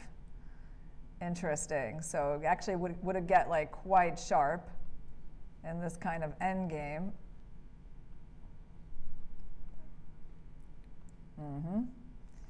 Why am I looking at this? It just feels fascinating, Daniil. Yeah, I'm not sure. We had so many key moments, but yeah, knight 8 was interesting indeed, and well, white was okay there too. They traded queens instead, and after bishop d7, well, it's true that white had to play a couple of precise moves here. One opportunity was to play rook c7. Like, to me, it looks more human actually to play h4, h5, as Irina suggested. And yeah, like eventually after playing bishop f3, white will be okay. Ding played bishop b4 instead, which I kind of failed to explain. Takes. Now the pawn structure is good for black. And after bishop c6, he played knight c5, which like must have been his idea, as bishop f3, knight g6 is clearly more comfortable for black compared to what he had a couple of months ago. So Ding played knight c5, sacrificing this pawn on g2, and after rook g1, both Jan's line and your tricky attempt. How did you do it? You started with bishop c6 first. Yeah, you started with bishop c6, b5, bishop d5, e4, b6. This was very dangerous for white, and basically the line is very close. Jan chose bishop d5, which also looked good. e4, bishop c6, b5, bishop e8, knight takes b7, and rook d4 was the key move that yeah, Ding would have missed. He played rook c4, which is good. Rook d7, and after knight c5, rook c7, rook c3, once again we got our breaths back, and we started to feel like the game is going to finish in a draw. But after rook a2 c8, wow, actually knight b7 was there. We missed this one. This is actually interesting. So knight b7 was probably the best move for white, and the point is that after king d2. yeah, after giving up the pawn, white is in time to play like either rook a1 or knight d6. Yeah. Which would be more or less equal. Okay, anyway, we're not going to blame Ding for not playing knight b7. b4 is a very human move. Knight d7. Yeah, and here he kind of made a very, very big mistake, we think. And for this one, I think we have the right to blame him a little. So king d2 was the move. And after knight takes c5, b takes c5, takes... yeah, white could... I mean, first of all, this rook g to c1 followed by this bishop ending was probably a draw. Secondly, even if you don't see this, it is actually more or less okay to take on c5 and play rook b1. And then eventually white will bring his king to the king side, he will play b6, trading the queenside pawns, and we'll have some 4 against 3 kind of an ending that is supposed to be a draw. Ding played rook c to g3 instead, to which Jan replied with taking on c5, which I kind of get completely, although g6 was even more unpleasant. But Jan took on c5, rook takes, takes, rook takes g7, king f8, bishop d3, rook d8. And here Ding played one more inaccurate move, so he basically had to play king d2, forcing black into some rook ending like this, for instance, where black still has chances, but well, yeah, this is a similar one, to the one that we actually have on the board, except the difference is this pawn is still back here, which apparently is at least somewhat in black's favor because it leaves this rank open. I suppose it also allows them to like move up the pawn there, maybe to have it protected by the rook. Right. And so they reach this kind of endgame in the game, except the black pawn is going to be on e5. Yeah, something like that. And yeah, despite black having chances here, the draw is, I think, the most likely outcome. Ding played king e2 instead, which allowed rook c3. And Jan played rook c3 quickly, actually, which was quite impressive. And well, after rook g8 check, king e7, rook 1 to g3, it felt like white is completely paralyzed, and some move like rook b3 was probably winning here, preventing a very cute tactic that happened later in the game. Yeah, basically, Jan missed white's one and only major resource in this position, which happens to be, a somewhat hidden resource, right? Yeah, I agree. Although I still don't get white to play e5 here. It's not only about missing Ding's brilliant tactical idea, but yeah, I don't quite get the point in general. Like, you want to fix the pawn on the light square, and given the fact that both sides have light square bishops, it's kind of good for you to have your pawns on dark squares. This is a bit dogmatic, but it kind of makes sense. Anyway, Ding played rook h8, and after rook d6, he came up with this brilliant idea of b5, b6, giving up the pawn, but at least trading a lot of the material, and basically forcing black into the rook ending again. And after rook takes b6, the point was rook takes a8, which he played, followed by bishop b5 check and taken on c3. Jan played king d7 here to prevent rook c6, rook f3, attacking the pawn, king e7, rook c3. Once again, white is trying to bring his rook to c6. Jan played a5, rook c7 check, king f6, rook c6 check, king g7, rook a6, rook b2 check, and he just played king f3. And this is the position we have now. And actually, yeah, maybe king f3 was not that accurate at the end of the day. Who knows? So now the rook is trying to get in front of the pawn to protect it. Yeah. So basically, Jan is repositioning this rook. He's going rook a2. Yeah. And then he plans to, I guess, push this pawn. Well, I guess we'll see where it's planning to go. So, yeah, I mean, I suppose there are some situations where eventually, like, this rook gets there, the pawn gets there, and maybe you try to take the h pawn for the a pawn. Yeah. But once again, I mean, despite the engine screaming, it's like basically a very simple draw. Well, I'm sure you, it's not that easy over the board. It's still a game. Yeah. And also looking at like engine's preferred solution, I find it very counterintuitive. Okay, let's look at it. Yeah. So the engine is giving us h5. Which is a4. kind of okay. But then after a4, it wants, well, it used to want rook a5 for some reason. Okay, so what else can we do here? Like, what's this kind of the most obvious way to sit on this position? Let's say I go king g3. Yeah. You go a3. Yeah, I go Now, back. the question is, so you never want to like push this pawn up? Like, do you think that's a bad sign? Oh yeah, it is. Look, we found a way to lose. So rook a1. Yeah. So what's happening here? Like the problem is that I would not be so sure. The engine is normally bad in this thing. So it could be. I mean, quite often it is the case that with the pawn on a2, it actually doesn't get the position as a fortress. But yeah, I mean, if we manage to find a way to create problems, then Ding is certainly capable of doing it, right? So I mean, yeah, like okay, black needs to, I guess. Let's actually have a look at this. So king h2. Yeah. And let's say, yeah, black just goes a2. Like at some point he'll probably have to. And then, yeah, he will bring his king. Maybe we give a check or something just to cut you off. Yeah, but it doesn't matter. So white basically has to Yeah. sit and wait with king g2 and king h2. So black will bring his king to b8. The rook will have to go away. So what happens next? We'll bring the king to, like, eventually e3, I suspect.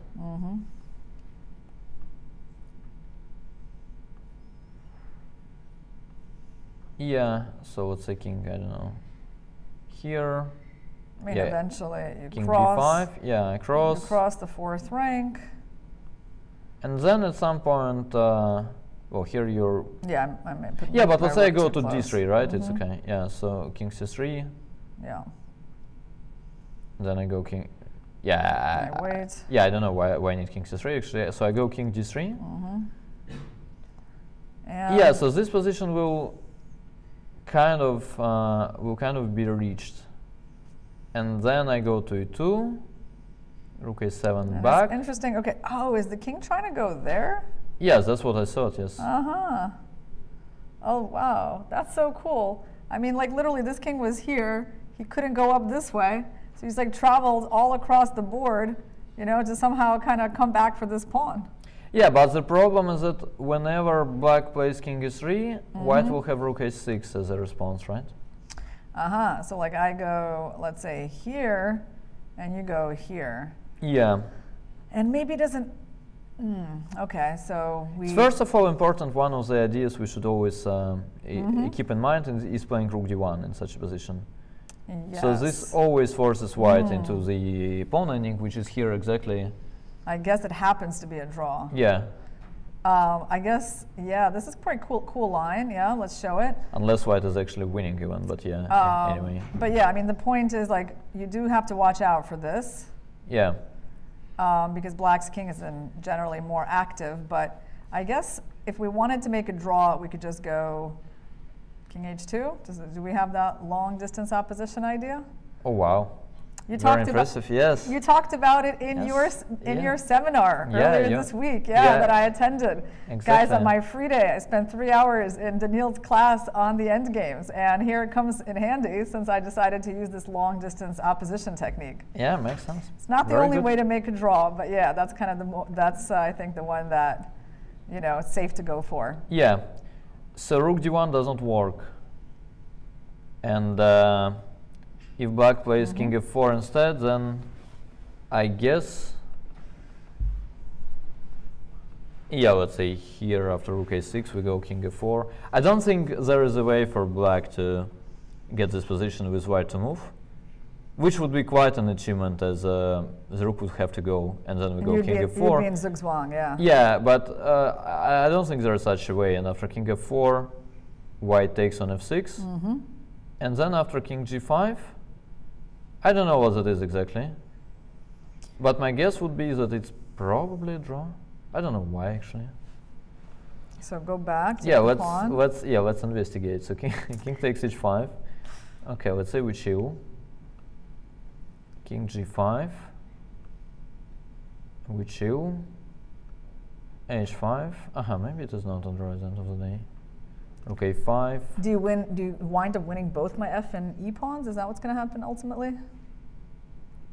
Well, I'm not sure. Push the white so king to yeah, but then h2? so rook h3 will, like this position will probably happen. h3, king h2. Yeah. And you'll have to Just rook f1, try rook yeah. f1 at some point. And it is winning because the white king is cut off in a bad spot. Yeah. And you're going to lose e4. Okay. So now our point is, this is why you don't play f3. Yeah, that's funny. Okay, so did we just spend 15 minutes or Yes. something trying to explain to people and like Yeah, exactly. 50 moves, you know, to explain why pushing that pawn one square is a bad idea? Yeah. Okay, I think that's what we did. Well, Yeah, but endgames are pretty subtle. Yeah. But what's good for Ding is that actually f3 doesn't make a lot of sense either. Yeah. I mean, in general. So yeah. All right, so what's the current position on the board? Actually, Ding Ding is thinking after rook a2. Okay, so he's been actually in thought for a while. I think he could have played f4 actually at some point. I think instead of rook a6 or something. Yeah, like here. Oh yeah, it's always good to trade pawns, right, when you're down material. Yeah, which I think was way more clean, maybe. Yeah, that is true. So basically like that, bring up the king. Yeah. I mean, your king will somehow be quite safe, yeah? I mean, what if they try like the same kind of stuff? I don't know, rook here. Okay, rook a6. Rook a6, rook a1. I guess we king take. f4.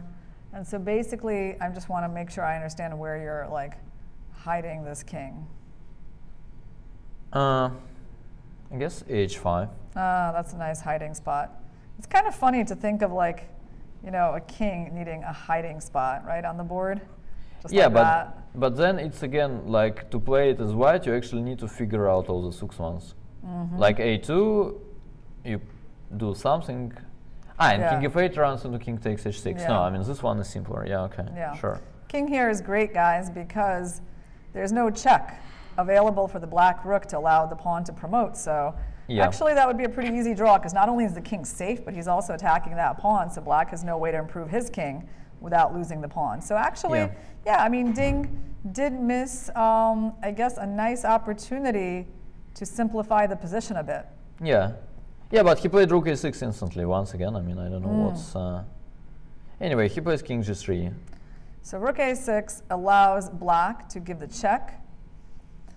And then king f3. The rook got in front of the pawn to protect it. And then he goes king g3. Yeah. Here we are. Okay. And apparently, there might be a little problem with the move king g3 on the board, Daniil. Yeah, the engine's... Should we just go crazy here? Yeah, the engine's first reaction is that h5 is now winning for black. Wow.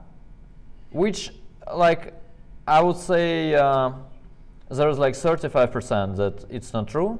As like in the rook endings with the pawn like going to e2, it's quite often the case that the engine doesn't get that the position is a draw. What's nice for Jan though is that like it's a pretty intuitive move. Like no, you could just play it. h5 is basically kind of the only move. Is well, the point of king g3 is very simple. He actually wants to play f4. So here after a4, f4, it's kind of easy to figure out that white is in time to get the same. But if the pawn is on h5, then then there's rook a3 check and you lose the pawn. Yeah, exactly. So wow, after, what a detail.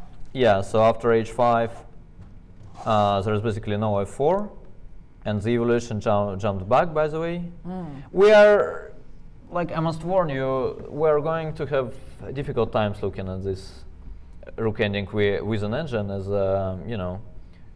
this is always the case that the engines don't get it at first, and actually at second too. So okay, let's say we wait, we allow this pawn to come to h3. Yeah, we just wait. go king f3, king g3. Okay, we allow rook a1. We I don't know somehow. Wait. Now it's going to be a question of how black improves the king, right? Right. So my first question would be, so normally the way you think in these rook endings is like first you need to figure out what happens if the pawn goes to e2. So let's say we wait forever, then black will... Can I ask you a question? Like, so if there's rook e1, what's happening in this type of endgame? Like, is this just such an... I mean, we know, like, I guess 2-on-1 is a draw, and I guess these pawns just don't change much? No, they do. I mean, it's still a draw, of course, but, well, in a practical game, black has quite some chances. Mm-hmm. This is actually, I think, with the pawns on, let's say with the white pawn on h3 and black pawn on h4, it would be exactly the kind of an ending that Nakamura lost against Aronian in this like infamous touch move incident. This was exactly this position. At the candidates. Yeah.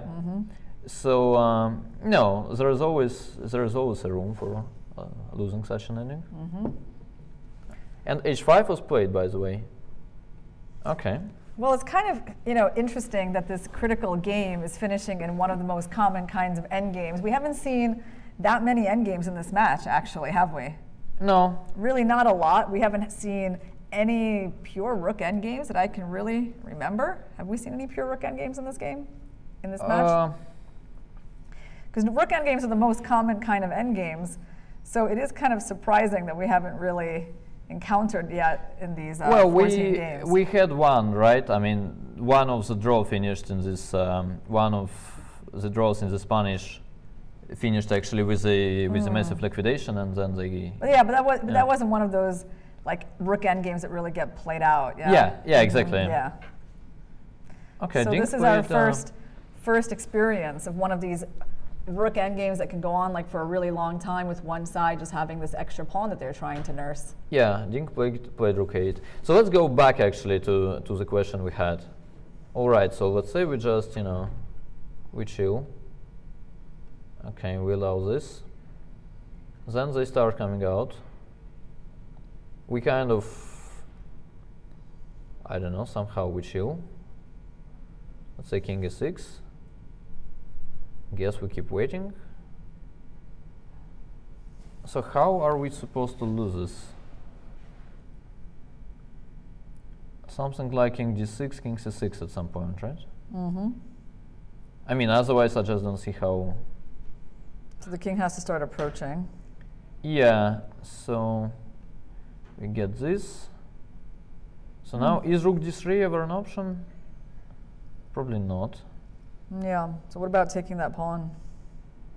Yeah, but then I go, I mean, then it's luck, sort of, if it works. B6. I mean, I go king b6, it's a race.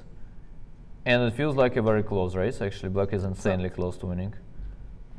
Oh, wow. King b4, bb5. Yeah. Well, I mean, white pawns are not exactly advanced too far, right? So, you know. No, I mean, we see that it's a draw, okay, but, you know. Okay, Jan has played a move. Which I guess is a4, no? Is it? No, it's rook a1. Sorry, isn't it h5? No, h5 was played. He already played that before. Yeah. Oh, yeah, he played rook a1. Yeah. Okay, so how am I supposed to get there exactly? Okay, so h5. It's the red. Look. Yeah, yeah, you found it. Yeah, this one. Yeah. Okay. Just promote it. Okay.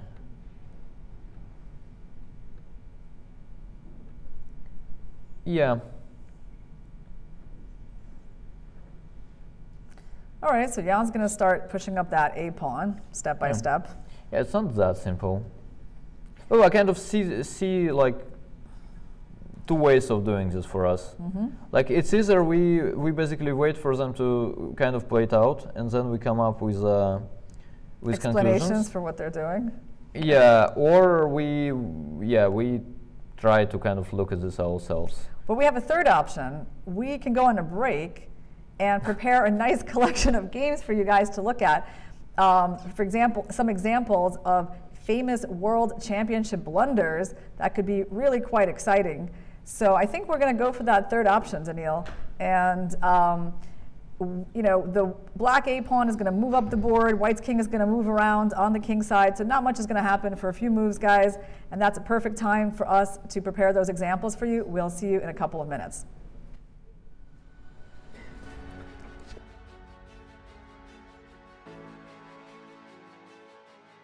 We have a long history of supporting chess players with disabilities, and some of them were able to take part in previous Olympiads, but just a few of them.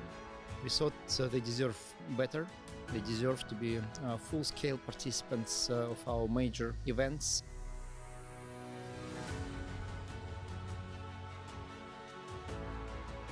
Serbia is really the place where chess is important, and historically speaking, now this is the first ever Olympiad for chess players with disabilities, and this was the best place for such an event.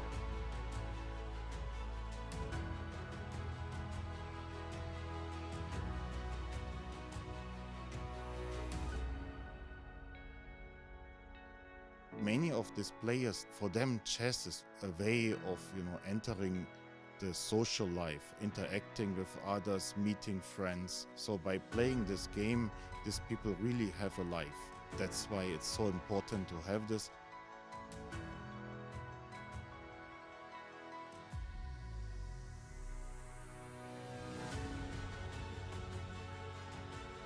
I'm very happy that first Olympiad for people with disabilities is organized here in Belgrade. I'm happy to see that playing hall is very nice and the conditions are very nice, and as I see, participants are very satisfied with all that Belgrade organized, so I'm glad to be here and to see it. As it's a historical event that is happening for the first time. This is a huge event, brings us the community together, and to move forward in the future, this will be very nice. I tell my players that being part of the national team is a responsibility for us to inspire other people that disability should not hinder us to achieve goals, dreams, just like any other person in my country without disability.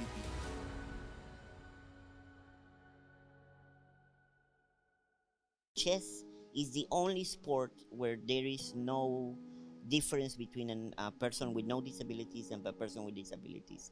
Like it gives me the opportunity to beat giants. You see, I'm a small person. I cannot walk. I use a wheelchair, and this sport gives me the opportunity to challenge myself against regular people. It's not so difficult for me to play chess with disability because it's important to have a good mind and to be calm. I go to a normal school with normal children, so for me it's not difficult. Those who are learning chess, new beginners, those who are, if they are blind, they need to touch the board a lot. But once you attain a level of, let's say, above 1600 or 1800, the board actually becomes a kind of like an extra help to you because you can visualize the position.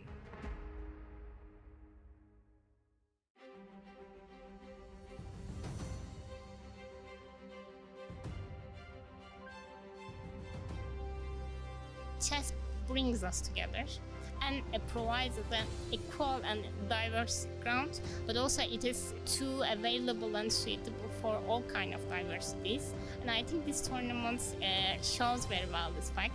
The first Olympiads is the most critical step of this important message. Chess is one of the most suitable sport for disabled people. Chess is, suitable for all of us. This event is a great opportunity for people with disabilities to feel this atmosphere of Olympiad and overcome our limits. I've been speaking with some of the players here, with some of the relatives of them here, and they cannot find the words to express their gratitude of this event really happening, because that's the happening of the lifetime for them. That's a special experience for them. They feel great satisfaction of being able to demonstrate the skills that they've been acquiring under the very special conditions. We believe it's just a first step in a very long journey that we are going to make to have chess fully inclusive for all these players, whatever disability they have.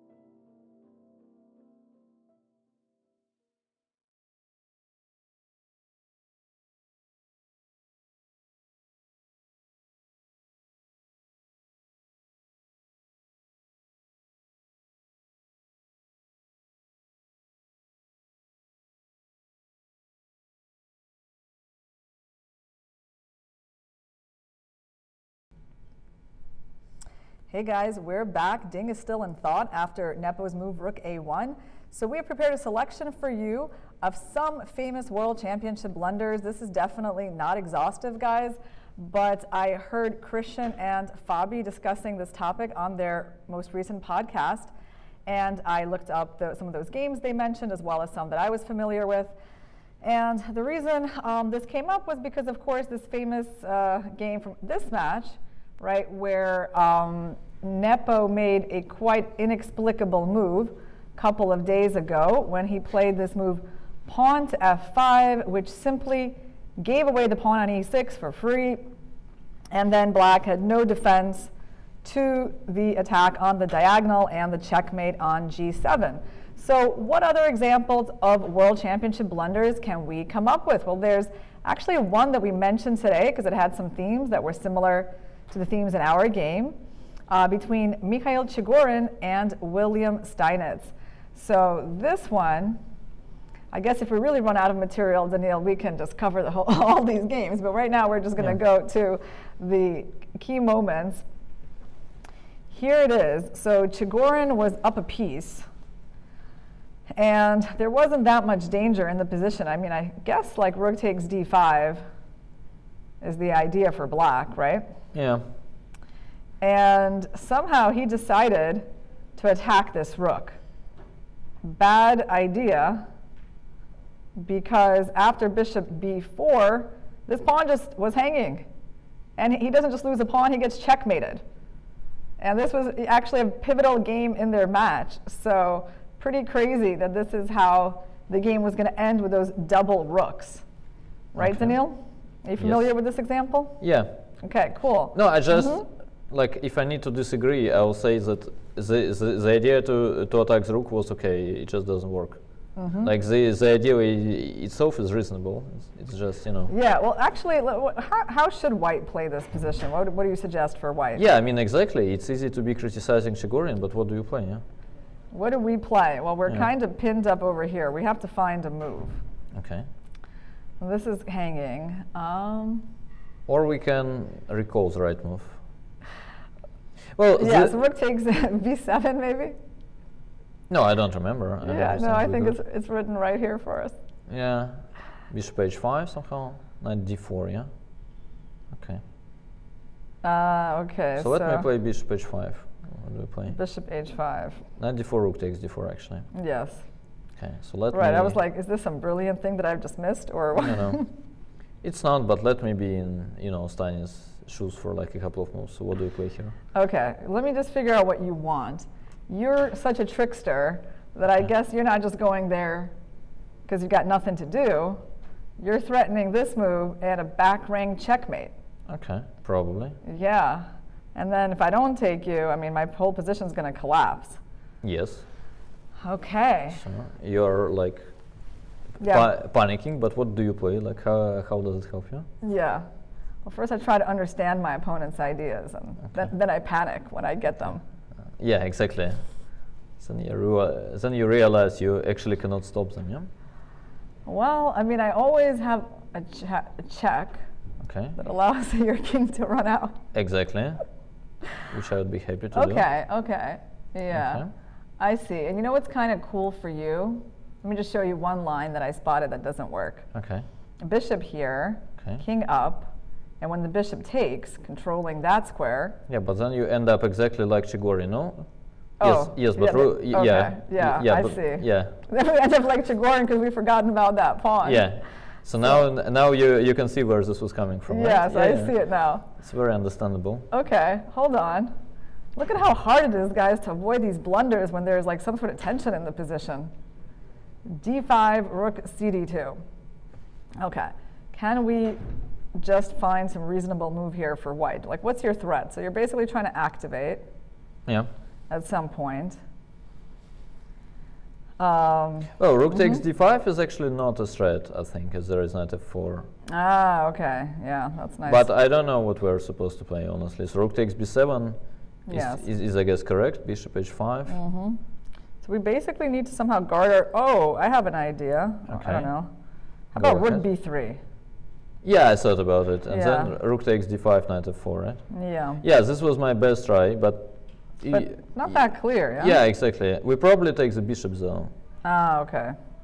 And then we're probably like in time to get back, and we kind of control things. But yeah, felt nervous. Yeah, I guess it kind of shows you that it's easy to laugh when people do stuff like that and get checkmated in 2 moves, right? Yeah. But you kind of understand that, you know, it was a tricky position for Chigorin. Yeah. No, King was a bit weak, yeah. No, people basically don't blunder for no reason at all, Mm-hmm. right? I mean, at least in the World Championship matches, like normally there has to be a reason. Like it's still not normal. It's like a rare thing, but yeah, there is always a reason. Like there has to be something wrong with the most obvious move, at least, or something that they didn't like. So yeah, let's go to the next example. Yeah, exactly. Then we're moving up in time, probably around 100 years, and we got Karpov versus Kasparov, and this is their match. I believe it's in Seville. And let's take a look at this position. So it looked like they had, I don't know, if I had to guess the opening, which I didn't take a look at, I mean, I would say maybe a crazy Grunfeld. Yeah, it is quite a famous game, actually. Grunfeld. It was a Grunfeld. Yeah, also I think it's quite unfair to like really call it a blunder, as well, as far as I remember, like Kasparov basically had his last seconds at that point, and oh. Yeah, so what happened, okay, this is kind of looks like a crazy position. Yeah. White's king is in a most unusual spot here on h3. Thankfully, the rook is still guarding g4. This knight got to the back rank. Things are kind of holding together with white having an extra pawn, but white has this sneaky attack on this pawn. So Kasparov needed to go king g7 to guard it and kind of stay in the game. I mean, he's still down a pawn, but you know, he's not losing immediately.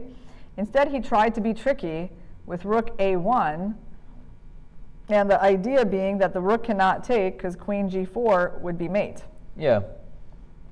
But it didn't work out quite as planned, because this pawn got captured with check. Now that's protected, and then you can just take the rook for free. Yeah. But he was like really down to his last seconds. Like it's not even that he blundered exactly queen takes g6, as actually even queen c4 check is good enough, right? You're actually protecting g4 and then you take the rook. Mm-hmm. So yeah. Yeah.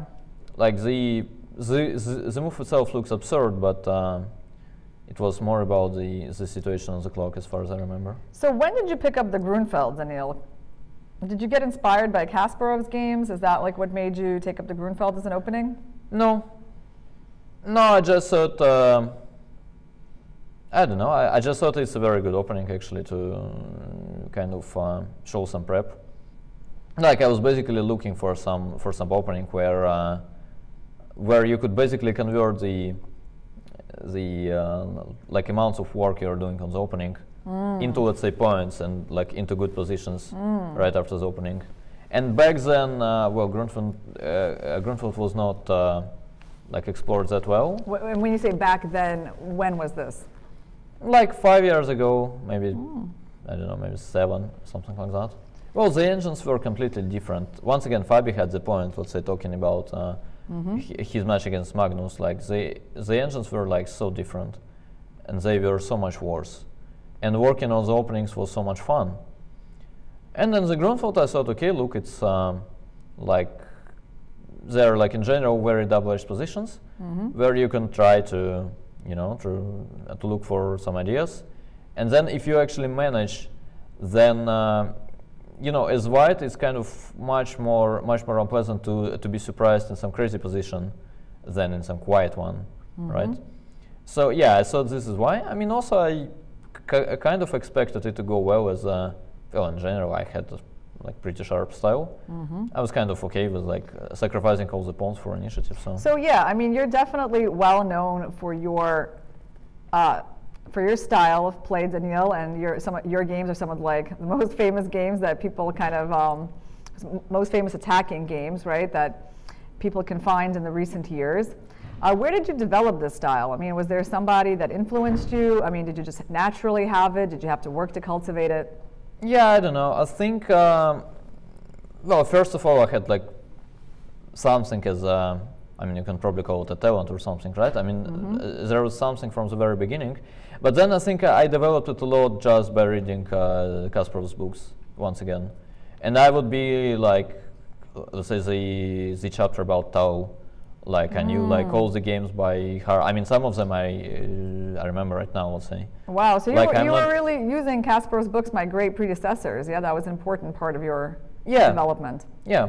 No, it was just very much about like the way he would normally explain things. So his explanations back then, once again, they could be actually wrong. Like he started writing the books with once again the engines of a completely different level. So there could be some mistakes. But I kind of got the like general point that he would always be looking for the most ambitious moves. He would always like prefer the like initiative to having material, and I was like kind of okay, cool. Then the chapter again is about Taos and Spasskys, and yeah, I don't know. No, somehow it just felt to me that this is just like the right way to play chess. Like it was not about, let's say, the style preference. I just honestly I had a feeling that well, normally those are the best moves. That they, I mean, normally they look very ambitious, and like this kind of play kind of requires you to be ready to sacrifice and all that stuff. So I just thought this is like the chess truth in a way. Like it's not that I was like trying to impress someone or anything like that. I mean, you just thought that that's how chess should be played. Well, kind of, yeah. I mean, I certainly had fun playing this way, but I also thought this is basically the way to play in general. And let's say, like, if you look at Kasparov, I don't think he was like playing these sharp games to kind of impress people. He was actually doing it to score points. So I was doing exactly the same. It's just that I'm probably quite a lot worse. Well, I mean, I find that fascinating. I mean, you were just a young kid when Kasparov was writing those books. Yeah. I mean, he started writing those books at, I don't know, 20 years ago or so.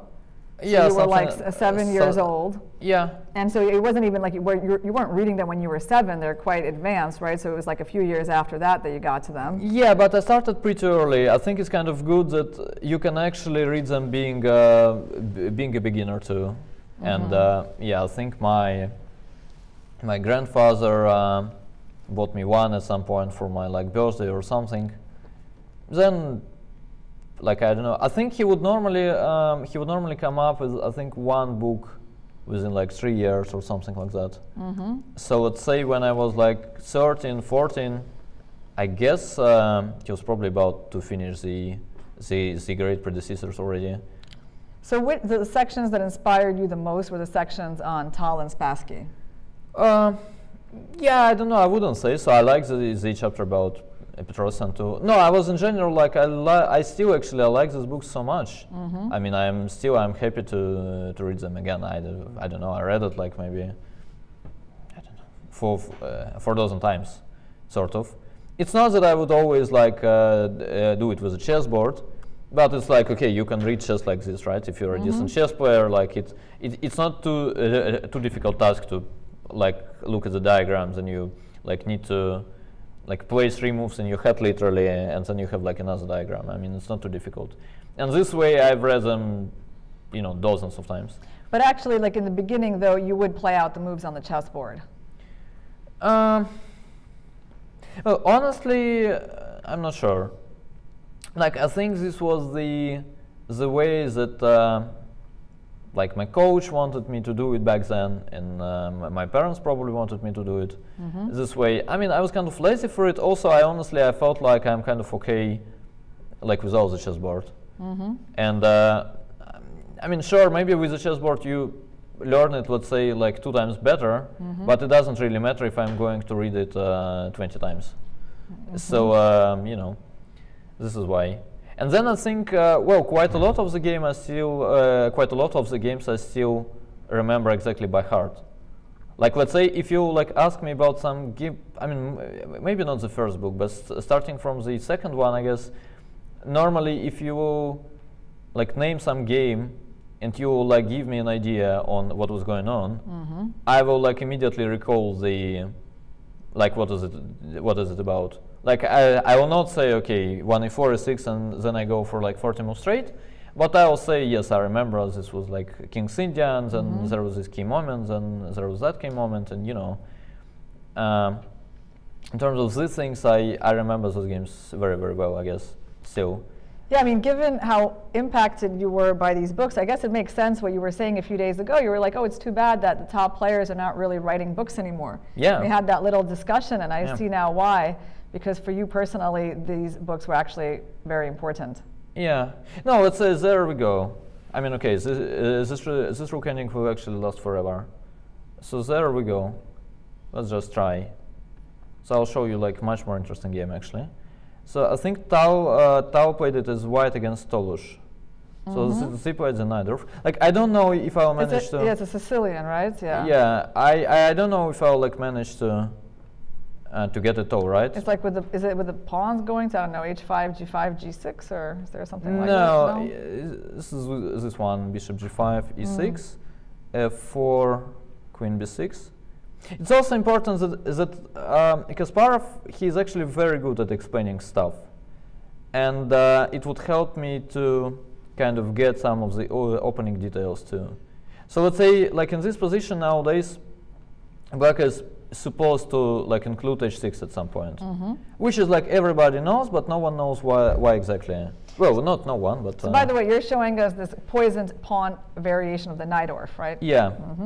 So in that game, Tolush I think played knight f to d7, and after knight e4, queen takes a2, rook b3, queen takes a1, queen a1, sorry, king f2. He played queen a4. And here, as far as I remember, Kasparov's like notes, knight takes e6 was winning. Then yeah, takes. I guess it's knight d6 check, and then some crazy lines go on, and white is winning. So this is the reason why black actually has to like include this h6 bishop h4 as if it's played. Then in exactly the same line, the bishop would be hanging on h4. And such things, they help a lot. Like you read the books, like it's not about like looking at some like funny combinations or stuff. It also helps you like to get some like opening theory where the moves are coming from. Like you don't need to learn it by heart. I can actually explain it, right? I mean, I know what's the difference. So in the game, instead of knight takes e6, Tao played I think bishop b5, which I personally find even more entertaining. Tolush, I think, found a way to sacrifice more pieces. Yeah, Tolush took, knight takes b5. So show the checkmate threat. Yeah, so well, knight c7 is basically a checkmate threat. Then the game went, yeah, he somehow collapsed. I think he went like f6, like takes. Then he played some strange move. Like he probably played, I don't know, g takes, rook e1, white is much better by now. And now I must say, given that I'm kind of tired, I don't quite remember what happened next. But anyway, I remember, let's say, like I cannot recall it move by move, but I can tell you the king eventually went to f7 and g6. Then like Tolush's best chance was actually playing king h5 at some point. The rook was on f3, like I don't know. Like maybe this, some rook f3 happened. Anyway, white won like a few moves later. I'm not sure it was g takes actually. And I'm pretty sure, well, rook a6 was I think here's the move, which he I guess didn't play. Or the other way around, actually. Maybe that's what he played, and yeah, he should have done the other thing. But listen, like reading these books, you get the theory, right? You kind of start to understand. Let's say like people are playing this Spanish nowadays, like even this much. It is actually very much based on, say, if you look at it. Spassky games. I mean, yeah, Spassky too. But let's say this whole. Line of, I mean, it's kind of popular nowadays, like castles, bishop e7.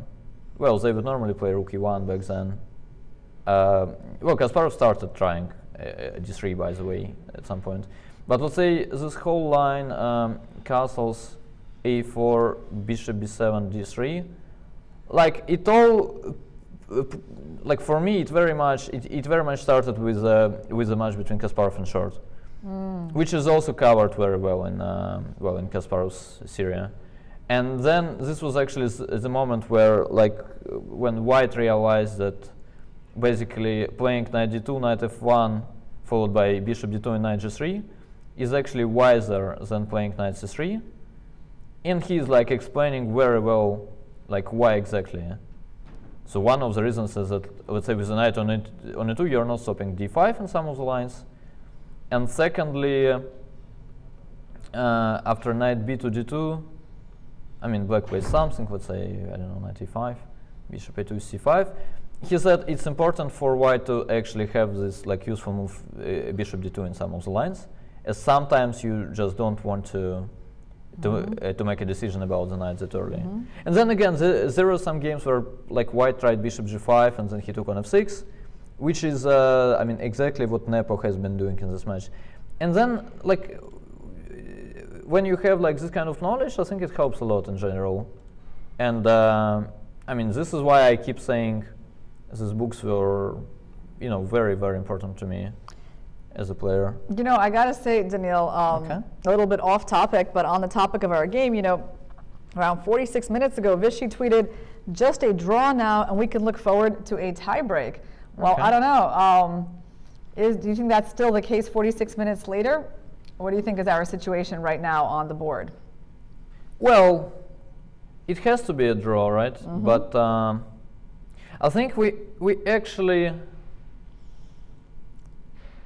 well, like, by some miraculous ways, they actually got exactly the position we were discussing, like, long ago, actually. So, by the way, he also said, just like you pointed out, actually, he said, I expected both of them to take a longer break before returning to the board after move 40, but they're surviving on adrenaline. Yeah, I mean, exactly. Like, Vishy is Soviet school, I'm Soviet school, but these guys are just there already, you know, they, like, let them, you know. They're, what school are they, like modern school?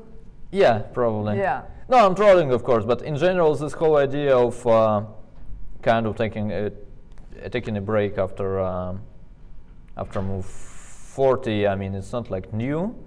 And well, like, I think 20 years ago, let's say, like, it was an absolute must to do so. 10 years ago, it was well, it was considered to be the best strategy, but like, not the only one, sort of. And now I don't think, like, I get Vishy's point completely. I'm doing the same, but I don't think too many people actually take this break for, like, longer than 3 to 4 minutes, which is, you know, a bit strange to me. But yeah. So basically, not that much has changed in the game between Ding and Jan. No. Well, the, like, difference compared to our lines is that he is not playing a2 for the moment, which makes a lot of sense. Clearly, we just wanted to, you know, to check if this kind of works. So we can do it again. So let's say we allow black to play king e7, then we keep waiting. So now, like, it's either we go a2 as black, or we, well, king d7 doesn't make a lot of sense, right? We just take and we come back. Like, is there a way that this is dangerous for White? Maybe White has trouble getting the pawns going? Yeah, but at the same time, well, for black, promoting will not be too easy either. So, okay, let's say I go rook a4, you go, yeah, you go up, king e3, king b5, rook a8. I actually don't quite get how we're supposed to lose this. So we're supposed to, like, force the king to e2, normally. Yeah, but then it's kind of clear that we're okay as White, no? By the way, I guess we should inform the viewers what happens if today finishes in a draw and we get to tie breaks tomorrow. They're going to start off by playing 4 tie-break games. Let me read you guys the regulations. 25 minutes plus 10 seconds with a 10-second increment per move starting from move 1. So that's 4 games of that. They get 10-minute break between the games. If it is still tied, they play a 2-game match of 5 minutes plus 3 seconds increments so that they go to blitz. And if the score is still level, then they play another 2-game playoff with 5 plus 3. And incrementally they move on to shorter and shorter time controls. But basically, I mean, I don't know. I mean, Magnus has never needed to go to shorter time controls than those 4 rapid games. He played a couple of those. Yeah. And generally, 4 rapid games, it should be kind of enough to determine a winner, right? Oh, normally. But the big thing about the rules is that actually there is no sudden death game. Like there is no such a scenario at all. So basically, if they keep drawing, and they keep they get to the blitz, and then the blitz games go like 1-1. Then at some point they just start playing blitz, and the one who gets the first win wins it all. Ah, you're saying there's no such thing as Armageddon. Yeah. Right. Like there's no way. Got it. So yeah. Okay. So yeah, Armageddon is kind of like a special way to break a tie, guys. It's where black gets draw odds, white gets some kind of time advantage, and it's a pretty dramatic, or I would say radical way to make sure that a match ends. Oh, you can share your experience. Oh yeah, you really like that story. It's one of Daniil's favorite videos on YouTube is me playing an Armageddon game and then getting a little upset at the end of the time scramble. A little upset is quite an understatement. Yeah, people, please go Google Irina Krush Armageddon, And and then some king starts flying across the room. But it's interesting that actually, I mean, basically, despite being a very active player and winning pretty much all the tournaments you could win, you only played it once, you said, right? No, I feel like that was obviously my most dramatic Armageddon game ever. That was the 2008 U.S. Women's Championship. Okay. To determine, the first place between me and Anna Zatonsky. But I'm pretty sure maybe in some other match I might have played an Armageddon a couple of years later. It just wasn't that dramatic, Okay. So I can't remember it. Okay, makes sense. But yeah. No, but it makes sense. I used to count them unless I couldn't keep counting, and I can't count them if they're more than one. Okay. Yeah. This is your math. That's right. Okay. My math skills, they go up to the number 1. Yeah. I think it's a good number, Actually. So if you had played 3, it's like 1 plus 1 plus 1, right? Yes. 1 each, 3 times. Yeah. Okay. We were given these nice jackets by the St. Louis Chess Club at the American Cup, and my jacket actually came with this number 1, and if we wanted to, we can have it engraved on the jacket. So I was like, yes, let's do that. I rather like that. Yeah. So we are going to have a tweet right here. Actually, it's on the screen right now, guys, and this is Jan Timman, famous Dutch grandmaster. I mean, I would say Jan Timman is, I don't know, maybe other than Max Eva, he must be the most famous Dutch player ever. Would you say that? Well, I heard, whatever. I know, yes. Oh, wait, you agreed on something? You were just I could disagree in 5 different ways, but let me just say I mean, exactly, there is this guy who is pretty good now, but let's ignore him completely. Yeah, I'm sure he'll just tweet about himself. Yeah, exactly. So yeah, I agree. But come on, Jan Timman, I mean, he is a legend, right? I mean, he had such a career. He played a world championship match with Anatoly Karpov in 1993, and I mean, he was at the top of the chess world, along with Karpov and Kasparov. For, I don't know, I mean... Oh, along is probably a bit too strong, but he was clear number 3 for basically 10 years straight or something like that. And that is quite an achievement. So I guess that was a picture of him in Amsterdam. Yeah. Okay, so where are we at in our endgame? Do we have any changes in the evaluation, or everything is still in the drawing range for white? Well, it seems to be a draw for now. It's just that... He's getting low on time, and he needs to make the time control. Well, he probably will, right? I mean, there is no way you blunder too many things here as white. Blunder badly. He played this a little mysterious move, king e3, Mhm. which kind of makes me think he's considering running to the queen side in some of the lines, like this one, for instance. But again, it doesn't look that simple. In fact, it doesn't look simple at all, actually. But then, yeah, then he has f4 maybe. Like f4 looks pretty clean to me. So he played king e2. All right. King e8, king e2 is the current position. Makes sense. The good news for Ding, though, is that like it's not that black has too many options. It can look dangerous, but basically, like if you calculate a couple of lines, then it's very likely that you know, black will not have an alternative. I still have a feeling actually that with a like smart play, black could make it like pretty problematic.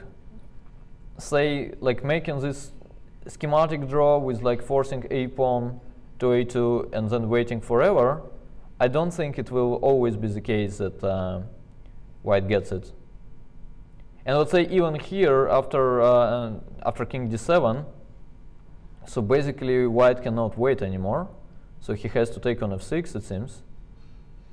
And then after rook b1, rook a6, rook b3, well, like you have to play f4, which is, well, not have to, but f4 is the most reasonable move, kind of. Which, I mean, again, I get the logic, it's kind of reasonable. So you're basically trying to distract black king from going to b7 and then eventually b5, b4, and so on. But you know, still, you could be a little nervous. Yeah, I don't know. For the moment, he is doing all right. Is what I can say. Yeah, I think I just wanted to add to the picture that we saw of Jan Timman. So basically, he's doing a lecture or you know, commentary on the game at the Max Ava Center in Amsterdam. So that was what the picture that we were observing. Okay. Just in case, you know, because at first we just said, well, here's a picture of Jan Timman in Amsterdam. But yes, he's showing the game Nepo Ding. Yeah, yeah, exactly. Well, I mean, I thought it's pretty clear. I mean, it's not that, I mean, like in the chess world, there are like too many ongoing events. Too many other things going on today, right? So Jan did actually a very smart thing. So he played king e8, king e2, king e7, triangulating white. So now it seems that white kind of, well, it could be important to play king f3 at least. And then we can do the same thing with king d7, rook takes f6, then we run there again, rook a6, king b7. And this is actually what I was talking about. Like, it's a race that is quite hard to, like, sort of evaluate from far away. I mean, Ding is lucky that, well, it seems to be a draw. Like f4 comes in time, or? Yeah, I guess we had this position at some point that basically we forced the king to... Ah, so he actually didn't play king f3. He played king e2. Ah, no, he did play king f3. Okay, he did play king f3. So let me, yeah, just a second. So let me go back to this position. So it looks rather forced to me. And then black king will be forced to go to e2. And then can we finally go f4? And then we have to play some mysterious move, rook b5. So show me why f4 is bad. I'm just like curious, is it rook e1 check? Is that the problem, just to rook b1? You're getting out. No, but the problem is that rook b3 is next move. We actually cannot trade, and yeah, that's why. And also, like in some positions like this one, the king is cut off, so you can even ignore the whole thing. You can just promote. And yeah, there is no way for white king to actually go help his pawn. So yeah, king f3 was correct. So this kind of only holds because of the move rook b5. So you're just eliminating the black e pawn, and then you sack your rook for the a pawn, something like that? I would guess so, yeah. So let's give it a shot. So rook b1 takes, how do we normally do rook it? b3. We go, yeah, rook b3, and it's only king d2. Wow, I mean, because king f4 is sort of, I don't know. Yeah. Well, it seems like the first thing you think about is king f4 here. So king d2 is not the most intuitive. Well, I would say king d2 is the last thing you think of. Like king d4 could be reasonable too, to get f2, f4. Yeah, but this is the way. and then it's important for white to take the pawn. So we basically played king d2 actually to restrict the black king. So now after rook a3 we have rook b5 check. And yeah, if black promotes, then we are in time. Okay. Well, I must say, well, it's not like too difficult, but it's not obvious either. Like, it's not that you have to play like all these moves and they're like exactly the only ones. Starting from rook b5, they don't look natural to me, and especially, yeah, this moment with king d2, you know. And for instance, let's actually check king e4, king b2, rook a5, rook a5, a2. Exactly. So you have to basically give up the rook here. Yeah, as rook a3 is a threat now, so we take e5. I mean, it's not obvious at all what's going on. It's funny, you need to really look far ahead. Yeah, exactly. Like from far away, you don't know. It could be like okay for white too. Yeah, it's very funny because I had a very similar, endgame, crazy endgame with Alice Lee in the American Cup that was basically coming down to this kind of like rook versus pawns, and I could just tell you that it was not easy to figure anything out there. Okay. So Jan played rook a2 instead, which is, I mean, it kind of makes sense. There is no rush at the same time. He played rook a2. King e3. Well, I don't see how this really helps him. I guess you cannot improve your like odds in this race, as playing rook a2 will like eventually cost you a tempo, right? You will have to go rook a1 back, actually, is the way I see it. So yeah, I guess they will just repeat moves. So actually, how much time are they supposed to get after move 60? After move 60, I think they're getting 15 minutes each. Okay. By the way, guys. But is it 60? Seriously? 60? What do you mean? At move 60, I think they're getting an extra 15 minutes. Ah, 15. Okay, 15, sorry. yes. Yeah, I'm going crazy. Okay. Yes. By the way, guys, we've got our YouTube chat open. So if you've got questions for us, feel free to ask right now. Yep. I did see an interesting comment here. It said something like, "This is tough for Ding. I can almost see the steam coming out of his ears." Yes, indeed. Yeah, when your world championship is resting on you drawing this endgame down a pawn, you've been playing for more than 5 hours. I suppose there is going to be some steam from that. Right. No, I must say the game is very much on. So given the fact that Ding will basically have like something like 25 minutes for the rest of the game. And actually, if Jan plays it like the most tricky way, I think he has like at least 50% for winning this game. Like it is really annoying for white. Yeah, well, it's not trivial. The players are giving us a lot of suspense here, right? Because this was not like one of those short games that like, okay, let's just go play the rapid tiebreak tomorrow. No. This is like they're staying at the board for a super long time. They're both going to be actually exhausted. If this game finishes in a draw after more than 5 hours, I mean, certainly Ding will be exhausted. I mean, he's the one defending, so his job is much harder, right? Well, not necessarily. Why exactly? I mean, they both have to calculate. But that's what I was like saying, that, well, like I was asked to, make a prediction for this game. And it says that basically, like, there is no way this game will be like a quiet draw with not too many things happening. As given their state, like, even if both they wanted to draw, they cannot like offer it till move 30.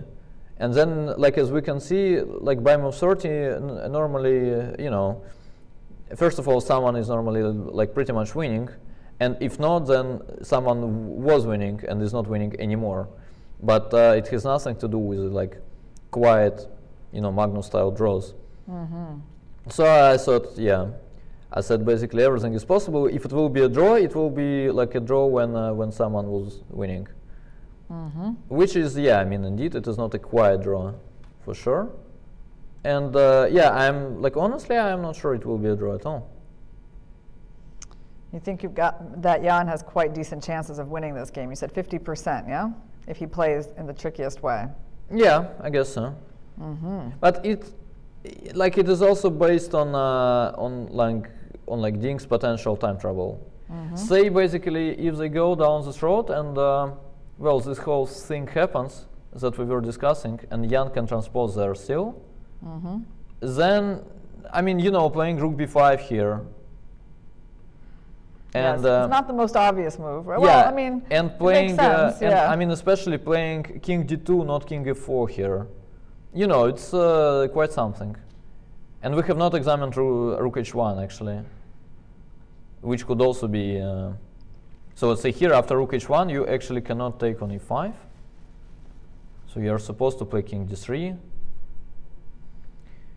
Okay, so takes, rook takes e5, rook h1, I don't know, king c2, h4. No, but it's like, it's basically a study-like defense. It's, speaking of the studies, actually, I really like Timon studies. I would strongly recommend, like all the players solving his studies. They look like the actual chess games, the real ones. Like they're not artificial at all, and like it's easy. I mean, something like this could be like Timon's study. Basically, this is the way they look. They like, you don't get this like impression that well, this is some positions that would never like ever happen in a game. You get exactly the opposite impression. It just looks like, you know, some position from his game or one of his students, which it could be, frankly. We got a question for you, Daniil. I think this is going to be an interesting question. Daniil, how do you find the endgame manual by Dvoretsky? Will you recommend for FIDE 1300 player? What about analytical manual? Yeah, I don't know. What do you think? I think you're going to recommend the Dvoretsky endgame manual for players rated from 700 up. Okay. This is good for beginners to start with like the hardest things imaginable. Okay. No, I'm going to say and then get really despondent and and quit chess. Okay. But have you actually read it yourself? No. Like you certainly tried, I'm pretty sure, but you've never finished it, right? Yeah.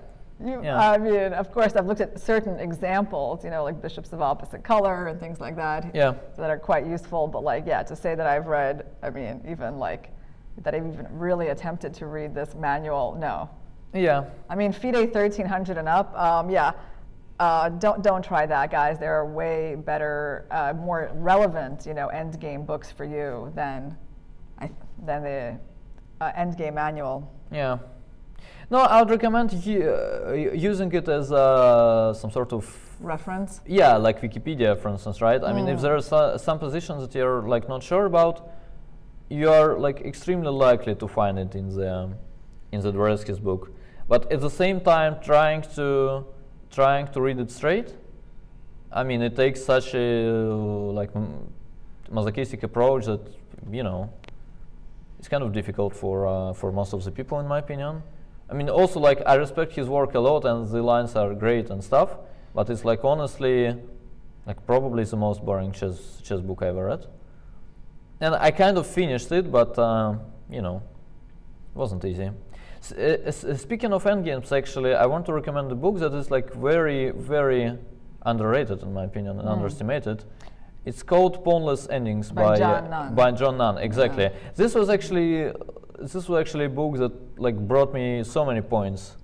I like it a lot. I mean, it is cool. There are like explanations. There are very, very interesting positions. What level do you think that's for? I think 2300 will certainly do. I think you can start earlier. You said what did you say? I said 2300. 2300. Yeah, okay. Will certainly do. Yeah. Okay, so basically, not clear if anybody in our chat would qualify for that. No, but that's what I'm saying. You can start earlier. That one, I think it does not require like an unbelievably deep understanding or anything like that. And Nunn is also very good at explaining things. How about we take a serious question, Daniil? So this one was a joke. Okay, go ahead.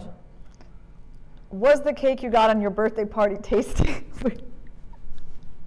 Okay. Go ahead, try to answer that one. Yes, it was. Yes, it was good? All right. Yeah. Okay. Are we done with serious questions now? Yeah, sure. We got, I mean, I have some more jokes I can make, but Okay. All right, let's see. Do we have any more chess questions? I'm going through this YouTube chat. I particularly like this question. It says, Irina, your smile is so pretty. Okay, fair enough. Oh wait, that's not a question. Oops, I just realized that now. Okay. Okay. I'll probably address my friends who are probably watching this now. People like I know you're watching, so could you please come to this chat and provide us with some like decent questions, not this boring stuff about like. Okay, here's a good one. Like endgames and smiles and Do you like classic Russian literature, Daniil? Yeah, I think so. Are you a reader actually? Like you like books or? Yes. Yeah. Yes, Kasparov is my favorite writer. Yeah. But there were some other people like Tolstoy. I mean, this guy was also decent, I think. What would you recommend for someone to read who wants to kind of get introduction to Russian literature? Oh, this is actually an interesting question. I guess if you're reading it in English, then it kind of makes no sense for you. Like we have Pushkin, who is like a very big thing, clearly for the native speakers. I don't think though that it makes sense to like even try getting it if you're not. In translation, right? Well, it's not even about the translation. I think you like need to be like very, very good in Russian to actually like figure out all the like little jokes and stuff. It's kind of difficult. So people normally start with with Dostoevsky, I think, and yeah, I would say that's a good start. Yeah, Nabokov is cool. Also, Dostoevsky gives you like a pretty good idea on what like Russian classical literature will be about. So basically, you'll be suffering while reading, and if you don't like it, then like it doesn't make sense for you to like go further. Like it's going to be like this with Tolstoy, like all the people. Dostoevsky is probably like a bit of the extreme level. I mean, the books are great itself, but they're not easy to read, honestly. And yeah, I'm pretty sure like I'm not coming back to them within like next few years. Because you got probably a few more Kasparov books to read. Yeah. Also, I mean, the life hasn't been ideal, right? I mean, like in general, like the world is not doing too well. And then you want me. I mean, when I want a distraction, you actually want me to read the Karamazov Brothers. No, Probably I'm not going to do that. That's a good point. Yeah. All right, we got another question for you. What do you enjoy more, playing, seconding, or commentating? Yes, but I think people are trolling, as well. I was already answering that at some point. Okay, can you try it again? The problem is that I'm not sure what I said the previous time, and then I don't want to contradict yourself. Yeah, exactly. It's fine. You said that Magnus often says something, one day he means it, and then he says something sometime later, and he means that. So you're free to change your mind. Okay. No, in general, I mean, clearly playing is the most fun part. Having said that, I must admit that like playing classical chess is not necessarily what I enjoy too much. I mean, at least last, not even couple of years actually, maybe even less. But given this level of prep and like all the stuff, it's very often the case that you basically like prepare for the game for like 6 hours to actually prevent your opponent from like getting the game as white. And this is what you have to do from the like professional point of view, but still it kind of feels weird to me very often. And you are like, okay, I'm actually working 6 hours to make this like 20 moves draw. Okay, this is not ideal. Playing rapid is cool. Playing, I think, Fischer random with the classical time control, I would enjoy a lot too. Playing blitz is like always great. Have you played much Fischer random? Not much, no, but well, I was not the biggest fan. Then at some point I played like a couple of tournaments in Lichess. I realized it was actually a very interesting game, and it's kind of difficult to play it the proper way. Like there is a simple way of playing it where you can basically try to create some kind of a position that is like pretty similar to the one that could arise like after some like normal chess opening from the normal starting position. And then you can even be slightly worse, but you're like, okay, like at least I have an idea what's going on here, right? Like you try to castle, you try to get some like similar pawn structure, and you take it from there. But the proper way of playing it kind of requires using the little details of the starting positions, and then it becomes incredibly tough. Like there is, let's say, like a big number of positions in Fischer Random where you actually have to play some h4, g4 as your best moves, like first two moves or something like that. And then, like, if you try to play it like this, then it is actually a great game, and I mean, it's very interesting to to play. So you were watching like the Fischer Random World Championship where where Nepo won last year. Yeah, I'm not sure Nepo won, but didn't he win? I thought he beat. I think Naka. Did he then lose to someone? No, I think he lost against Naka, frankly. But okay. Yeah. I mean, anyway. I remember he won against Naka in a really nice game there. Yeah, maybe. No, I mean, anyway, you people can guess that we are not like really involved in following Fischer Random. But I think it's a matter of habit. Like at some point, we'll probably start enjoying it a lot. Well, when there's going to be more tournaments. Well, actually, on this topic, Carlsen did an interview recently that I'm going to read you some lines from. So it says, Carlsen, however, is clearly not a fan of classical chess and came out against the idea that classical chess is doing well due to the decisiveness of the match. There's a lot of talk now that this World Championship match proves that classical chess is doing well and all that. I have to admit that I don't buy that at all. What you see here is that people don't try to be destructive to the same extent. By destructive, Carlsen refers to openings that give little room for risky play. It's something completely different when you try to be destructive. And you also see more and more how deep people have to dig to find playable ideas at all. Yes, to a certain extent, we can still play classical chess, even on the World Championship level, but why should we be doing that when you have to dig so deep to make a game playable at all? Why not do something else that, how I see it, makes it more exciting, gives you more chess? Because you do, in fact, want to find the best chess player.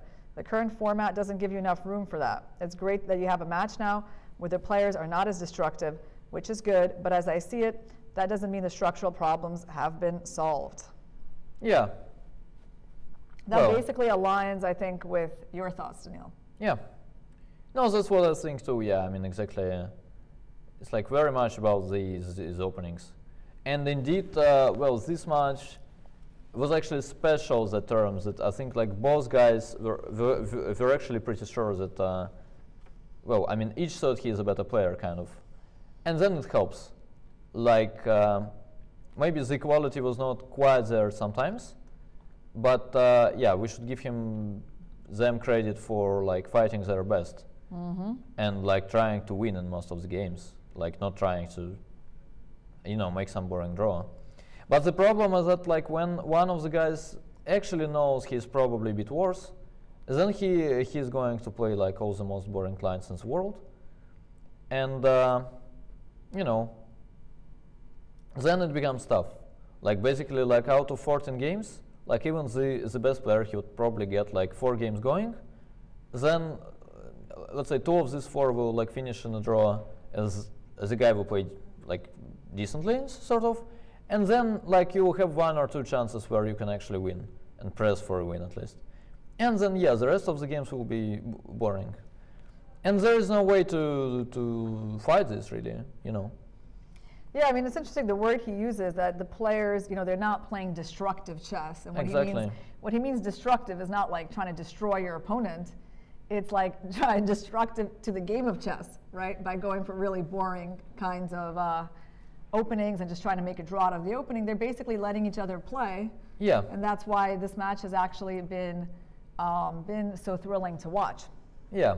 Although I must say, I'm not the biggest fan of being not destructive in this World Championship match. I don't think it makes a lot of sense in general. But yeah, sure. We have to be grateful for that. Absolutely. Okay, here's a question. Were you ever tempted to smash the board in a game? Like you did. I suppose, Daniil. I suppose that's the question. I mean, which one of us is more violent? It's kind of hard. Could be me. Yeah, I don't know. Anyway, yeah. Some of the temptations were there for sure. I mean, especially when you play some blitz event, And I mean, someone would like play dirty and out-trick you eventually, and you'll be, you know, this is not okay, or something like that. Okay. So aren't they, I'm pretty sure Jan kind of knows what he's doing. So they played 60 moves, and it is not a 3-fold yet, as far as I can see. So how do the commentators feel about deciding the classical champion in non-classical formats? Would having no champion or a shared championship be better than rapid? I mean, my personal feeling is that rapid is perfectly fine. They're going to play a lot of games if we get there tomorrow. I mean, that's just what I'm used to from playing in St. Louis. There's always going to be a winner at the end of the day if it can't be decided in classical chess, and I think it's quite okay. I do think it's nice for a tournament to have one decisive winner, and I'm quite okay with it not being shared. Okay. And what do you think, Daniil? Yeah, I think if we are talking the World Championships, then clearly we need one winner. And then I am okay with them like going all the way and like eventually playing Blitz or the Armageddon if they fail to prove the, you know, their strengths like earlier, right? But like in regular tournaments, yeah, I wouldn't say so. I'm kind of okay with shared first. I think it only makes sense to have a clear winner when there is a title at stake, which is actually also the case in the tournament you are referring to, right? But yeah, I mean, let's say when people have some round robin, I don't think it's necessary. I think it used to be considered to be okay actually to have like 4 winners, let's say, or 3 winners in Linares, or 2, or you know, whatever. And yeah, it's kind of, I don't have a strong opinion there. I'm kind of fine with playing the tiebreak. I'm actually fine with not playing it. So right now, it looks like Nepo just gave Ding a chance to take the pawn on f6. Yeah. And that is something that could actually, you know, be the first big change in the position in a while. We've made it past move 60, by the way, guys. So Ding has got extra time back, and now he is also going to have access to the increment. And he did just take the pawn. Okay. So now the number of pawns on the board is equalized. Yeah. Did you want to make a comment about my math skills, Daniil? Well, like to have an opinion, I need to like recheck your math first myself. I see. Give me a couple of minutes. Okay. Yes, I think you're right. Okay, so these are even, and you have f2. I have a, yeah. Okay. Has to be correct. So that was correct. Yeah. I'm glad I got that right. Yeah. Well, like once again, the engine is saying it's 0-0-0, which doesn't make a lot of sense. As once again, clearly it's black who is trying to win this. And yeah, I don't know. Rook a6 looks like the move. But then the idea is probably rook b3 check, and we kind of get to the same kind of position after king e2, king c7, f4, with the idea of distracting the king. Yeah, rook a6 played. Let's actually wait for one more move now, as like I feel strongly that, well, rook b3 check now is more or less a draw. Yeah, actually pretty much everything is probably reaching for the rook and put it on b3. Okay. So now white only has 2 legal moves. And they both are fine? And they both are fine, but yeah, I mean, at the same time, he has to play f4 the very next move, which I think, like, frankly, he will do. As, well, the way I kind of get the logic of this position, you kind of need to do it. And if it doesn't work, then nothing works. But yeah, I mean, again, I could be wrong. And some lines like this. Just this one, I don't really get. So how are you supposed to lose this kind of? You just go rook a6 check, and then you wait forever. Is there an attempt for black? Let's say, I don't know, rook e3, king g2. Then you bring the king to f5, and then you actually take, maybe, yeah? Ah, okay, so actually, this could become some Okay, great. Wow, H and F pawns? Yeah. The famous endgame? Yeah, exactly. And this is actually... I guess it's time to open up Dvoretsky's endgame manual. Oh, no. Did you pack it with you, Daniil? Do you have it somewhere in your room? No. Yeah, okay, that's pretty anyway, funny. It's one of the most famous, like, theoretical rook endgames, right? Yeah, which is a draw. Well, here exactly, though, I think it's quite a simple draw. Like, black is not in time to sort of collect everything, and say, I mean, if you take, then there is just king f3, and like I'm threatening rook j8 check followed by king f3. Yeah, the black rook is not able to push the king back to the first rank. Yeah, and after rook e3, we just give a check and we start attacking the pawn. And whenever the rook goes away, we go king f3. So yeah, this is actually the draw. But yeah, the line was not... it's not simple.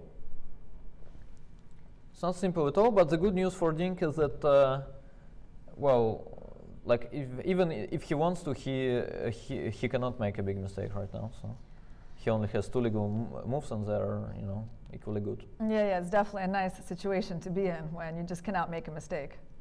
Oh yeah. So should we take a break? I don't think it's a mistake either, to be honest. Oh, that's right. I don't think after 5.5 hours of commentary, it can be a very big mistake to take a little break. It shouldn't be a mistake. And we know they're going to keep going for a while longer, guys. We're actually going to take a very short break of a few minutes, and we will see you on the other side of that as we continue watching this 14th game and seeing if the players are going to be getting to a tiebreak tomorrow.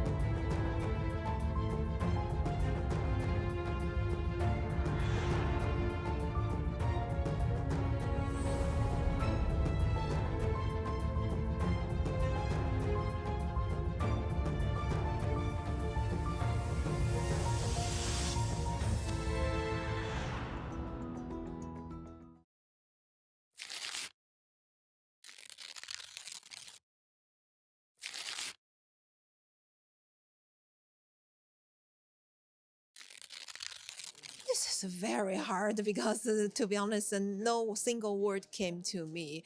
Of course, if you wanted to be one of the best players, so we need to have the passion for chess. We need to work really hard as a professionals. We need to have a very good mindset to deal with the pressure, to play within the the limit amount of time, to deal with unexpected situations. So some are technical wise, some are psychological wise, some are just have a very deep connection with your life philosophy. All those important things matters, but this matter, I would say, just category players from, for example, top 10, top 20, top 50, top 100. But if you're talking about world champion, not every best players can be the world champion. So that's why I thought this question itself is very tricky to answer. There are probably several skills, and whichever skill you have, if you can hang on to it like a parachute when you need it the most, that's the most important thing. Most important skill is mental stability. Yes, it's a combination of many skills, but when you play a match, you need to have good nerves, to stay calm, and and to feel where you have to put more pressure. This kind of small nuances to feel it very well. But when you play a match, of course, it's just to sleep well, because as I know, there are some problems with that during the matches, and you just, for some reason, you just cannot sleep anymore because of the tension. So I think it's very, very important to keep your calm. I guess, just pure chess talent, you just cannot become world champion without it. Endurance, because you've got the talent, you've got the ability to work, you've got the motivation, you've done a lot of work, you've spent a lot of hours training and torturing yourself to become close to the title. So I think that the physical form and the endurance is very important, because under this pressure and tension, you lose your concentration if you are not in a good physical shape. Well, becoming world champion, I don't know if it is one qualification that takes you to the world champion. I think what is the most important, I think the psychology plays very, very strong role at a certain moment, because the differences, the margins are too small. Everybody now has great preparation. Everybody has studied the opening lines.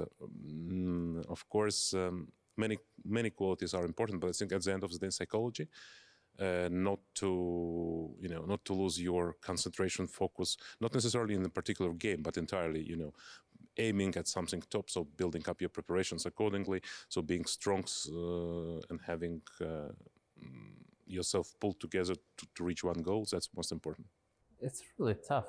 Actually, I never thought about this. But what would be the most important quality? Because it's always a synthesis. But being a fighter, I think, is extremely important, because you're going to make mistakes, and I think being able to forgive yourself and continue fighting is the most important.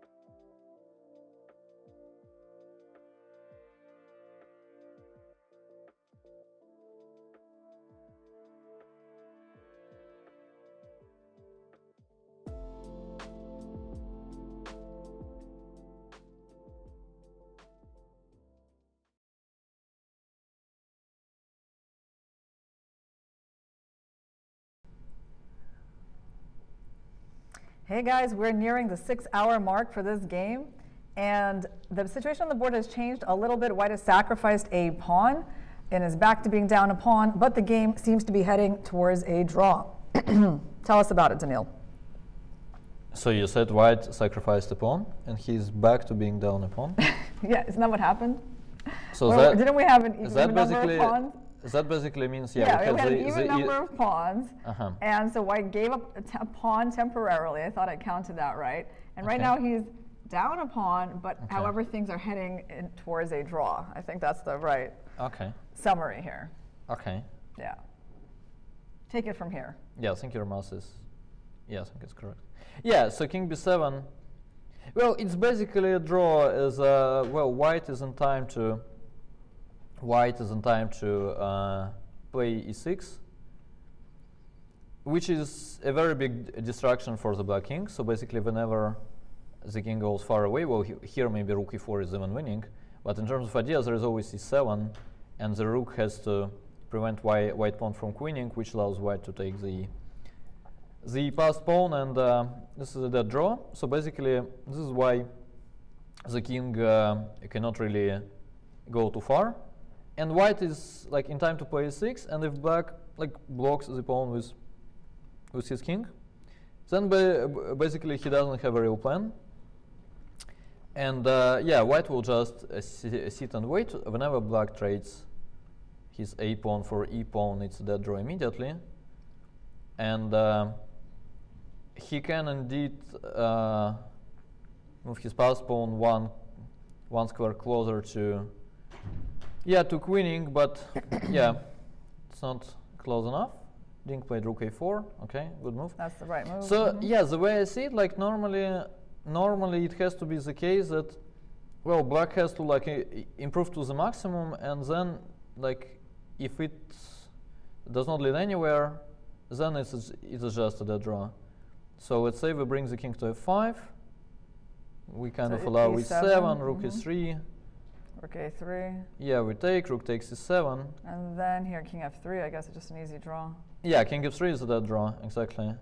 And if we are smart enough to actually play, well, king f6, king f5 with, wait, what? Yeah, like this. Then after e7, so this was actually our original line. So this is the best version for black, which is still a draw, as after rook takes e7, rook takes a3. So White wants to play king f3. So this is why king g4 is a move.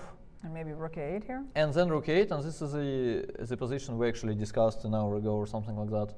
So basically rook j8 check followed by king f3 is a threat. And in case of rook e3, White just starts attacking the f pawn, and black cannot do much about it. And whenever the rook goes back, there is king f3. So this is why the position is like objectively a draw. Also, it seems to be the case that like it is not even necessary to play e6 here, but I would say it's very logical though.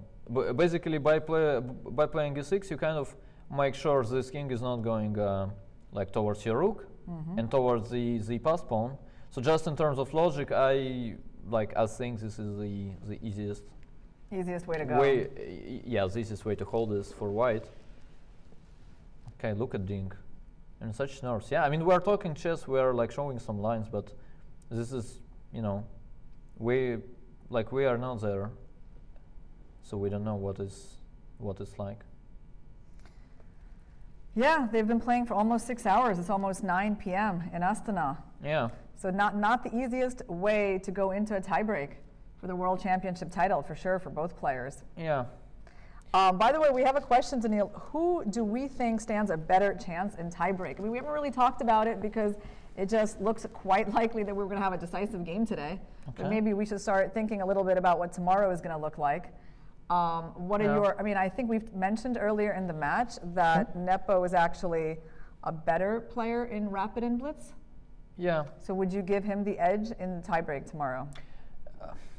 Well, listen, let me ask you something completely irrelevant. Okay.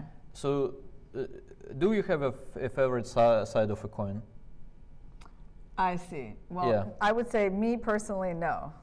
Okay. And that's how you feel about tomorrow's tiebreak. It's going to be a coin toss. Pretty much so. I mean, I think in general, yes, Jan is better. Jan is a better rapid player. Well, in general, when they both feel okay, when they are not tired, when the nerves are not there to this extent. Also, when they like play for like, I don't know, at least 3 days straight, not one, and so on and so on. Yeah, but you know. You know, it's interesting, they're going to be playing the tiebreak without their typical rest day, right, that they usually get after 2 games. Yeah. Because now they've played 2 games in a row. Tomorrow's going to be the first time in the match they're going to be having a 3rd day of chess in a row. Which is okay. Well, I don't think, like, honestly, I don't think the quality of chess can really become worse. No, I think it will be fun to watch. And I actually feel like, well, I don't know, but Do you think the quality of chess can become better? I think it can actually. This was my point exactly. That people will start following their like intuition, and you know, I think, let's say in Jan's case, it's very often the tipping point when he like stops calculating badly and he starts playing random moves based on his intuition. It actually makes him a much better player sometimes.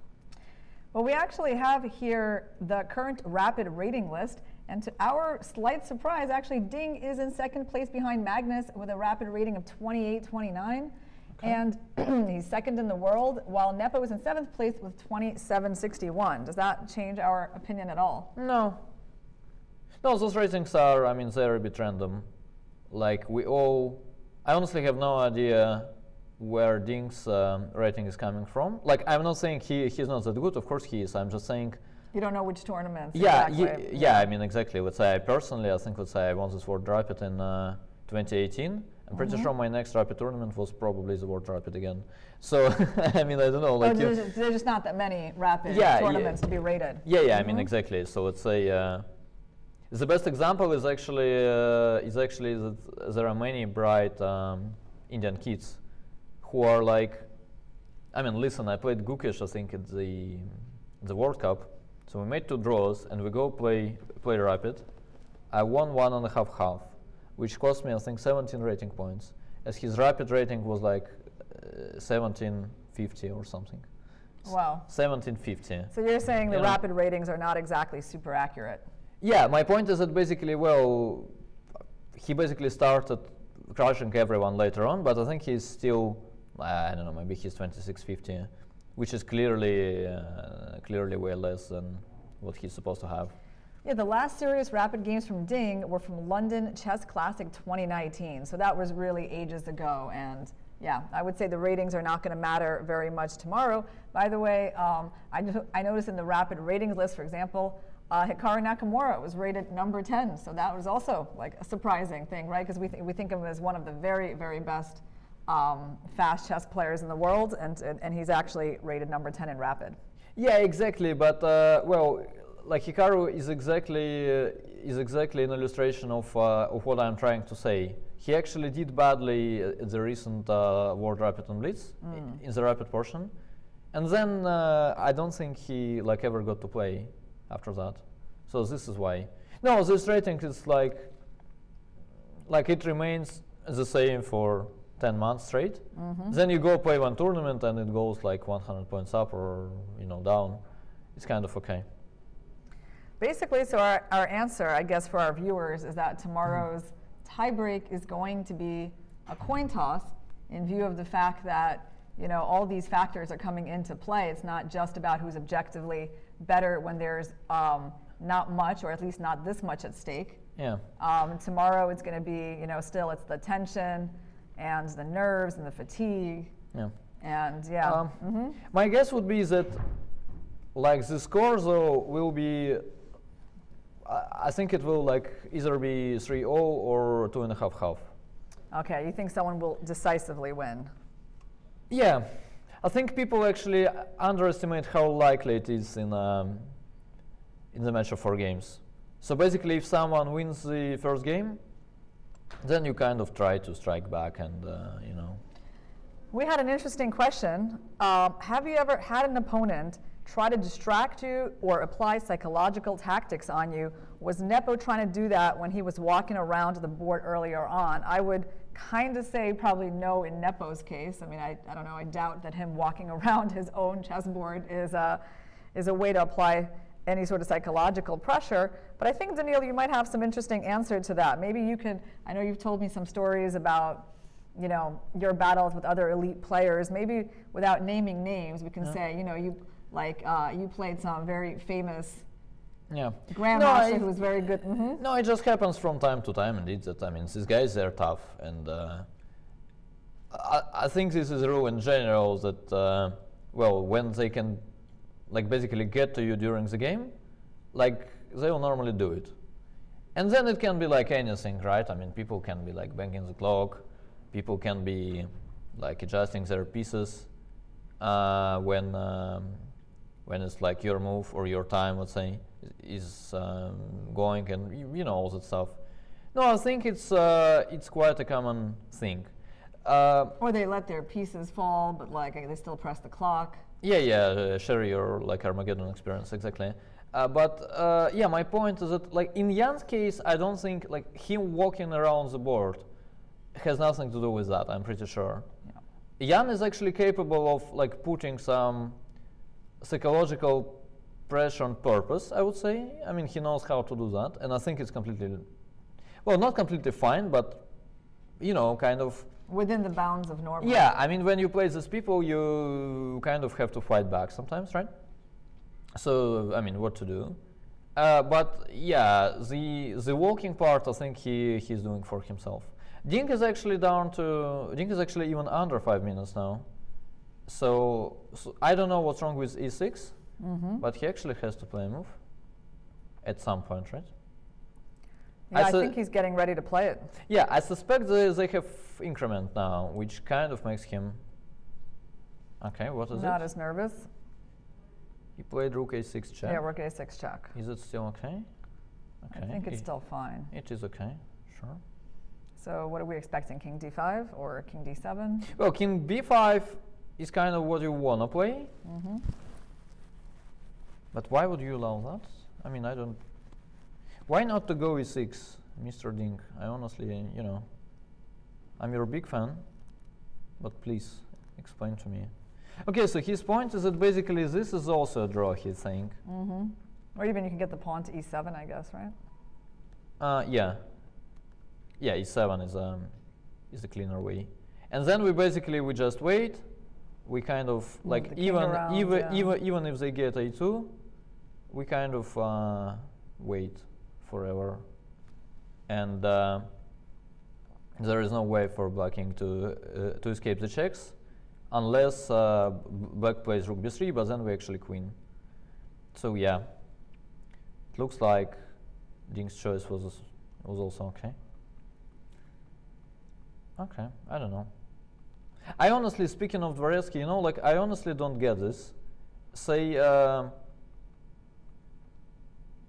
you know, let's say if someone, like I'll be straight, let's say if someone in the Russian national team would like play this move like instead of e6, and then we are in trouble after that, I would be super aggressive as a guy.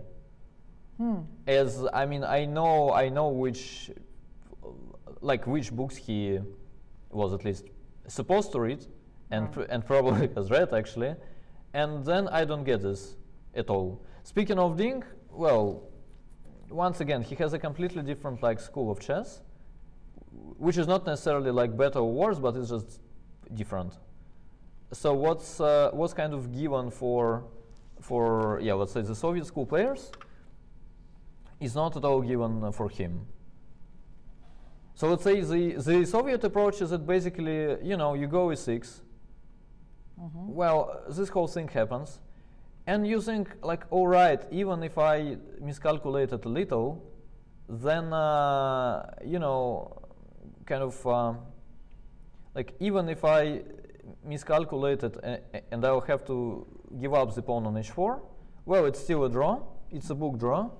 And I mean, given some time, I'm, well, it's pretty safe actually. You're supposed to be holding this in the World Championship match, I suspect. And this is why you go e6.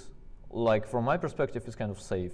But Ding's logic is that basically, well, there we could like end up two pawns down with this like f and h rook ending. And rook a6 check, I kind of calculated everything. And I don't see like a single line where we have a problem. And yes, black can run to b2, and it looks dangerous, but I calculated it all. I rechecked, it works move by move. And I mean, I might say like it looks dangerous to me. He would say like this is not about danger, this is like about if you can calculate or not, basically. And he has a point, again. So let's say king d5. Yeah, but king d5 we just go e6. This has to be rook the e3. Yeah, but then we just go e7. Yeah, of just course. give it away and trade those pawns, and black only has one pawn that they can't use here. Yeah, so we basically had the same position with the king being around f5 and g4, and here black king is a bit too far, so clearly there is no way for black to win the h4 pawn, right? So what do you think, how can Jan make this the trickiest possible way? Is it king b5? Yeah. But king b5, I can kind of get his his problems that actually, I mean, at some point you could, I mean, like given what was going on, you are a little bit worried leaving this pawn there. And, you know, going towards the a pawn, you know, the e pawn could promote on a good day, you cannot calculate anymore. I mean, I get this completely. Listen, like, I don't want it to sound like I'm trolling the people and I'm like pretending to be the best player in the world. It's just much better when you're sitting here. Yeah, and Jan did indeed play king b5. Yeah, okay. All right, so now we're expecting the rook to move away to one of these two squares. Yeah, Ding went to a7 instantly. Okay, good. He went there, and this is a line that we looked at. So this is where Nepo tries to advance the king to support the pawn. Our pawn goes. You got to put the rook behind it, and we can continue. Okay, so he plays pushing it. He plays king b6 though. No, he played king b6. All right. Well, let's just take a look at what they're doing. It seems like they're coming in with some quick moves. Yeah. So what's the point after rook a8? I don't know. Well, it's important not to blunder the rook. But the lucky thing for Jan is that like there's literally no way to blunder rook b8 check, right? So now he goes king c5. Should we just go e6 and come back to that position, e6 and rook a6? Well, given what Ding has been doing, he's going to play rook a5 or something? Yeah, rook a5 or something, yeah, exactly. That's, a little strange. I mean, I do think this e6 line that you're showing us is like very simple and convincing. Yeah, but he is probably a little bit worried like about losing the like 2 against 0 rook ending with f and h. But they never get that, right? They never really get a true 2 pawns. Yeah, but then let's say like if you really need to be 100% sure you don't get that, then you need to calculate really well. Like I would basically play 6 kind of instantly as well. I mean, I calculated, it seems to work, but even if I lose the h pawn, like even if I was wrong, well, I know it's a draw, and I have an idea on you know, on how to make it, sort of. All right, he's reaching for the rook. But he hasn't moved it yet. So it looks like he's not going to go for this e6 move. Yeah, rook a6 is also kind of a logical follow-up to... but rook a6, now his pawn will be... so Jan is actually kind of trying to trick him, right? As if you go rook a6... The pawn is not as far advanced. Yeah, exactly. He plays rook a6 though. Okay. And now, so he's basically saying it is still a draw, which is probably fair, right? Yeah, I think it is fair. You just keep giving checks. Yeah, and then king a1, we just wait. A2, we just wait, and there is no way forward, kind of. And yeah, let's say if they go rook b3, then we can. Yeah, I guess we normally just go into the queen endgame. Just in case, yeah. Okay, we're not losing this either. Okay. Well, what can I say? Very impressive defense from Mr. Ding for now. Jan still has a lot of time to try to come up with something. Yeah. should we take some more questions from the audience? Can I actually ask you something? So, like, let's say you're in the, I don't know, let's say Jan's shoes or Ding's. Doesn't matter. So what would you think, like, basically, how many years of life such a match would cost you without the tiebreak? How would you, like, estimate? Yeah, it's hard to know. You know, it's hard to know without being in their shoes. But I mean, I see the impact on them for sure. And like David Lada, he made a post. He's one of the photographers and officials at the match. And he made this post on Twitter saying that he ran into Nepo in the elevator and that he could just see what is the toll of a world championship match on his face. Like it was that evident. And I really feel like over the last few days we have seen that. Like it wasn't obvious like that in the beginning, in the first half of the match. In the last few days, you see it. I mean, how much it takes away from your life, it's hard to say, because we do know that some stress, in a moderate amount is actually extending your lifespan, right? So this is, I guess, way more than moderate. But there are actually amounts that kind of stop your life too, right? So, you know. Yeah. Well, I'm not sure we're talking the first one here, you know. Like yeah, I can tell you that, you know, the players, sometimes they come to their press conferences and they're just not able to breathe normally. Have you heard that one, Daniil? Like they're breathing really heavy, like panting, you know, going into these press conferences. So like, you know, yeah, playing chess is very physically taxing. Yeah. Yeah, it's also dragging energy out of you. I mean, basically when you're like out there playing this game for what is it now? It's more like than 6 hours. More than 6 hours, yeah, exactly. More than 6 hours straight. Okay. Shouldn't be ideal. We have someone asking you, Daniil, if you would be willing to do a master class on the Dubov gambit, when and where. But I don't even know what is Dubov gambit actually. What do you mean? Didn't you show us something that you told us was the Dubov gambit? I honestly don't know what is Dubov gambit. I know the Dubov. Oh, it's the Dubov Tarrasch. Yeah, the Tarrasch. Yes, the Tarrasch. I know. Dubov gambit. Yes. You got to create something called the Dubov gambit.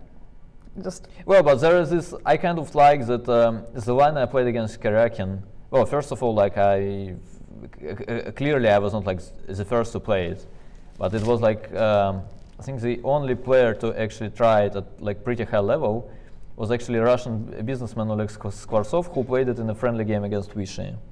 And this game was like published in some of the magazines. I mean, quite a game. He tried your Karyakin like opening prep.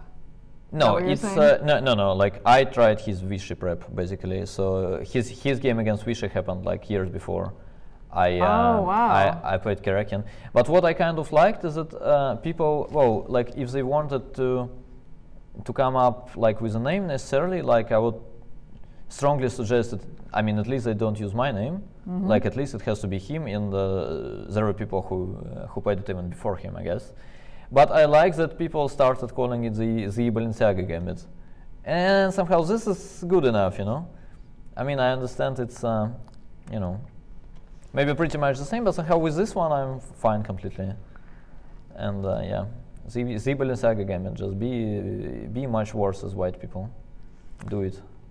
Yeah, and I want to tell our viewer, Mosquito Guy, that yes, guys, I have seen the poem, and thank you very much. That was very nice. I have seen the poem, yeah? I've seen the poem. It's hard to just get to everything in the chat, you know? Sometimes we got to just stick with the chess. And although here Dylan says, I'm loving Daniil's hair and Irina's leather jacket vibes. Be good if they both wear hoodies tomorrow for full gangster vibes. Okay. Hey, that's actually, oh yeah, okay, that's just vibes. That's like 2 times. I was like, that rhymes. Okay. Yeah. So we got to wear hoodies tomorrow. Our professional attire for gangsters. Yeah, I must say your leather jacket has a like certain impact on you, you know, and it's just. I'm glad I went back to my roots. Yeah, I mean, it's going completely different direction now. I have a feeling. No, I mean, it's just like that was a thing that I was certainly into leather, guys, from a while back, and then for some reason I just kind of stopped buying it, and then I was like, no, it's time to go back to that because I think that is my look. Okay. Speaking of chess. Yeah. Well, no move has been made yet. Yeah. Basically, speaking of chess, I had nothing to say. I just thought it would be funny to like say speaking of chess after your like a speech on the leather and in your life and all that stuff. Let Dubov say something in Russian, please. I don't know if we can let him do that. You never know. When you let Daniil say something, it can often be dangerous. Okay. Okay, so what else can we talk about, Daniil? I don't know. I'm dangerous. But it's good. But it's I'll good. better keep quiet. It is good to be dangerous, though. I think that's why people watch our stream. To hear your dangerous comments. Yes, very dangerous. All right. So Nepo, still in the middle of his thing. Should we show an example, like for more World Championship blunders? We actually have that. Yeah, maybe. It's actually funny that I started losing it. I mean, I just realized, okay, it actually became incredibly funny to me to pretend to keep silence and all the stuff and be saying this with even more Russian accent than I normally speak. Yes, I'm dangerous and stuff. But it's funny, I realized I'm losing it as mostly, I mean, it was funny, but it's mostly because I'm tired of commentating on this game. And then imagine how difficult it is for the people who actually play it and who care a lot. Yeah. So I mean, once again, I want to it's hard for me to exactly praise the players as the quality was sometimes not there, but at the same time I want to say you people got to feel for them, right? Mm-hmm. I mean, we all have to. It's a level of tension that you cannot even imagine. Yeah, Ding is looking pretty comfortable. Look at him. This is the first time I've seen him actually look comfortable in this match. He just looked at Nepo. I think match is a bit too strong. I mean, yes, in this game. I mean, look at him kind of lean back. Yeah. And I think that is showing that he's quite confident that he's going to get a draw here. Yeah. Can we call it fair, actually, that this match goes to tiebreak? It's fair for the viewers who want to see more chess. They don't want this World Championship to end. Yeah, I see some, I find it fair to some extent, that actually none of them will get to 2800. Mm. There is something very symbolical about it, actually, in my opinion. Because you feel okay, these games were not exactly the ones that should get them to the over 2800 threshold. Yeah, exactly. Mm-hmm. I mean, we know that Ding has been there. Yes. And I'm pretty sure Jan has all the chances to get there eventually too. But not because of these games. There will be some tournament where Jan will play, great again, maybe as a world champion, maybe not. We'll find out. I think they're actually both going to play in Bucharest right after the match. I think it's less than a week after the match. Yeah, Ding definitely mentioned that he was playing this Grand Chess Tour event. They were asked this question at the press conference by, I'm not actually sure if this was a journalist or just a fan who appeared, but he asked us a slightly strange question would you be willing to commit to do a master class for the Kazakh, youth players to help raise the next generation if you win the match? Are you willing to commit to that? Promise that, basically. Honestly, if I was in their shoes, I'd be like, oh yeah, I'll promise anything, if I could just win this match. But actually they both kind of gave much more restrained answers. Nepo said, we'll have to live and see, so completely non-committal. And the guy said, well, that's not an answer. And Nepo was like, what makes you think that's not an answer? That was their dialogue, very typical for the press conferences, back and forth. Yeah.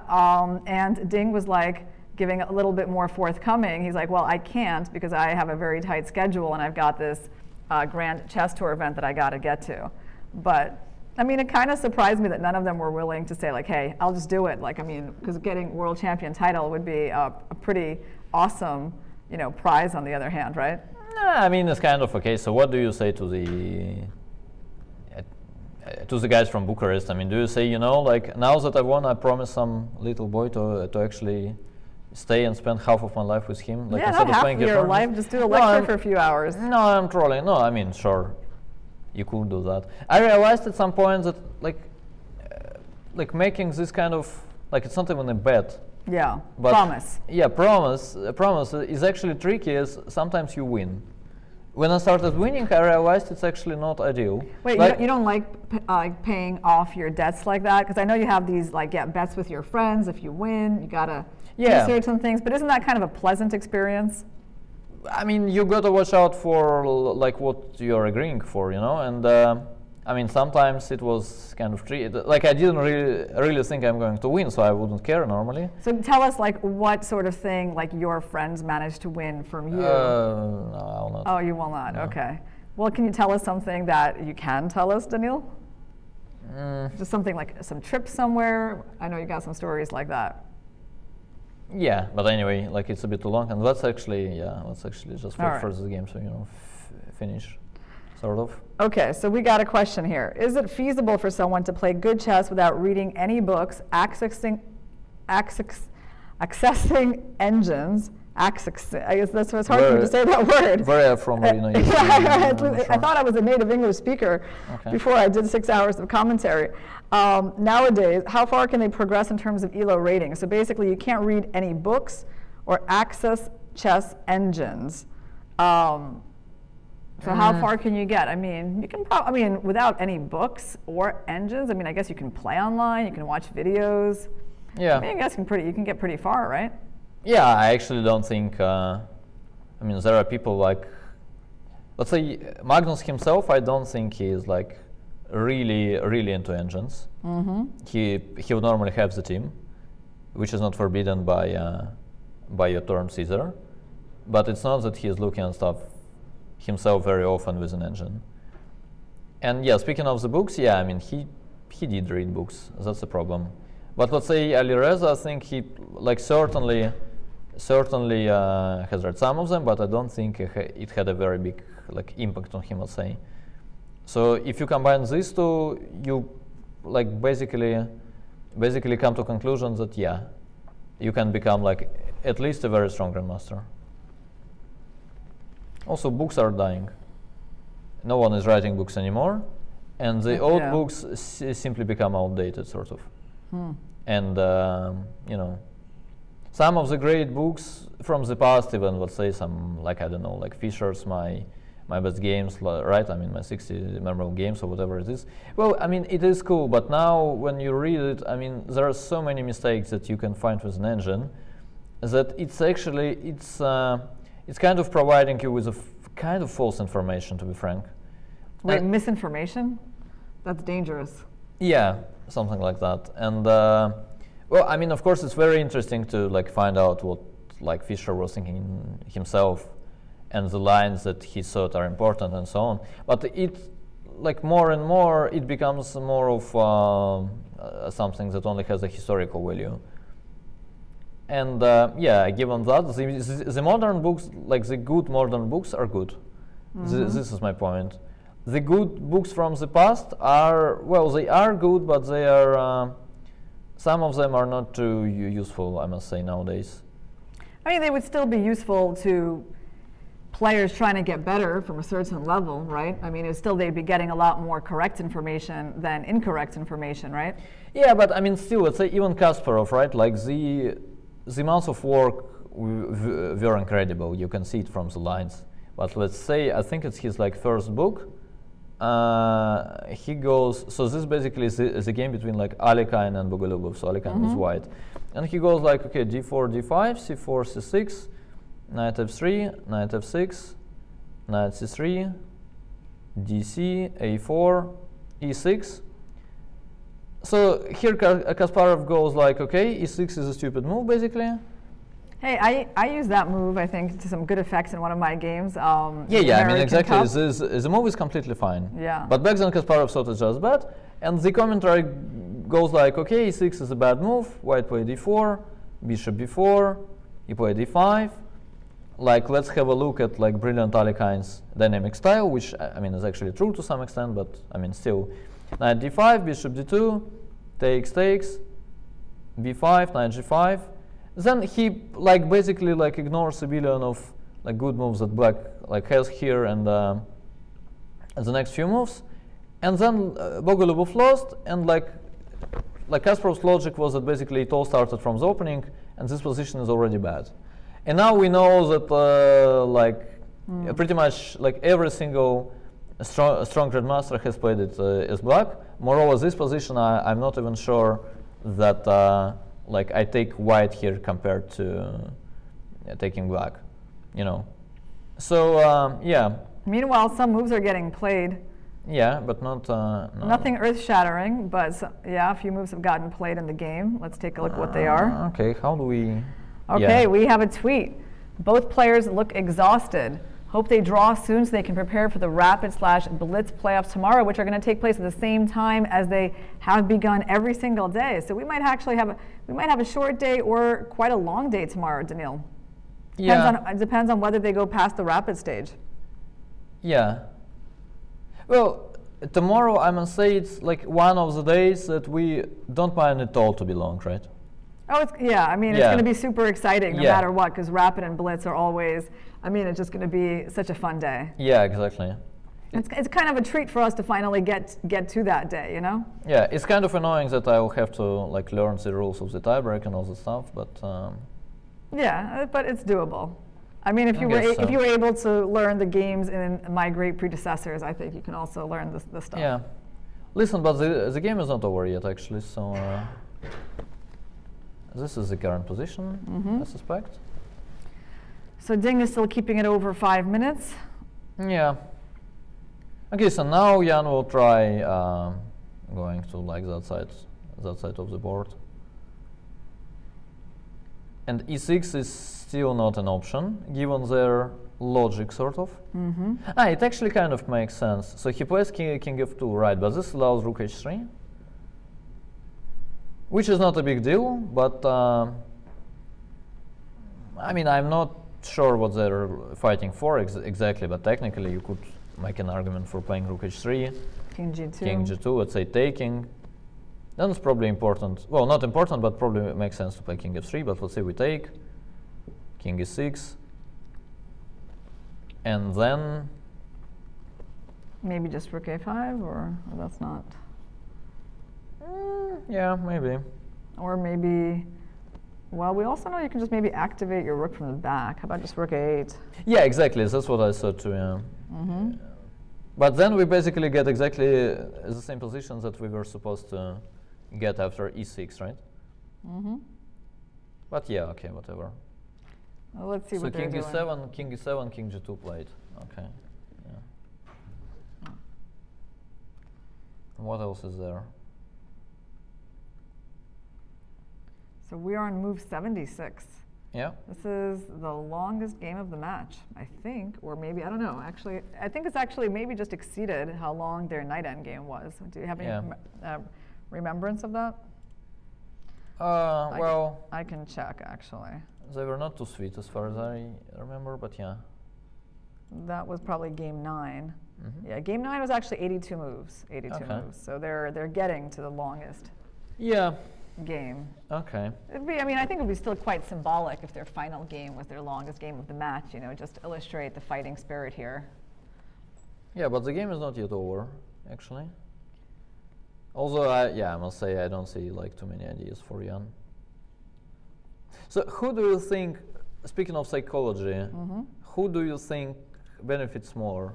Or following our joke, who is kind of less upset after such a game? Who's less upset after such a game? Yeah, I mean, clearly, Ding. yeah.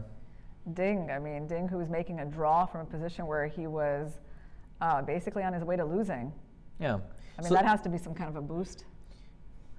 But speaking of boost, so, like, do you see the way that basically, in terms of psychology, it's like better to be dead lost and make a draw compared to making a normal draw?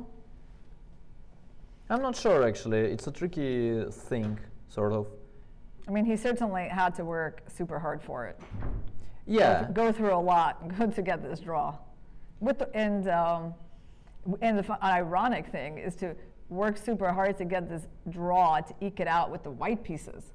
Yeah. Right? So, I mean, if he wanted this draw, he could have just made it. I mean, it could have just been easy day, like basically do the Magnus strategy that he did against Karyakin. Yeah, but the Magnus strategy, I mean, you need to be Magnus for that, and also you need to be playing Karyakin probably, yeah, I don't know. No, I mean, in his case, like, there was no real reason to do it, right? I mean, it's not that, like, if we're talking Magnus, okay, some logic was there. It's still questionable. Like, I personally think it was okay. The decision was okay, but well, I know like very decent players who think exactly the opposite way, and I kind of get their point too. It's not obvious. Well, in Ding's case, I mean, clearly, I don't think, you know, I don't think he has better chances in a tiebreak. So yeah, Jan goes rook c3. Okay, some king f2 again. Yeah. Ding actually got to like 7 minutes from 5. From under 5 actually. I think even It's quite okay, impressive. black's king is cut, white's king is cut. I see some kind of similarity here. Yeah. As we're approaching the 80th move. Okay. By the way, we have a nice comment from Jamie who says, when this finally ends, I'm going to miss Dubov's dry wit and Krush's half-veiled snickers. 3 to 6 hours of hilarity gone in a moment. So I guess we're entertaining the crowd, Daniil. I think that's what we can gather from this. Okay. It's nice to, you know. MGR says, Nice to Dubov, find I'm out. your big fan. When will you play here? I wonder where this gentleman is from. Yeah, indeed. I mean, which country can it be that the guy thinks I can play the World Championship match? I don't know. Yeah. It'd be interesting to know where he is from, because it's a little tricky to travel these days for you, isn't it? Yeah. I must confess I start to lose the track, but yeah. Okay. You're probably saying the right thing. Okay, so I what suspect are we strongly. what are we doing? What are we doing on the board, Daniil? Anything changing? No. Not much. So what is your favorite chess book? Like your favorite chess book? Oh, my favorite chess book? Yeah. Well, I have to say that a book that I actually worked through and like and I did enjoy was this book called Perfect Your Chess. Okay. It was these two authors, the Ukrainian Grandmaster Velikitin and his co-author Grabinsky. Grabinsky, yeah, exactly. Yes. And honestly, that book was really, really challenging, like really challenging. And you know, it's not the kind of book you read; it's the kind of book you like actually solve. Yeah. So I did do it, and I remember thinking about some positions for like an hour to get it, and being like so pleased when I could find, you know, Grishuk's knight move backwards, and I finally got the key. You know. Okay. So okay, that's one book that I really enjoyed. Okay. It's an interesting book, though. Yeah, I agree. I kind of don't like their like main point, sort of. What's their main point? But the book is interesting. Well, I guess their main point is that you know, there's this kind of players. Actually, Ding, I think, belongs to this kind of players to like some extent, who normally like solve a lot of exercises, and then they try to use it over the board, and then like every single move, they're not exactly like playing chess. They're like trying to solve it as a puzzle.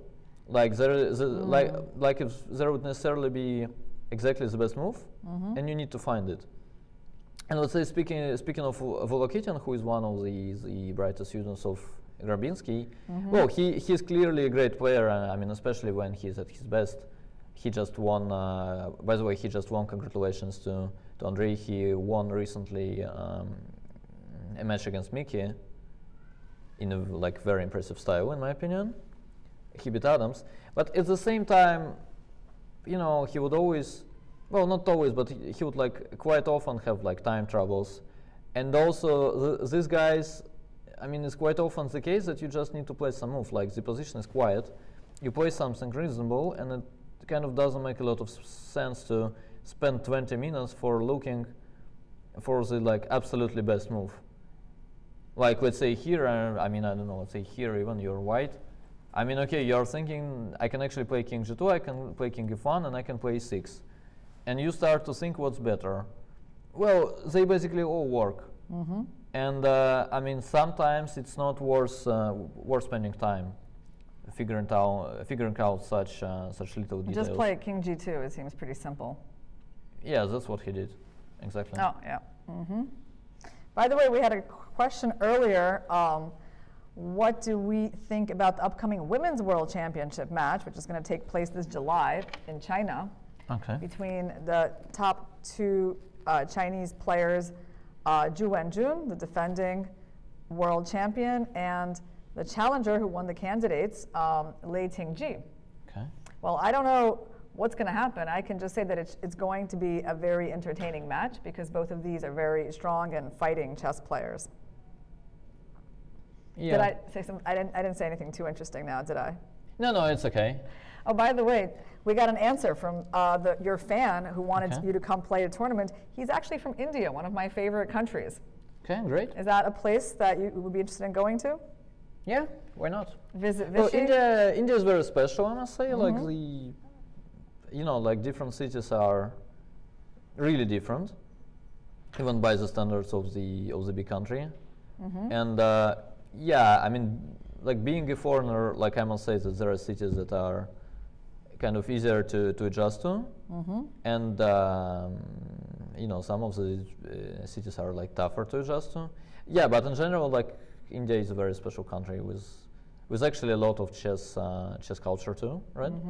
So yeah, why not? Yeah, the Olympiad in Chennai was receiving so many spectators and fans. I mean, it was a really special Olympiad in that way. You don't get that in other countries. And actually, when Vichy was here for the first 4 days of commentary, he gave me a recommendation for a region of India to visit because I am asking him for some travel recommendations. Okay. Where should I go on my next trip to India? And so he gave me a place that actually in the north of India, northeast of India, that I'd never even heard of. So that's cool. I can't remember, but I know I'm gonna. Look, it's been a long day, Daniil, and I can tell you if I saw it on a map, I would immediately recognize the name. It starts with an M. The state in India, it starts with an M, and it's like in the northeast part of the country. Okay. So I did get some valuable travel advice from Vichy. Okay. So King D8, Rook A7. Black is actually pushed back to the 8th rank. Yeah, I'm not sure why they keep doing this. I mean, I do think it's pretty crazy, like how hard the players have worked today to finish this classical portion of the match in a draw. And how tough it's going to be for them to come out again tomorrow to face each other. I mean, the good news is they have a lot of respect for each other. Yeah, and absolutely. I think in a way, they must actually kind of enjoy seeing each other every day. Well, you're taking it to the extreme level, I'm afraid, but yeah, I kind of like what you are saying in general. Yes. Yeah, well, Nepo has said at the press conferences, I mean, maybe it's just half joking, but he has said that he has missed seeing Ding along the way. So I am not completely making that up. And I think, just going through this intense, crazy experience for a whole month together, I mean, they must feel like some sort of bond. Especially if they don't just, intensely dislike each other to begin with. Have we visited the Philippines, Daniil? I have not visited the Philippines yet. Me neither. Okay, I think we're heading towards the resolution of this game. Yeah, so Rook A7. So this is actually interesting, like everything draws here. I personally prefer Rook A7 very much. You just want to cut the king and go king F3, and actually I like that ending to the game. Yeah. That's cool. My favorite idea in a rook endgame, cut the king. He didn't do that. Yeah, but that's what I'm saying. Like even here, you can see that it's a completely different approach. Yeah. He actually calculates king F3 followed by rook F5 followed by taking on F4. It's yes. It's not worse and it's not better. I'm just saying, like to me, just go rook A7. Like you don't need to calculate at all. But he's going to pick up that F pawn, and black is not going to be able to win the game with just one side pawn. Exactly. Okay. Yeah, they trade. Okay, now I must say yeah, exactly. It's probably a proper time to shake the hands. Okay. Yeah, guys, this epic game number 14 has just come to an end, and the players are signing the score sheets. And the good news for us chess fans is that we're going to see you back tomorrow at 3 p.m. Astana time. Same as usual, the players are actually chatting to each other again. I mean, you've pointed out, Daniil, that they talk to each other all the time after the games. Yeah. I mean, that definitely exhibits some sort of special friendliness between them. Okay.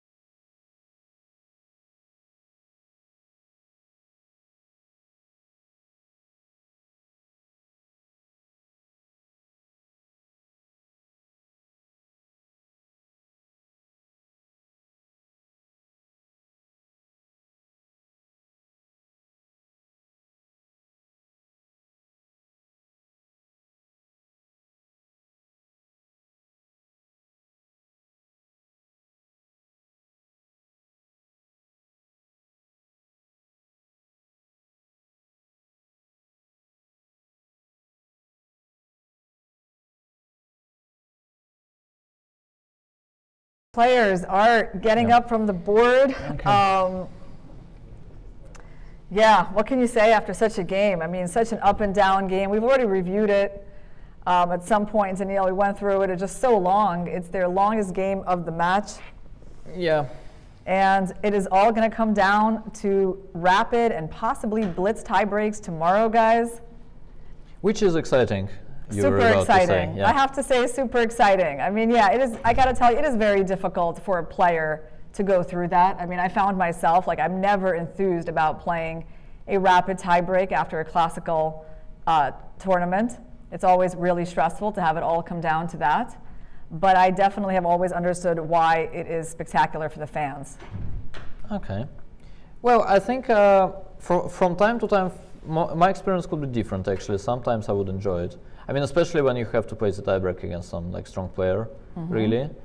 That where you don't feel like it's like your ego is not screaming like it's an absolute must win.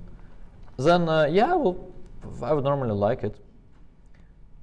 Yeah, and by the way, one of the viewers in our chat reminded me what the name of that region in India that I'll visit one day. Yes, it's called Meghalaya, indeed. So thanks for that reminder. And I guess we're actually going to have a drawing of lots for colors tomorrow, guys, in the press conference. So something important is going to happen in this press conference. I'm sure there's also going to be a lot of questions from journalists to the players. So we have a tie after 14 games, 7-7, with 3 wins each.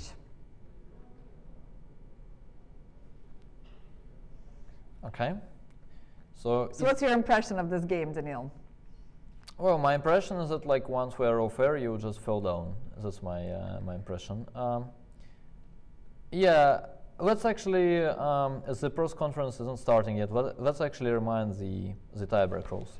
So first they will play, what is it, 4 games? 4 games of 25 plus 10. Correct. Yes. Then if it's tied, which they're means going to play 5 plus 3. They're going to play 2 games of 5 plus 3. If that ends in a draw, I think they play another 2 games of 5 plus 3. And then they started playing like 1 game every single time, and it's like a golden goal in football basically. So the one who wins the first game, the one who wins first, wins the whole thing.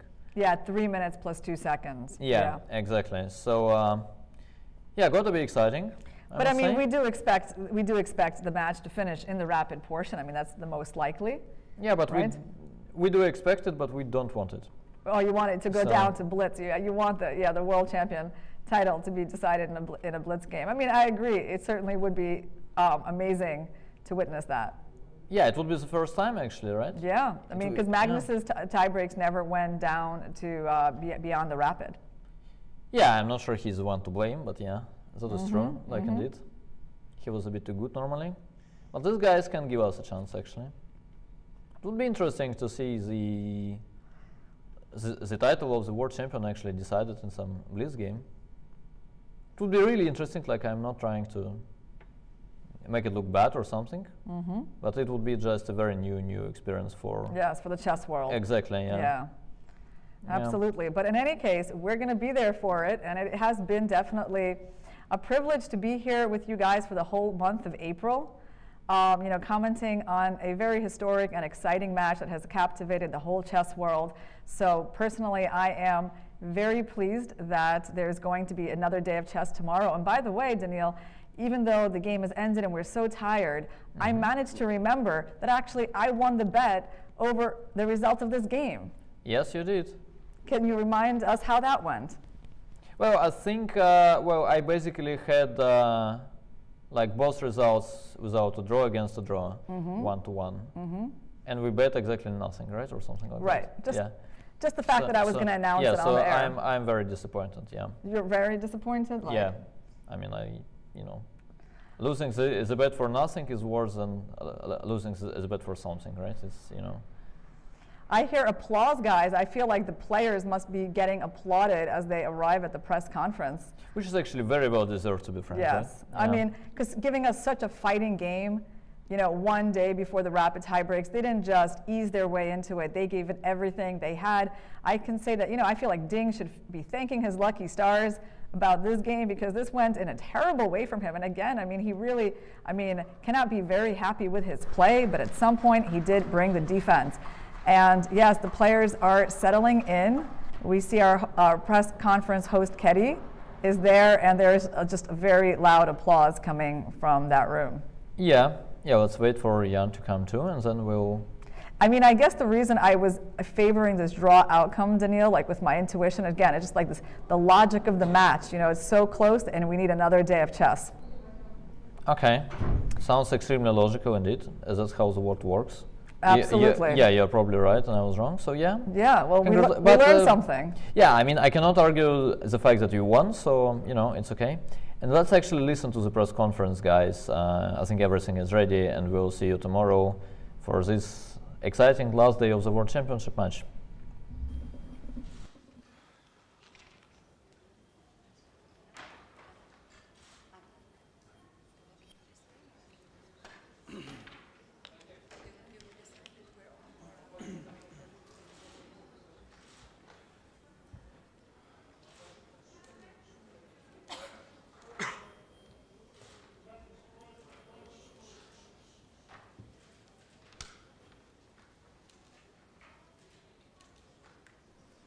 Hello everyone, welcome at the press conference of the final classical game. Today the game has ended in a draw and the score is 7-7. Tomorrow we're going to have the tiebreaks. About the tiebreaks we will talk later today. So I will go right away to the questions, and my first question is to Jan. Could you take us through the moment when you played e5 in the end game? What was the idea behind this move, and how have you evaluated the chances to convert the endgame into the point? Good question. I guess e5 is the move which spoils the advantage, because I missed the idea that after rook h8 he can double actually on the back rank, like play g2 g8. This was quite a shocking moment, and I guess some move like rook b3 instead of e5 and white is just paralyzed. So it would be basically a matter of like quite a simple technique. And then I just didn't see like how to, like white has two ideas, like first is b6. If I move my rook away from the 8th rank, and another idea is rook g2 g8, and surprisingly white cannot pin. This was quite unlucky. So once I thought like e5 could never spoil anything, like such an easy move, like fixing the pawn structure and everything. But probably rook b3 with the idea after rook h8 already have this rook to, I don't know, d4 or rook to d6. Should be easily winning, but yeah. Thank you. Next question to Ding. The game has started with a solid-looking Nimzo-Indian with bishop d2, but then you unleashed with knight g5 move, a very aggressive move. Was your choice to play more risky today to an attempt to avoid going into tiebreaks? No, it depends on the position. I thought I may have some I've got small tempos in this position, so I think I have some chance to launch the attack. For example, even g4 I also considered, but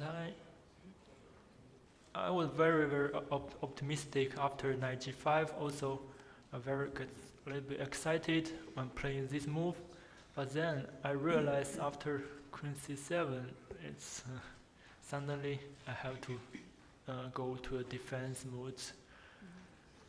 That's a turning point of the game, I guess. In one of the previous press conferences, you promised some interesting ideas for the last rounds. Was knight g5 one of those secret weapons, or you came up with the move during the game? Yeah, it came during the game, but obviously with this move I'm playing for a win. At that point, I thought it might be the decisive game, but I'm very lucky. Like last time in World Cups against Irina, I also defend a very bad endgame against him in the last classical games. And Jan, you have played the opening phase quite convincingly. Have you anticipated Nimzo Indian Bishop D2 variation? And we have witnessed in cameras the reaction that you had after seeing knight to G5 on the board. What was your first thought when you saw that move? Actually, I just didn't buy it. Yeah. So it didn't seem like it's gonna work because I never played any like suspicious moves. Yeah, like I'm well developed, and yeah, like if knight G5 and H4 would win every game, then it would be like chess would be much easier for white. And another moment when you seemed surprised in the cameras was when Ding played bishop to b4. How have you evaluated that position and that endgame? Well, it was slightly unpleasant for white, but after bishop b4, it seems like if things don't work out too well for white probably just lost after this move. I mean, it's looked very suspicious. But yeah, I guess thanks to this move rook c4, white is not losing by force. And then I guess knight c5 was an inaccuracy, so maybe knight a5 was the move. But yeah, surprisingly, the position is still quite solid. Yeah, but bishop b4 is such a decision. Probably indicated that my opponent thinks he's in trouble. Right. Ding, you have sacrificed the pawn on g2 when the game was heading to the end game. Could you please explain to us what was your reasoning when you made this decision? Well, first I calculated bishop g3, but he can play, I think, both knight g6 or knight d7 with the idea of knight e5, and it's I guess it's difficult to play for white. Also, I consider f3 to stay passive, but then actually I didn't calculate carefully for the line bishop g2. I just sacrifice the pawn with knight c5. All right. I don't have more chess-related questions. I will go now with the general question, and I'll start with Ding with you. When you're looking back of these 14 games that you have played in the match, which was the most difficult game for you?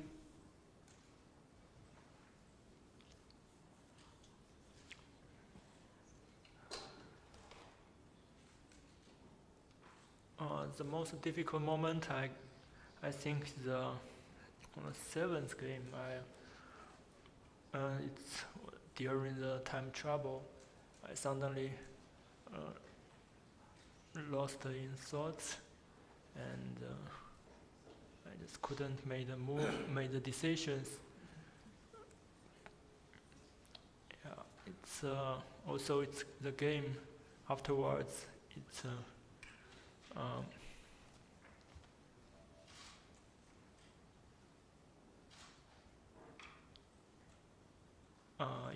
influenced me. Yeah.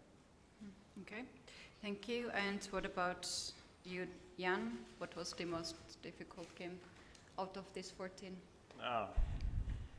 I guess all games were difficult in its own way. So it's like I think I wouldn't specify one. Okay. How difficult was to prepare? This is the question for both players. How difficult was to prepare for today's game, as it was the last classical game of the match? And have you felt any more pressure compared to the previous games in the match? I think we will go first with you. Yeah, since the situation has changed today, I'm not the one who must win with white pieces, so I can decided to play which opening, and in the end I played this line. I guess it's not so risky, but afterwards it turns out to be very. I'm wrong. The preparation is not.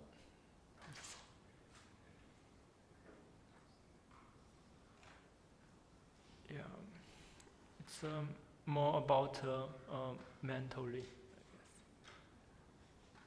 All right, thank you. What about you, Jan? I don't know what to say. Do you want me to repeat? Yeah, you can repeat, but I mean, I think I want anyway, I want to be able to say a lot. All right, my next two questions to both players, and then I'll give the time to press. Today, one of you could become the world champion. Is this thought cross your mind at any point today in the game? Have you thought that let me enjoy this moment? Ding, let's go with you first. Well, only the thought of did not get the world champion comes to my mind at some point. Right. What about you, Jan? I guess it's anyway was too early to count chickens. All right, and my last question is about the tie breaks. So the match is tied 7-7 in the classical portion, and tomorrow we are going to the rapid portion. 4 games, 25 minutes plus 10 seconds. After almost 1 month of playing classical chess, will you find it difficult to adopt the rapid? Ding, let's go first with you. Well, at least we have not 1 day, but half days to rest, to think about the rapid game. Yep. All right. What about you, Jan? Sorry, what?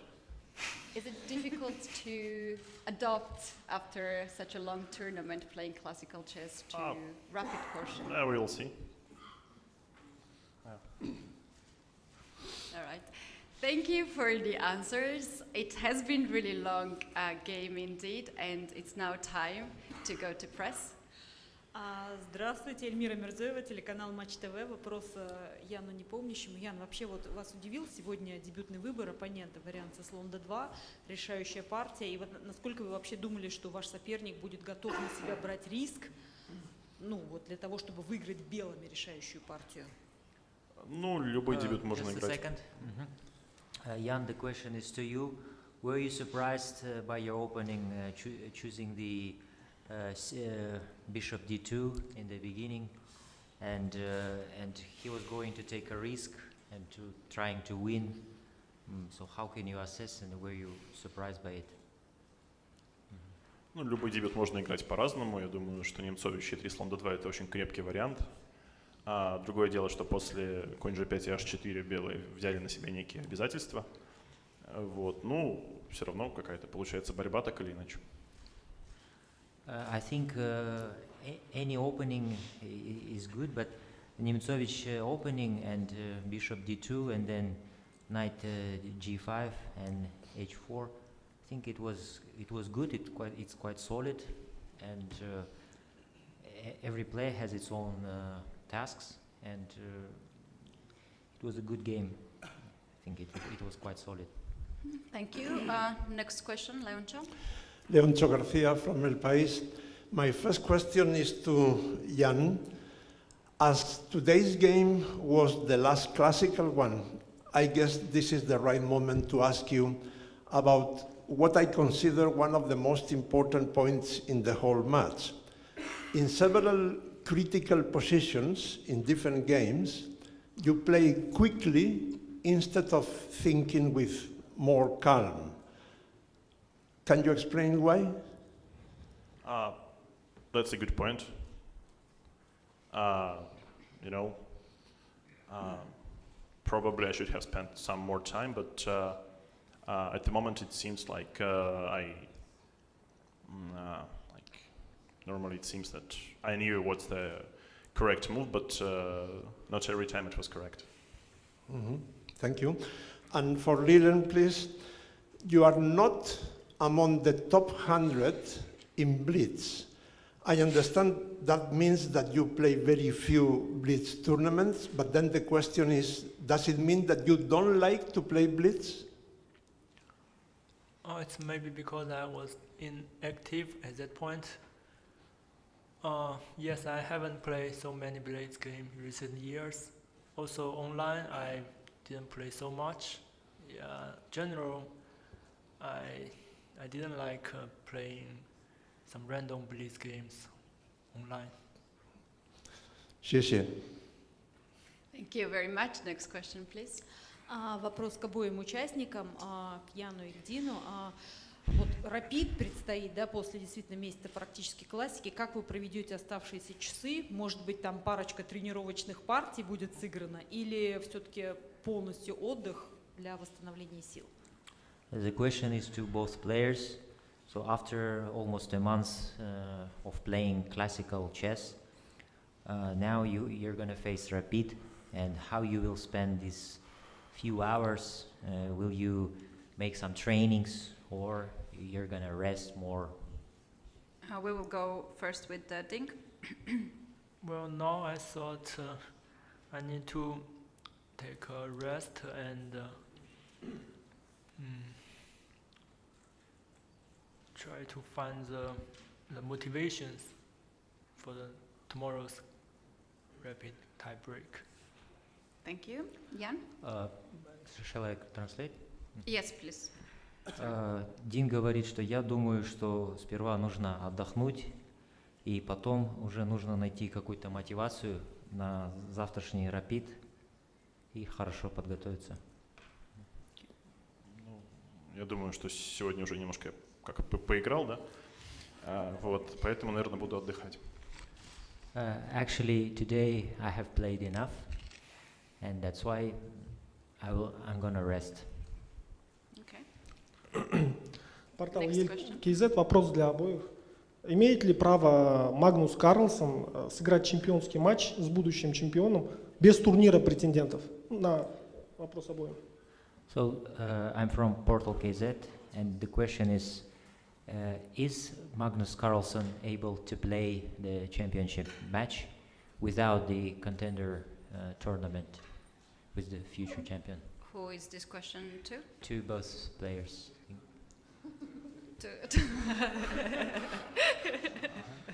Я думаю, что в зале присутствуют некоторые официальные лица из FIDE, и, может быть, они смогут пролить свет на этот интересный вопрос. I think in the audience there are FIDE representatives, so they can answer this question. Yes, thank you. The answer is no. Спасибо. Ответ нет. Thank you. Do we have more questions in the press? Дин еще не ответил. It will not change any the reality. Sorry. Let's go the next question. Do we have? All right. It's time for Chess Base India, please. Hi, Aditya from Chess Base India. Question to Nepo. Nepo, in the first 10 minutes, you almost blitzed out the opening. And when Ding took almost 13 minutes to play Queen C2, you immediately played D takes C4. Could you please tell us that till what point was your preparation? I guess I checked something like this. So I knew, like, I think there were some games, and I think I can only recall that knight c6 is inaccurate because of rook d1. But I guess dc4 is I think, if I'm not mistaken, that's the correct move. Okay, thank you so much. Thank you. From Twitter segment, we're gonna take only one question. Jesse, please bring the one question only and the good one. I didn't know there was only one, so I need to select, I guess. Right, so Jan, did you consider playing g6 instead of taking on c5 with the knight? What was your evaluation of the position at that time? Actually, I thought that knight ac5 is nearly winning because of my rook's activity, and the bishop on e2 is placed really poorly. So if I would think that knight ac5 is not enough, probably I would consider g6. Yeah, but I guess I quickly got a winning position after knight ac5 as well. Yeah, so I wouldn't criticize myself for this particular move. Probably, yeah. Then e5, yeah, was once again quite unexpected that white actually can regroup. That it's not a stalemate. Thank you. Do we have more questions, please? Менің есімім Асылбек, Қазақстан ұлттық арнасының журналистімін. Менің сұрағым екі гроссмейстерге. Жалпы осы ойыннан ұтып алатын қаржыларыңызды неге жұмсайсыздар? Көбіне көп жеңімпаздар мұндай қаржыны қайырымдылыққа жұмсап жатады. Hello, I'm from Kazakhstan TV channel, and the question is to both players. How are you going to spend your prize fund after the match? And normally players spend some portion of it for charity. What about you? Jan, we will go first with you. Let me think some, next time about this. Я подумаю, мен ойлана жатармын, осы туралы келесіде сөйлесеміз. Мы поговорим об этом в будущем. What about you, Ding? Well, I'd like to travel when I have some spare time. Я бы хотел путешествовать, когда у меня будет свободное время. Менің бос уақытым болған кезде мен әлемді аралағым келеді. Thank you very much. Do we have more questions in press? I don't see more questions here. So now it's time to call on the stage the chief arbiter, Nebojša Baralic, who will announce the format of the tiebreaks and also will draw the lots.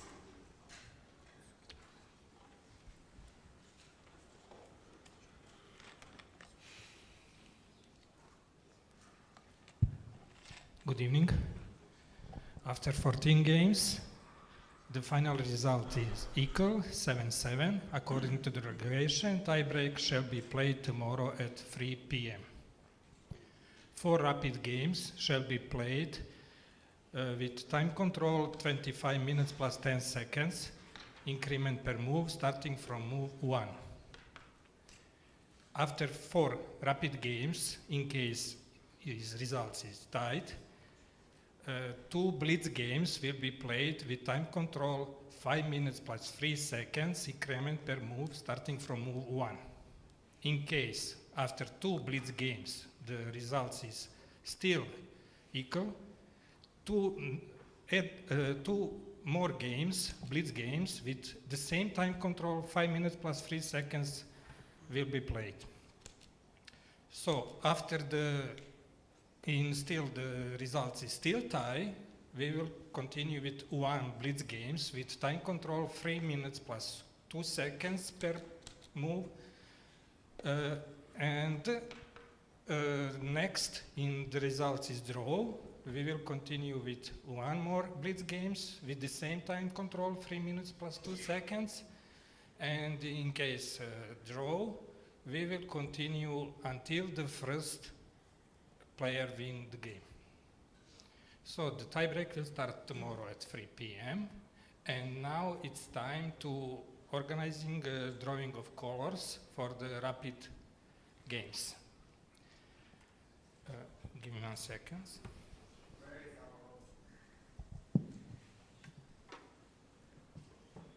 We have 2 boxes, and inside of the boxes there are pieces. Okay, I would like to ask Mr. Ding Liren to choose 1 box because the Mr. Jan Nepomniachtchi did it during the opening ceremony from the standard games. Mr. Ding? Yeah, you can. Yes, please take it.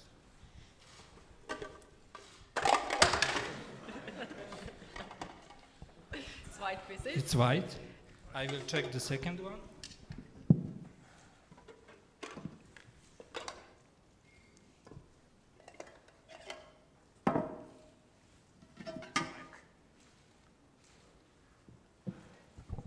Mr. Ding Liren tomorrow first game will play with white pieces and Mr. Jan Nepomniachtchi with black pieces. Thank you. Thank you very much. So we do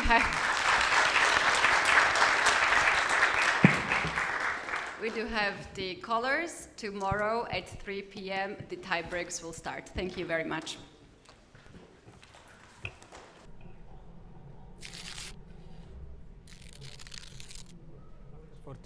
Standard games, the final result is equal, 7-7. It means that tie-break shall be played tomorrow. 4 rapid games shall be played with time control of 25 minutes plus 10 seconds increment per move, starting from move 1. In case of time, after 4 rapid games, 2 blitz games shall be played with time control of 5 minutes plus 3 seconds increment per move starting from move 1. If after 2 blitz games the results tied, additional 2 blitz games shall be played with the same time control, 5 minutes plus 3 seconds per increment per move starting from move 1. It means 4 rapid games first and 2 plus 2 blitz games. In case that result is tie, we will play 1 blitz games with time control 3 minutes plus 2 seconds increment per move starting from move 1. After the first game is tie, we will play another blitz game with the same time control with opposite colors. In case of tie, we will repeat last 2 games again, 1 per 1 until the one player wins.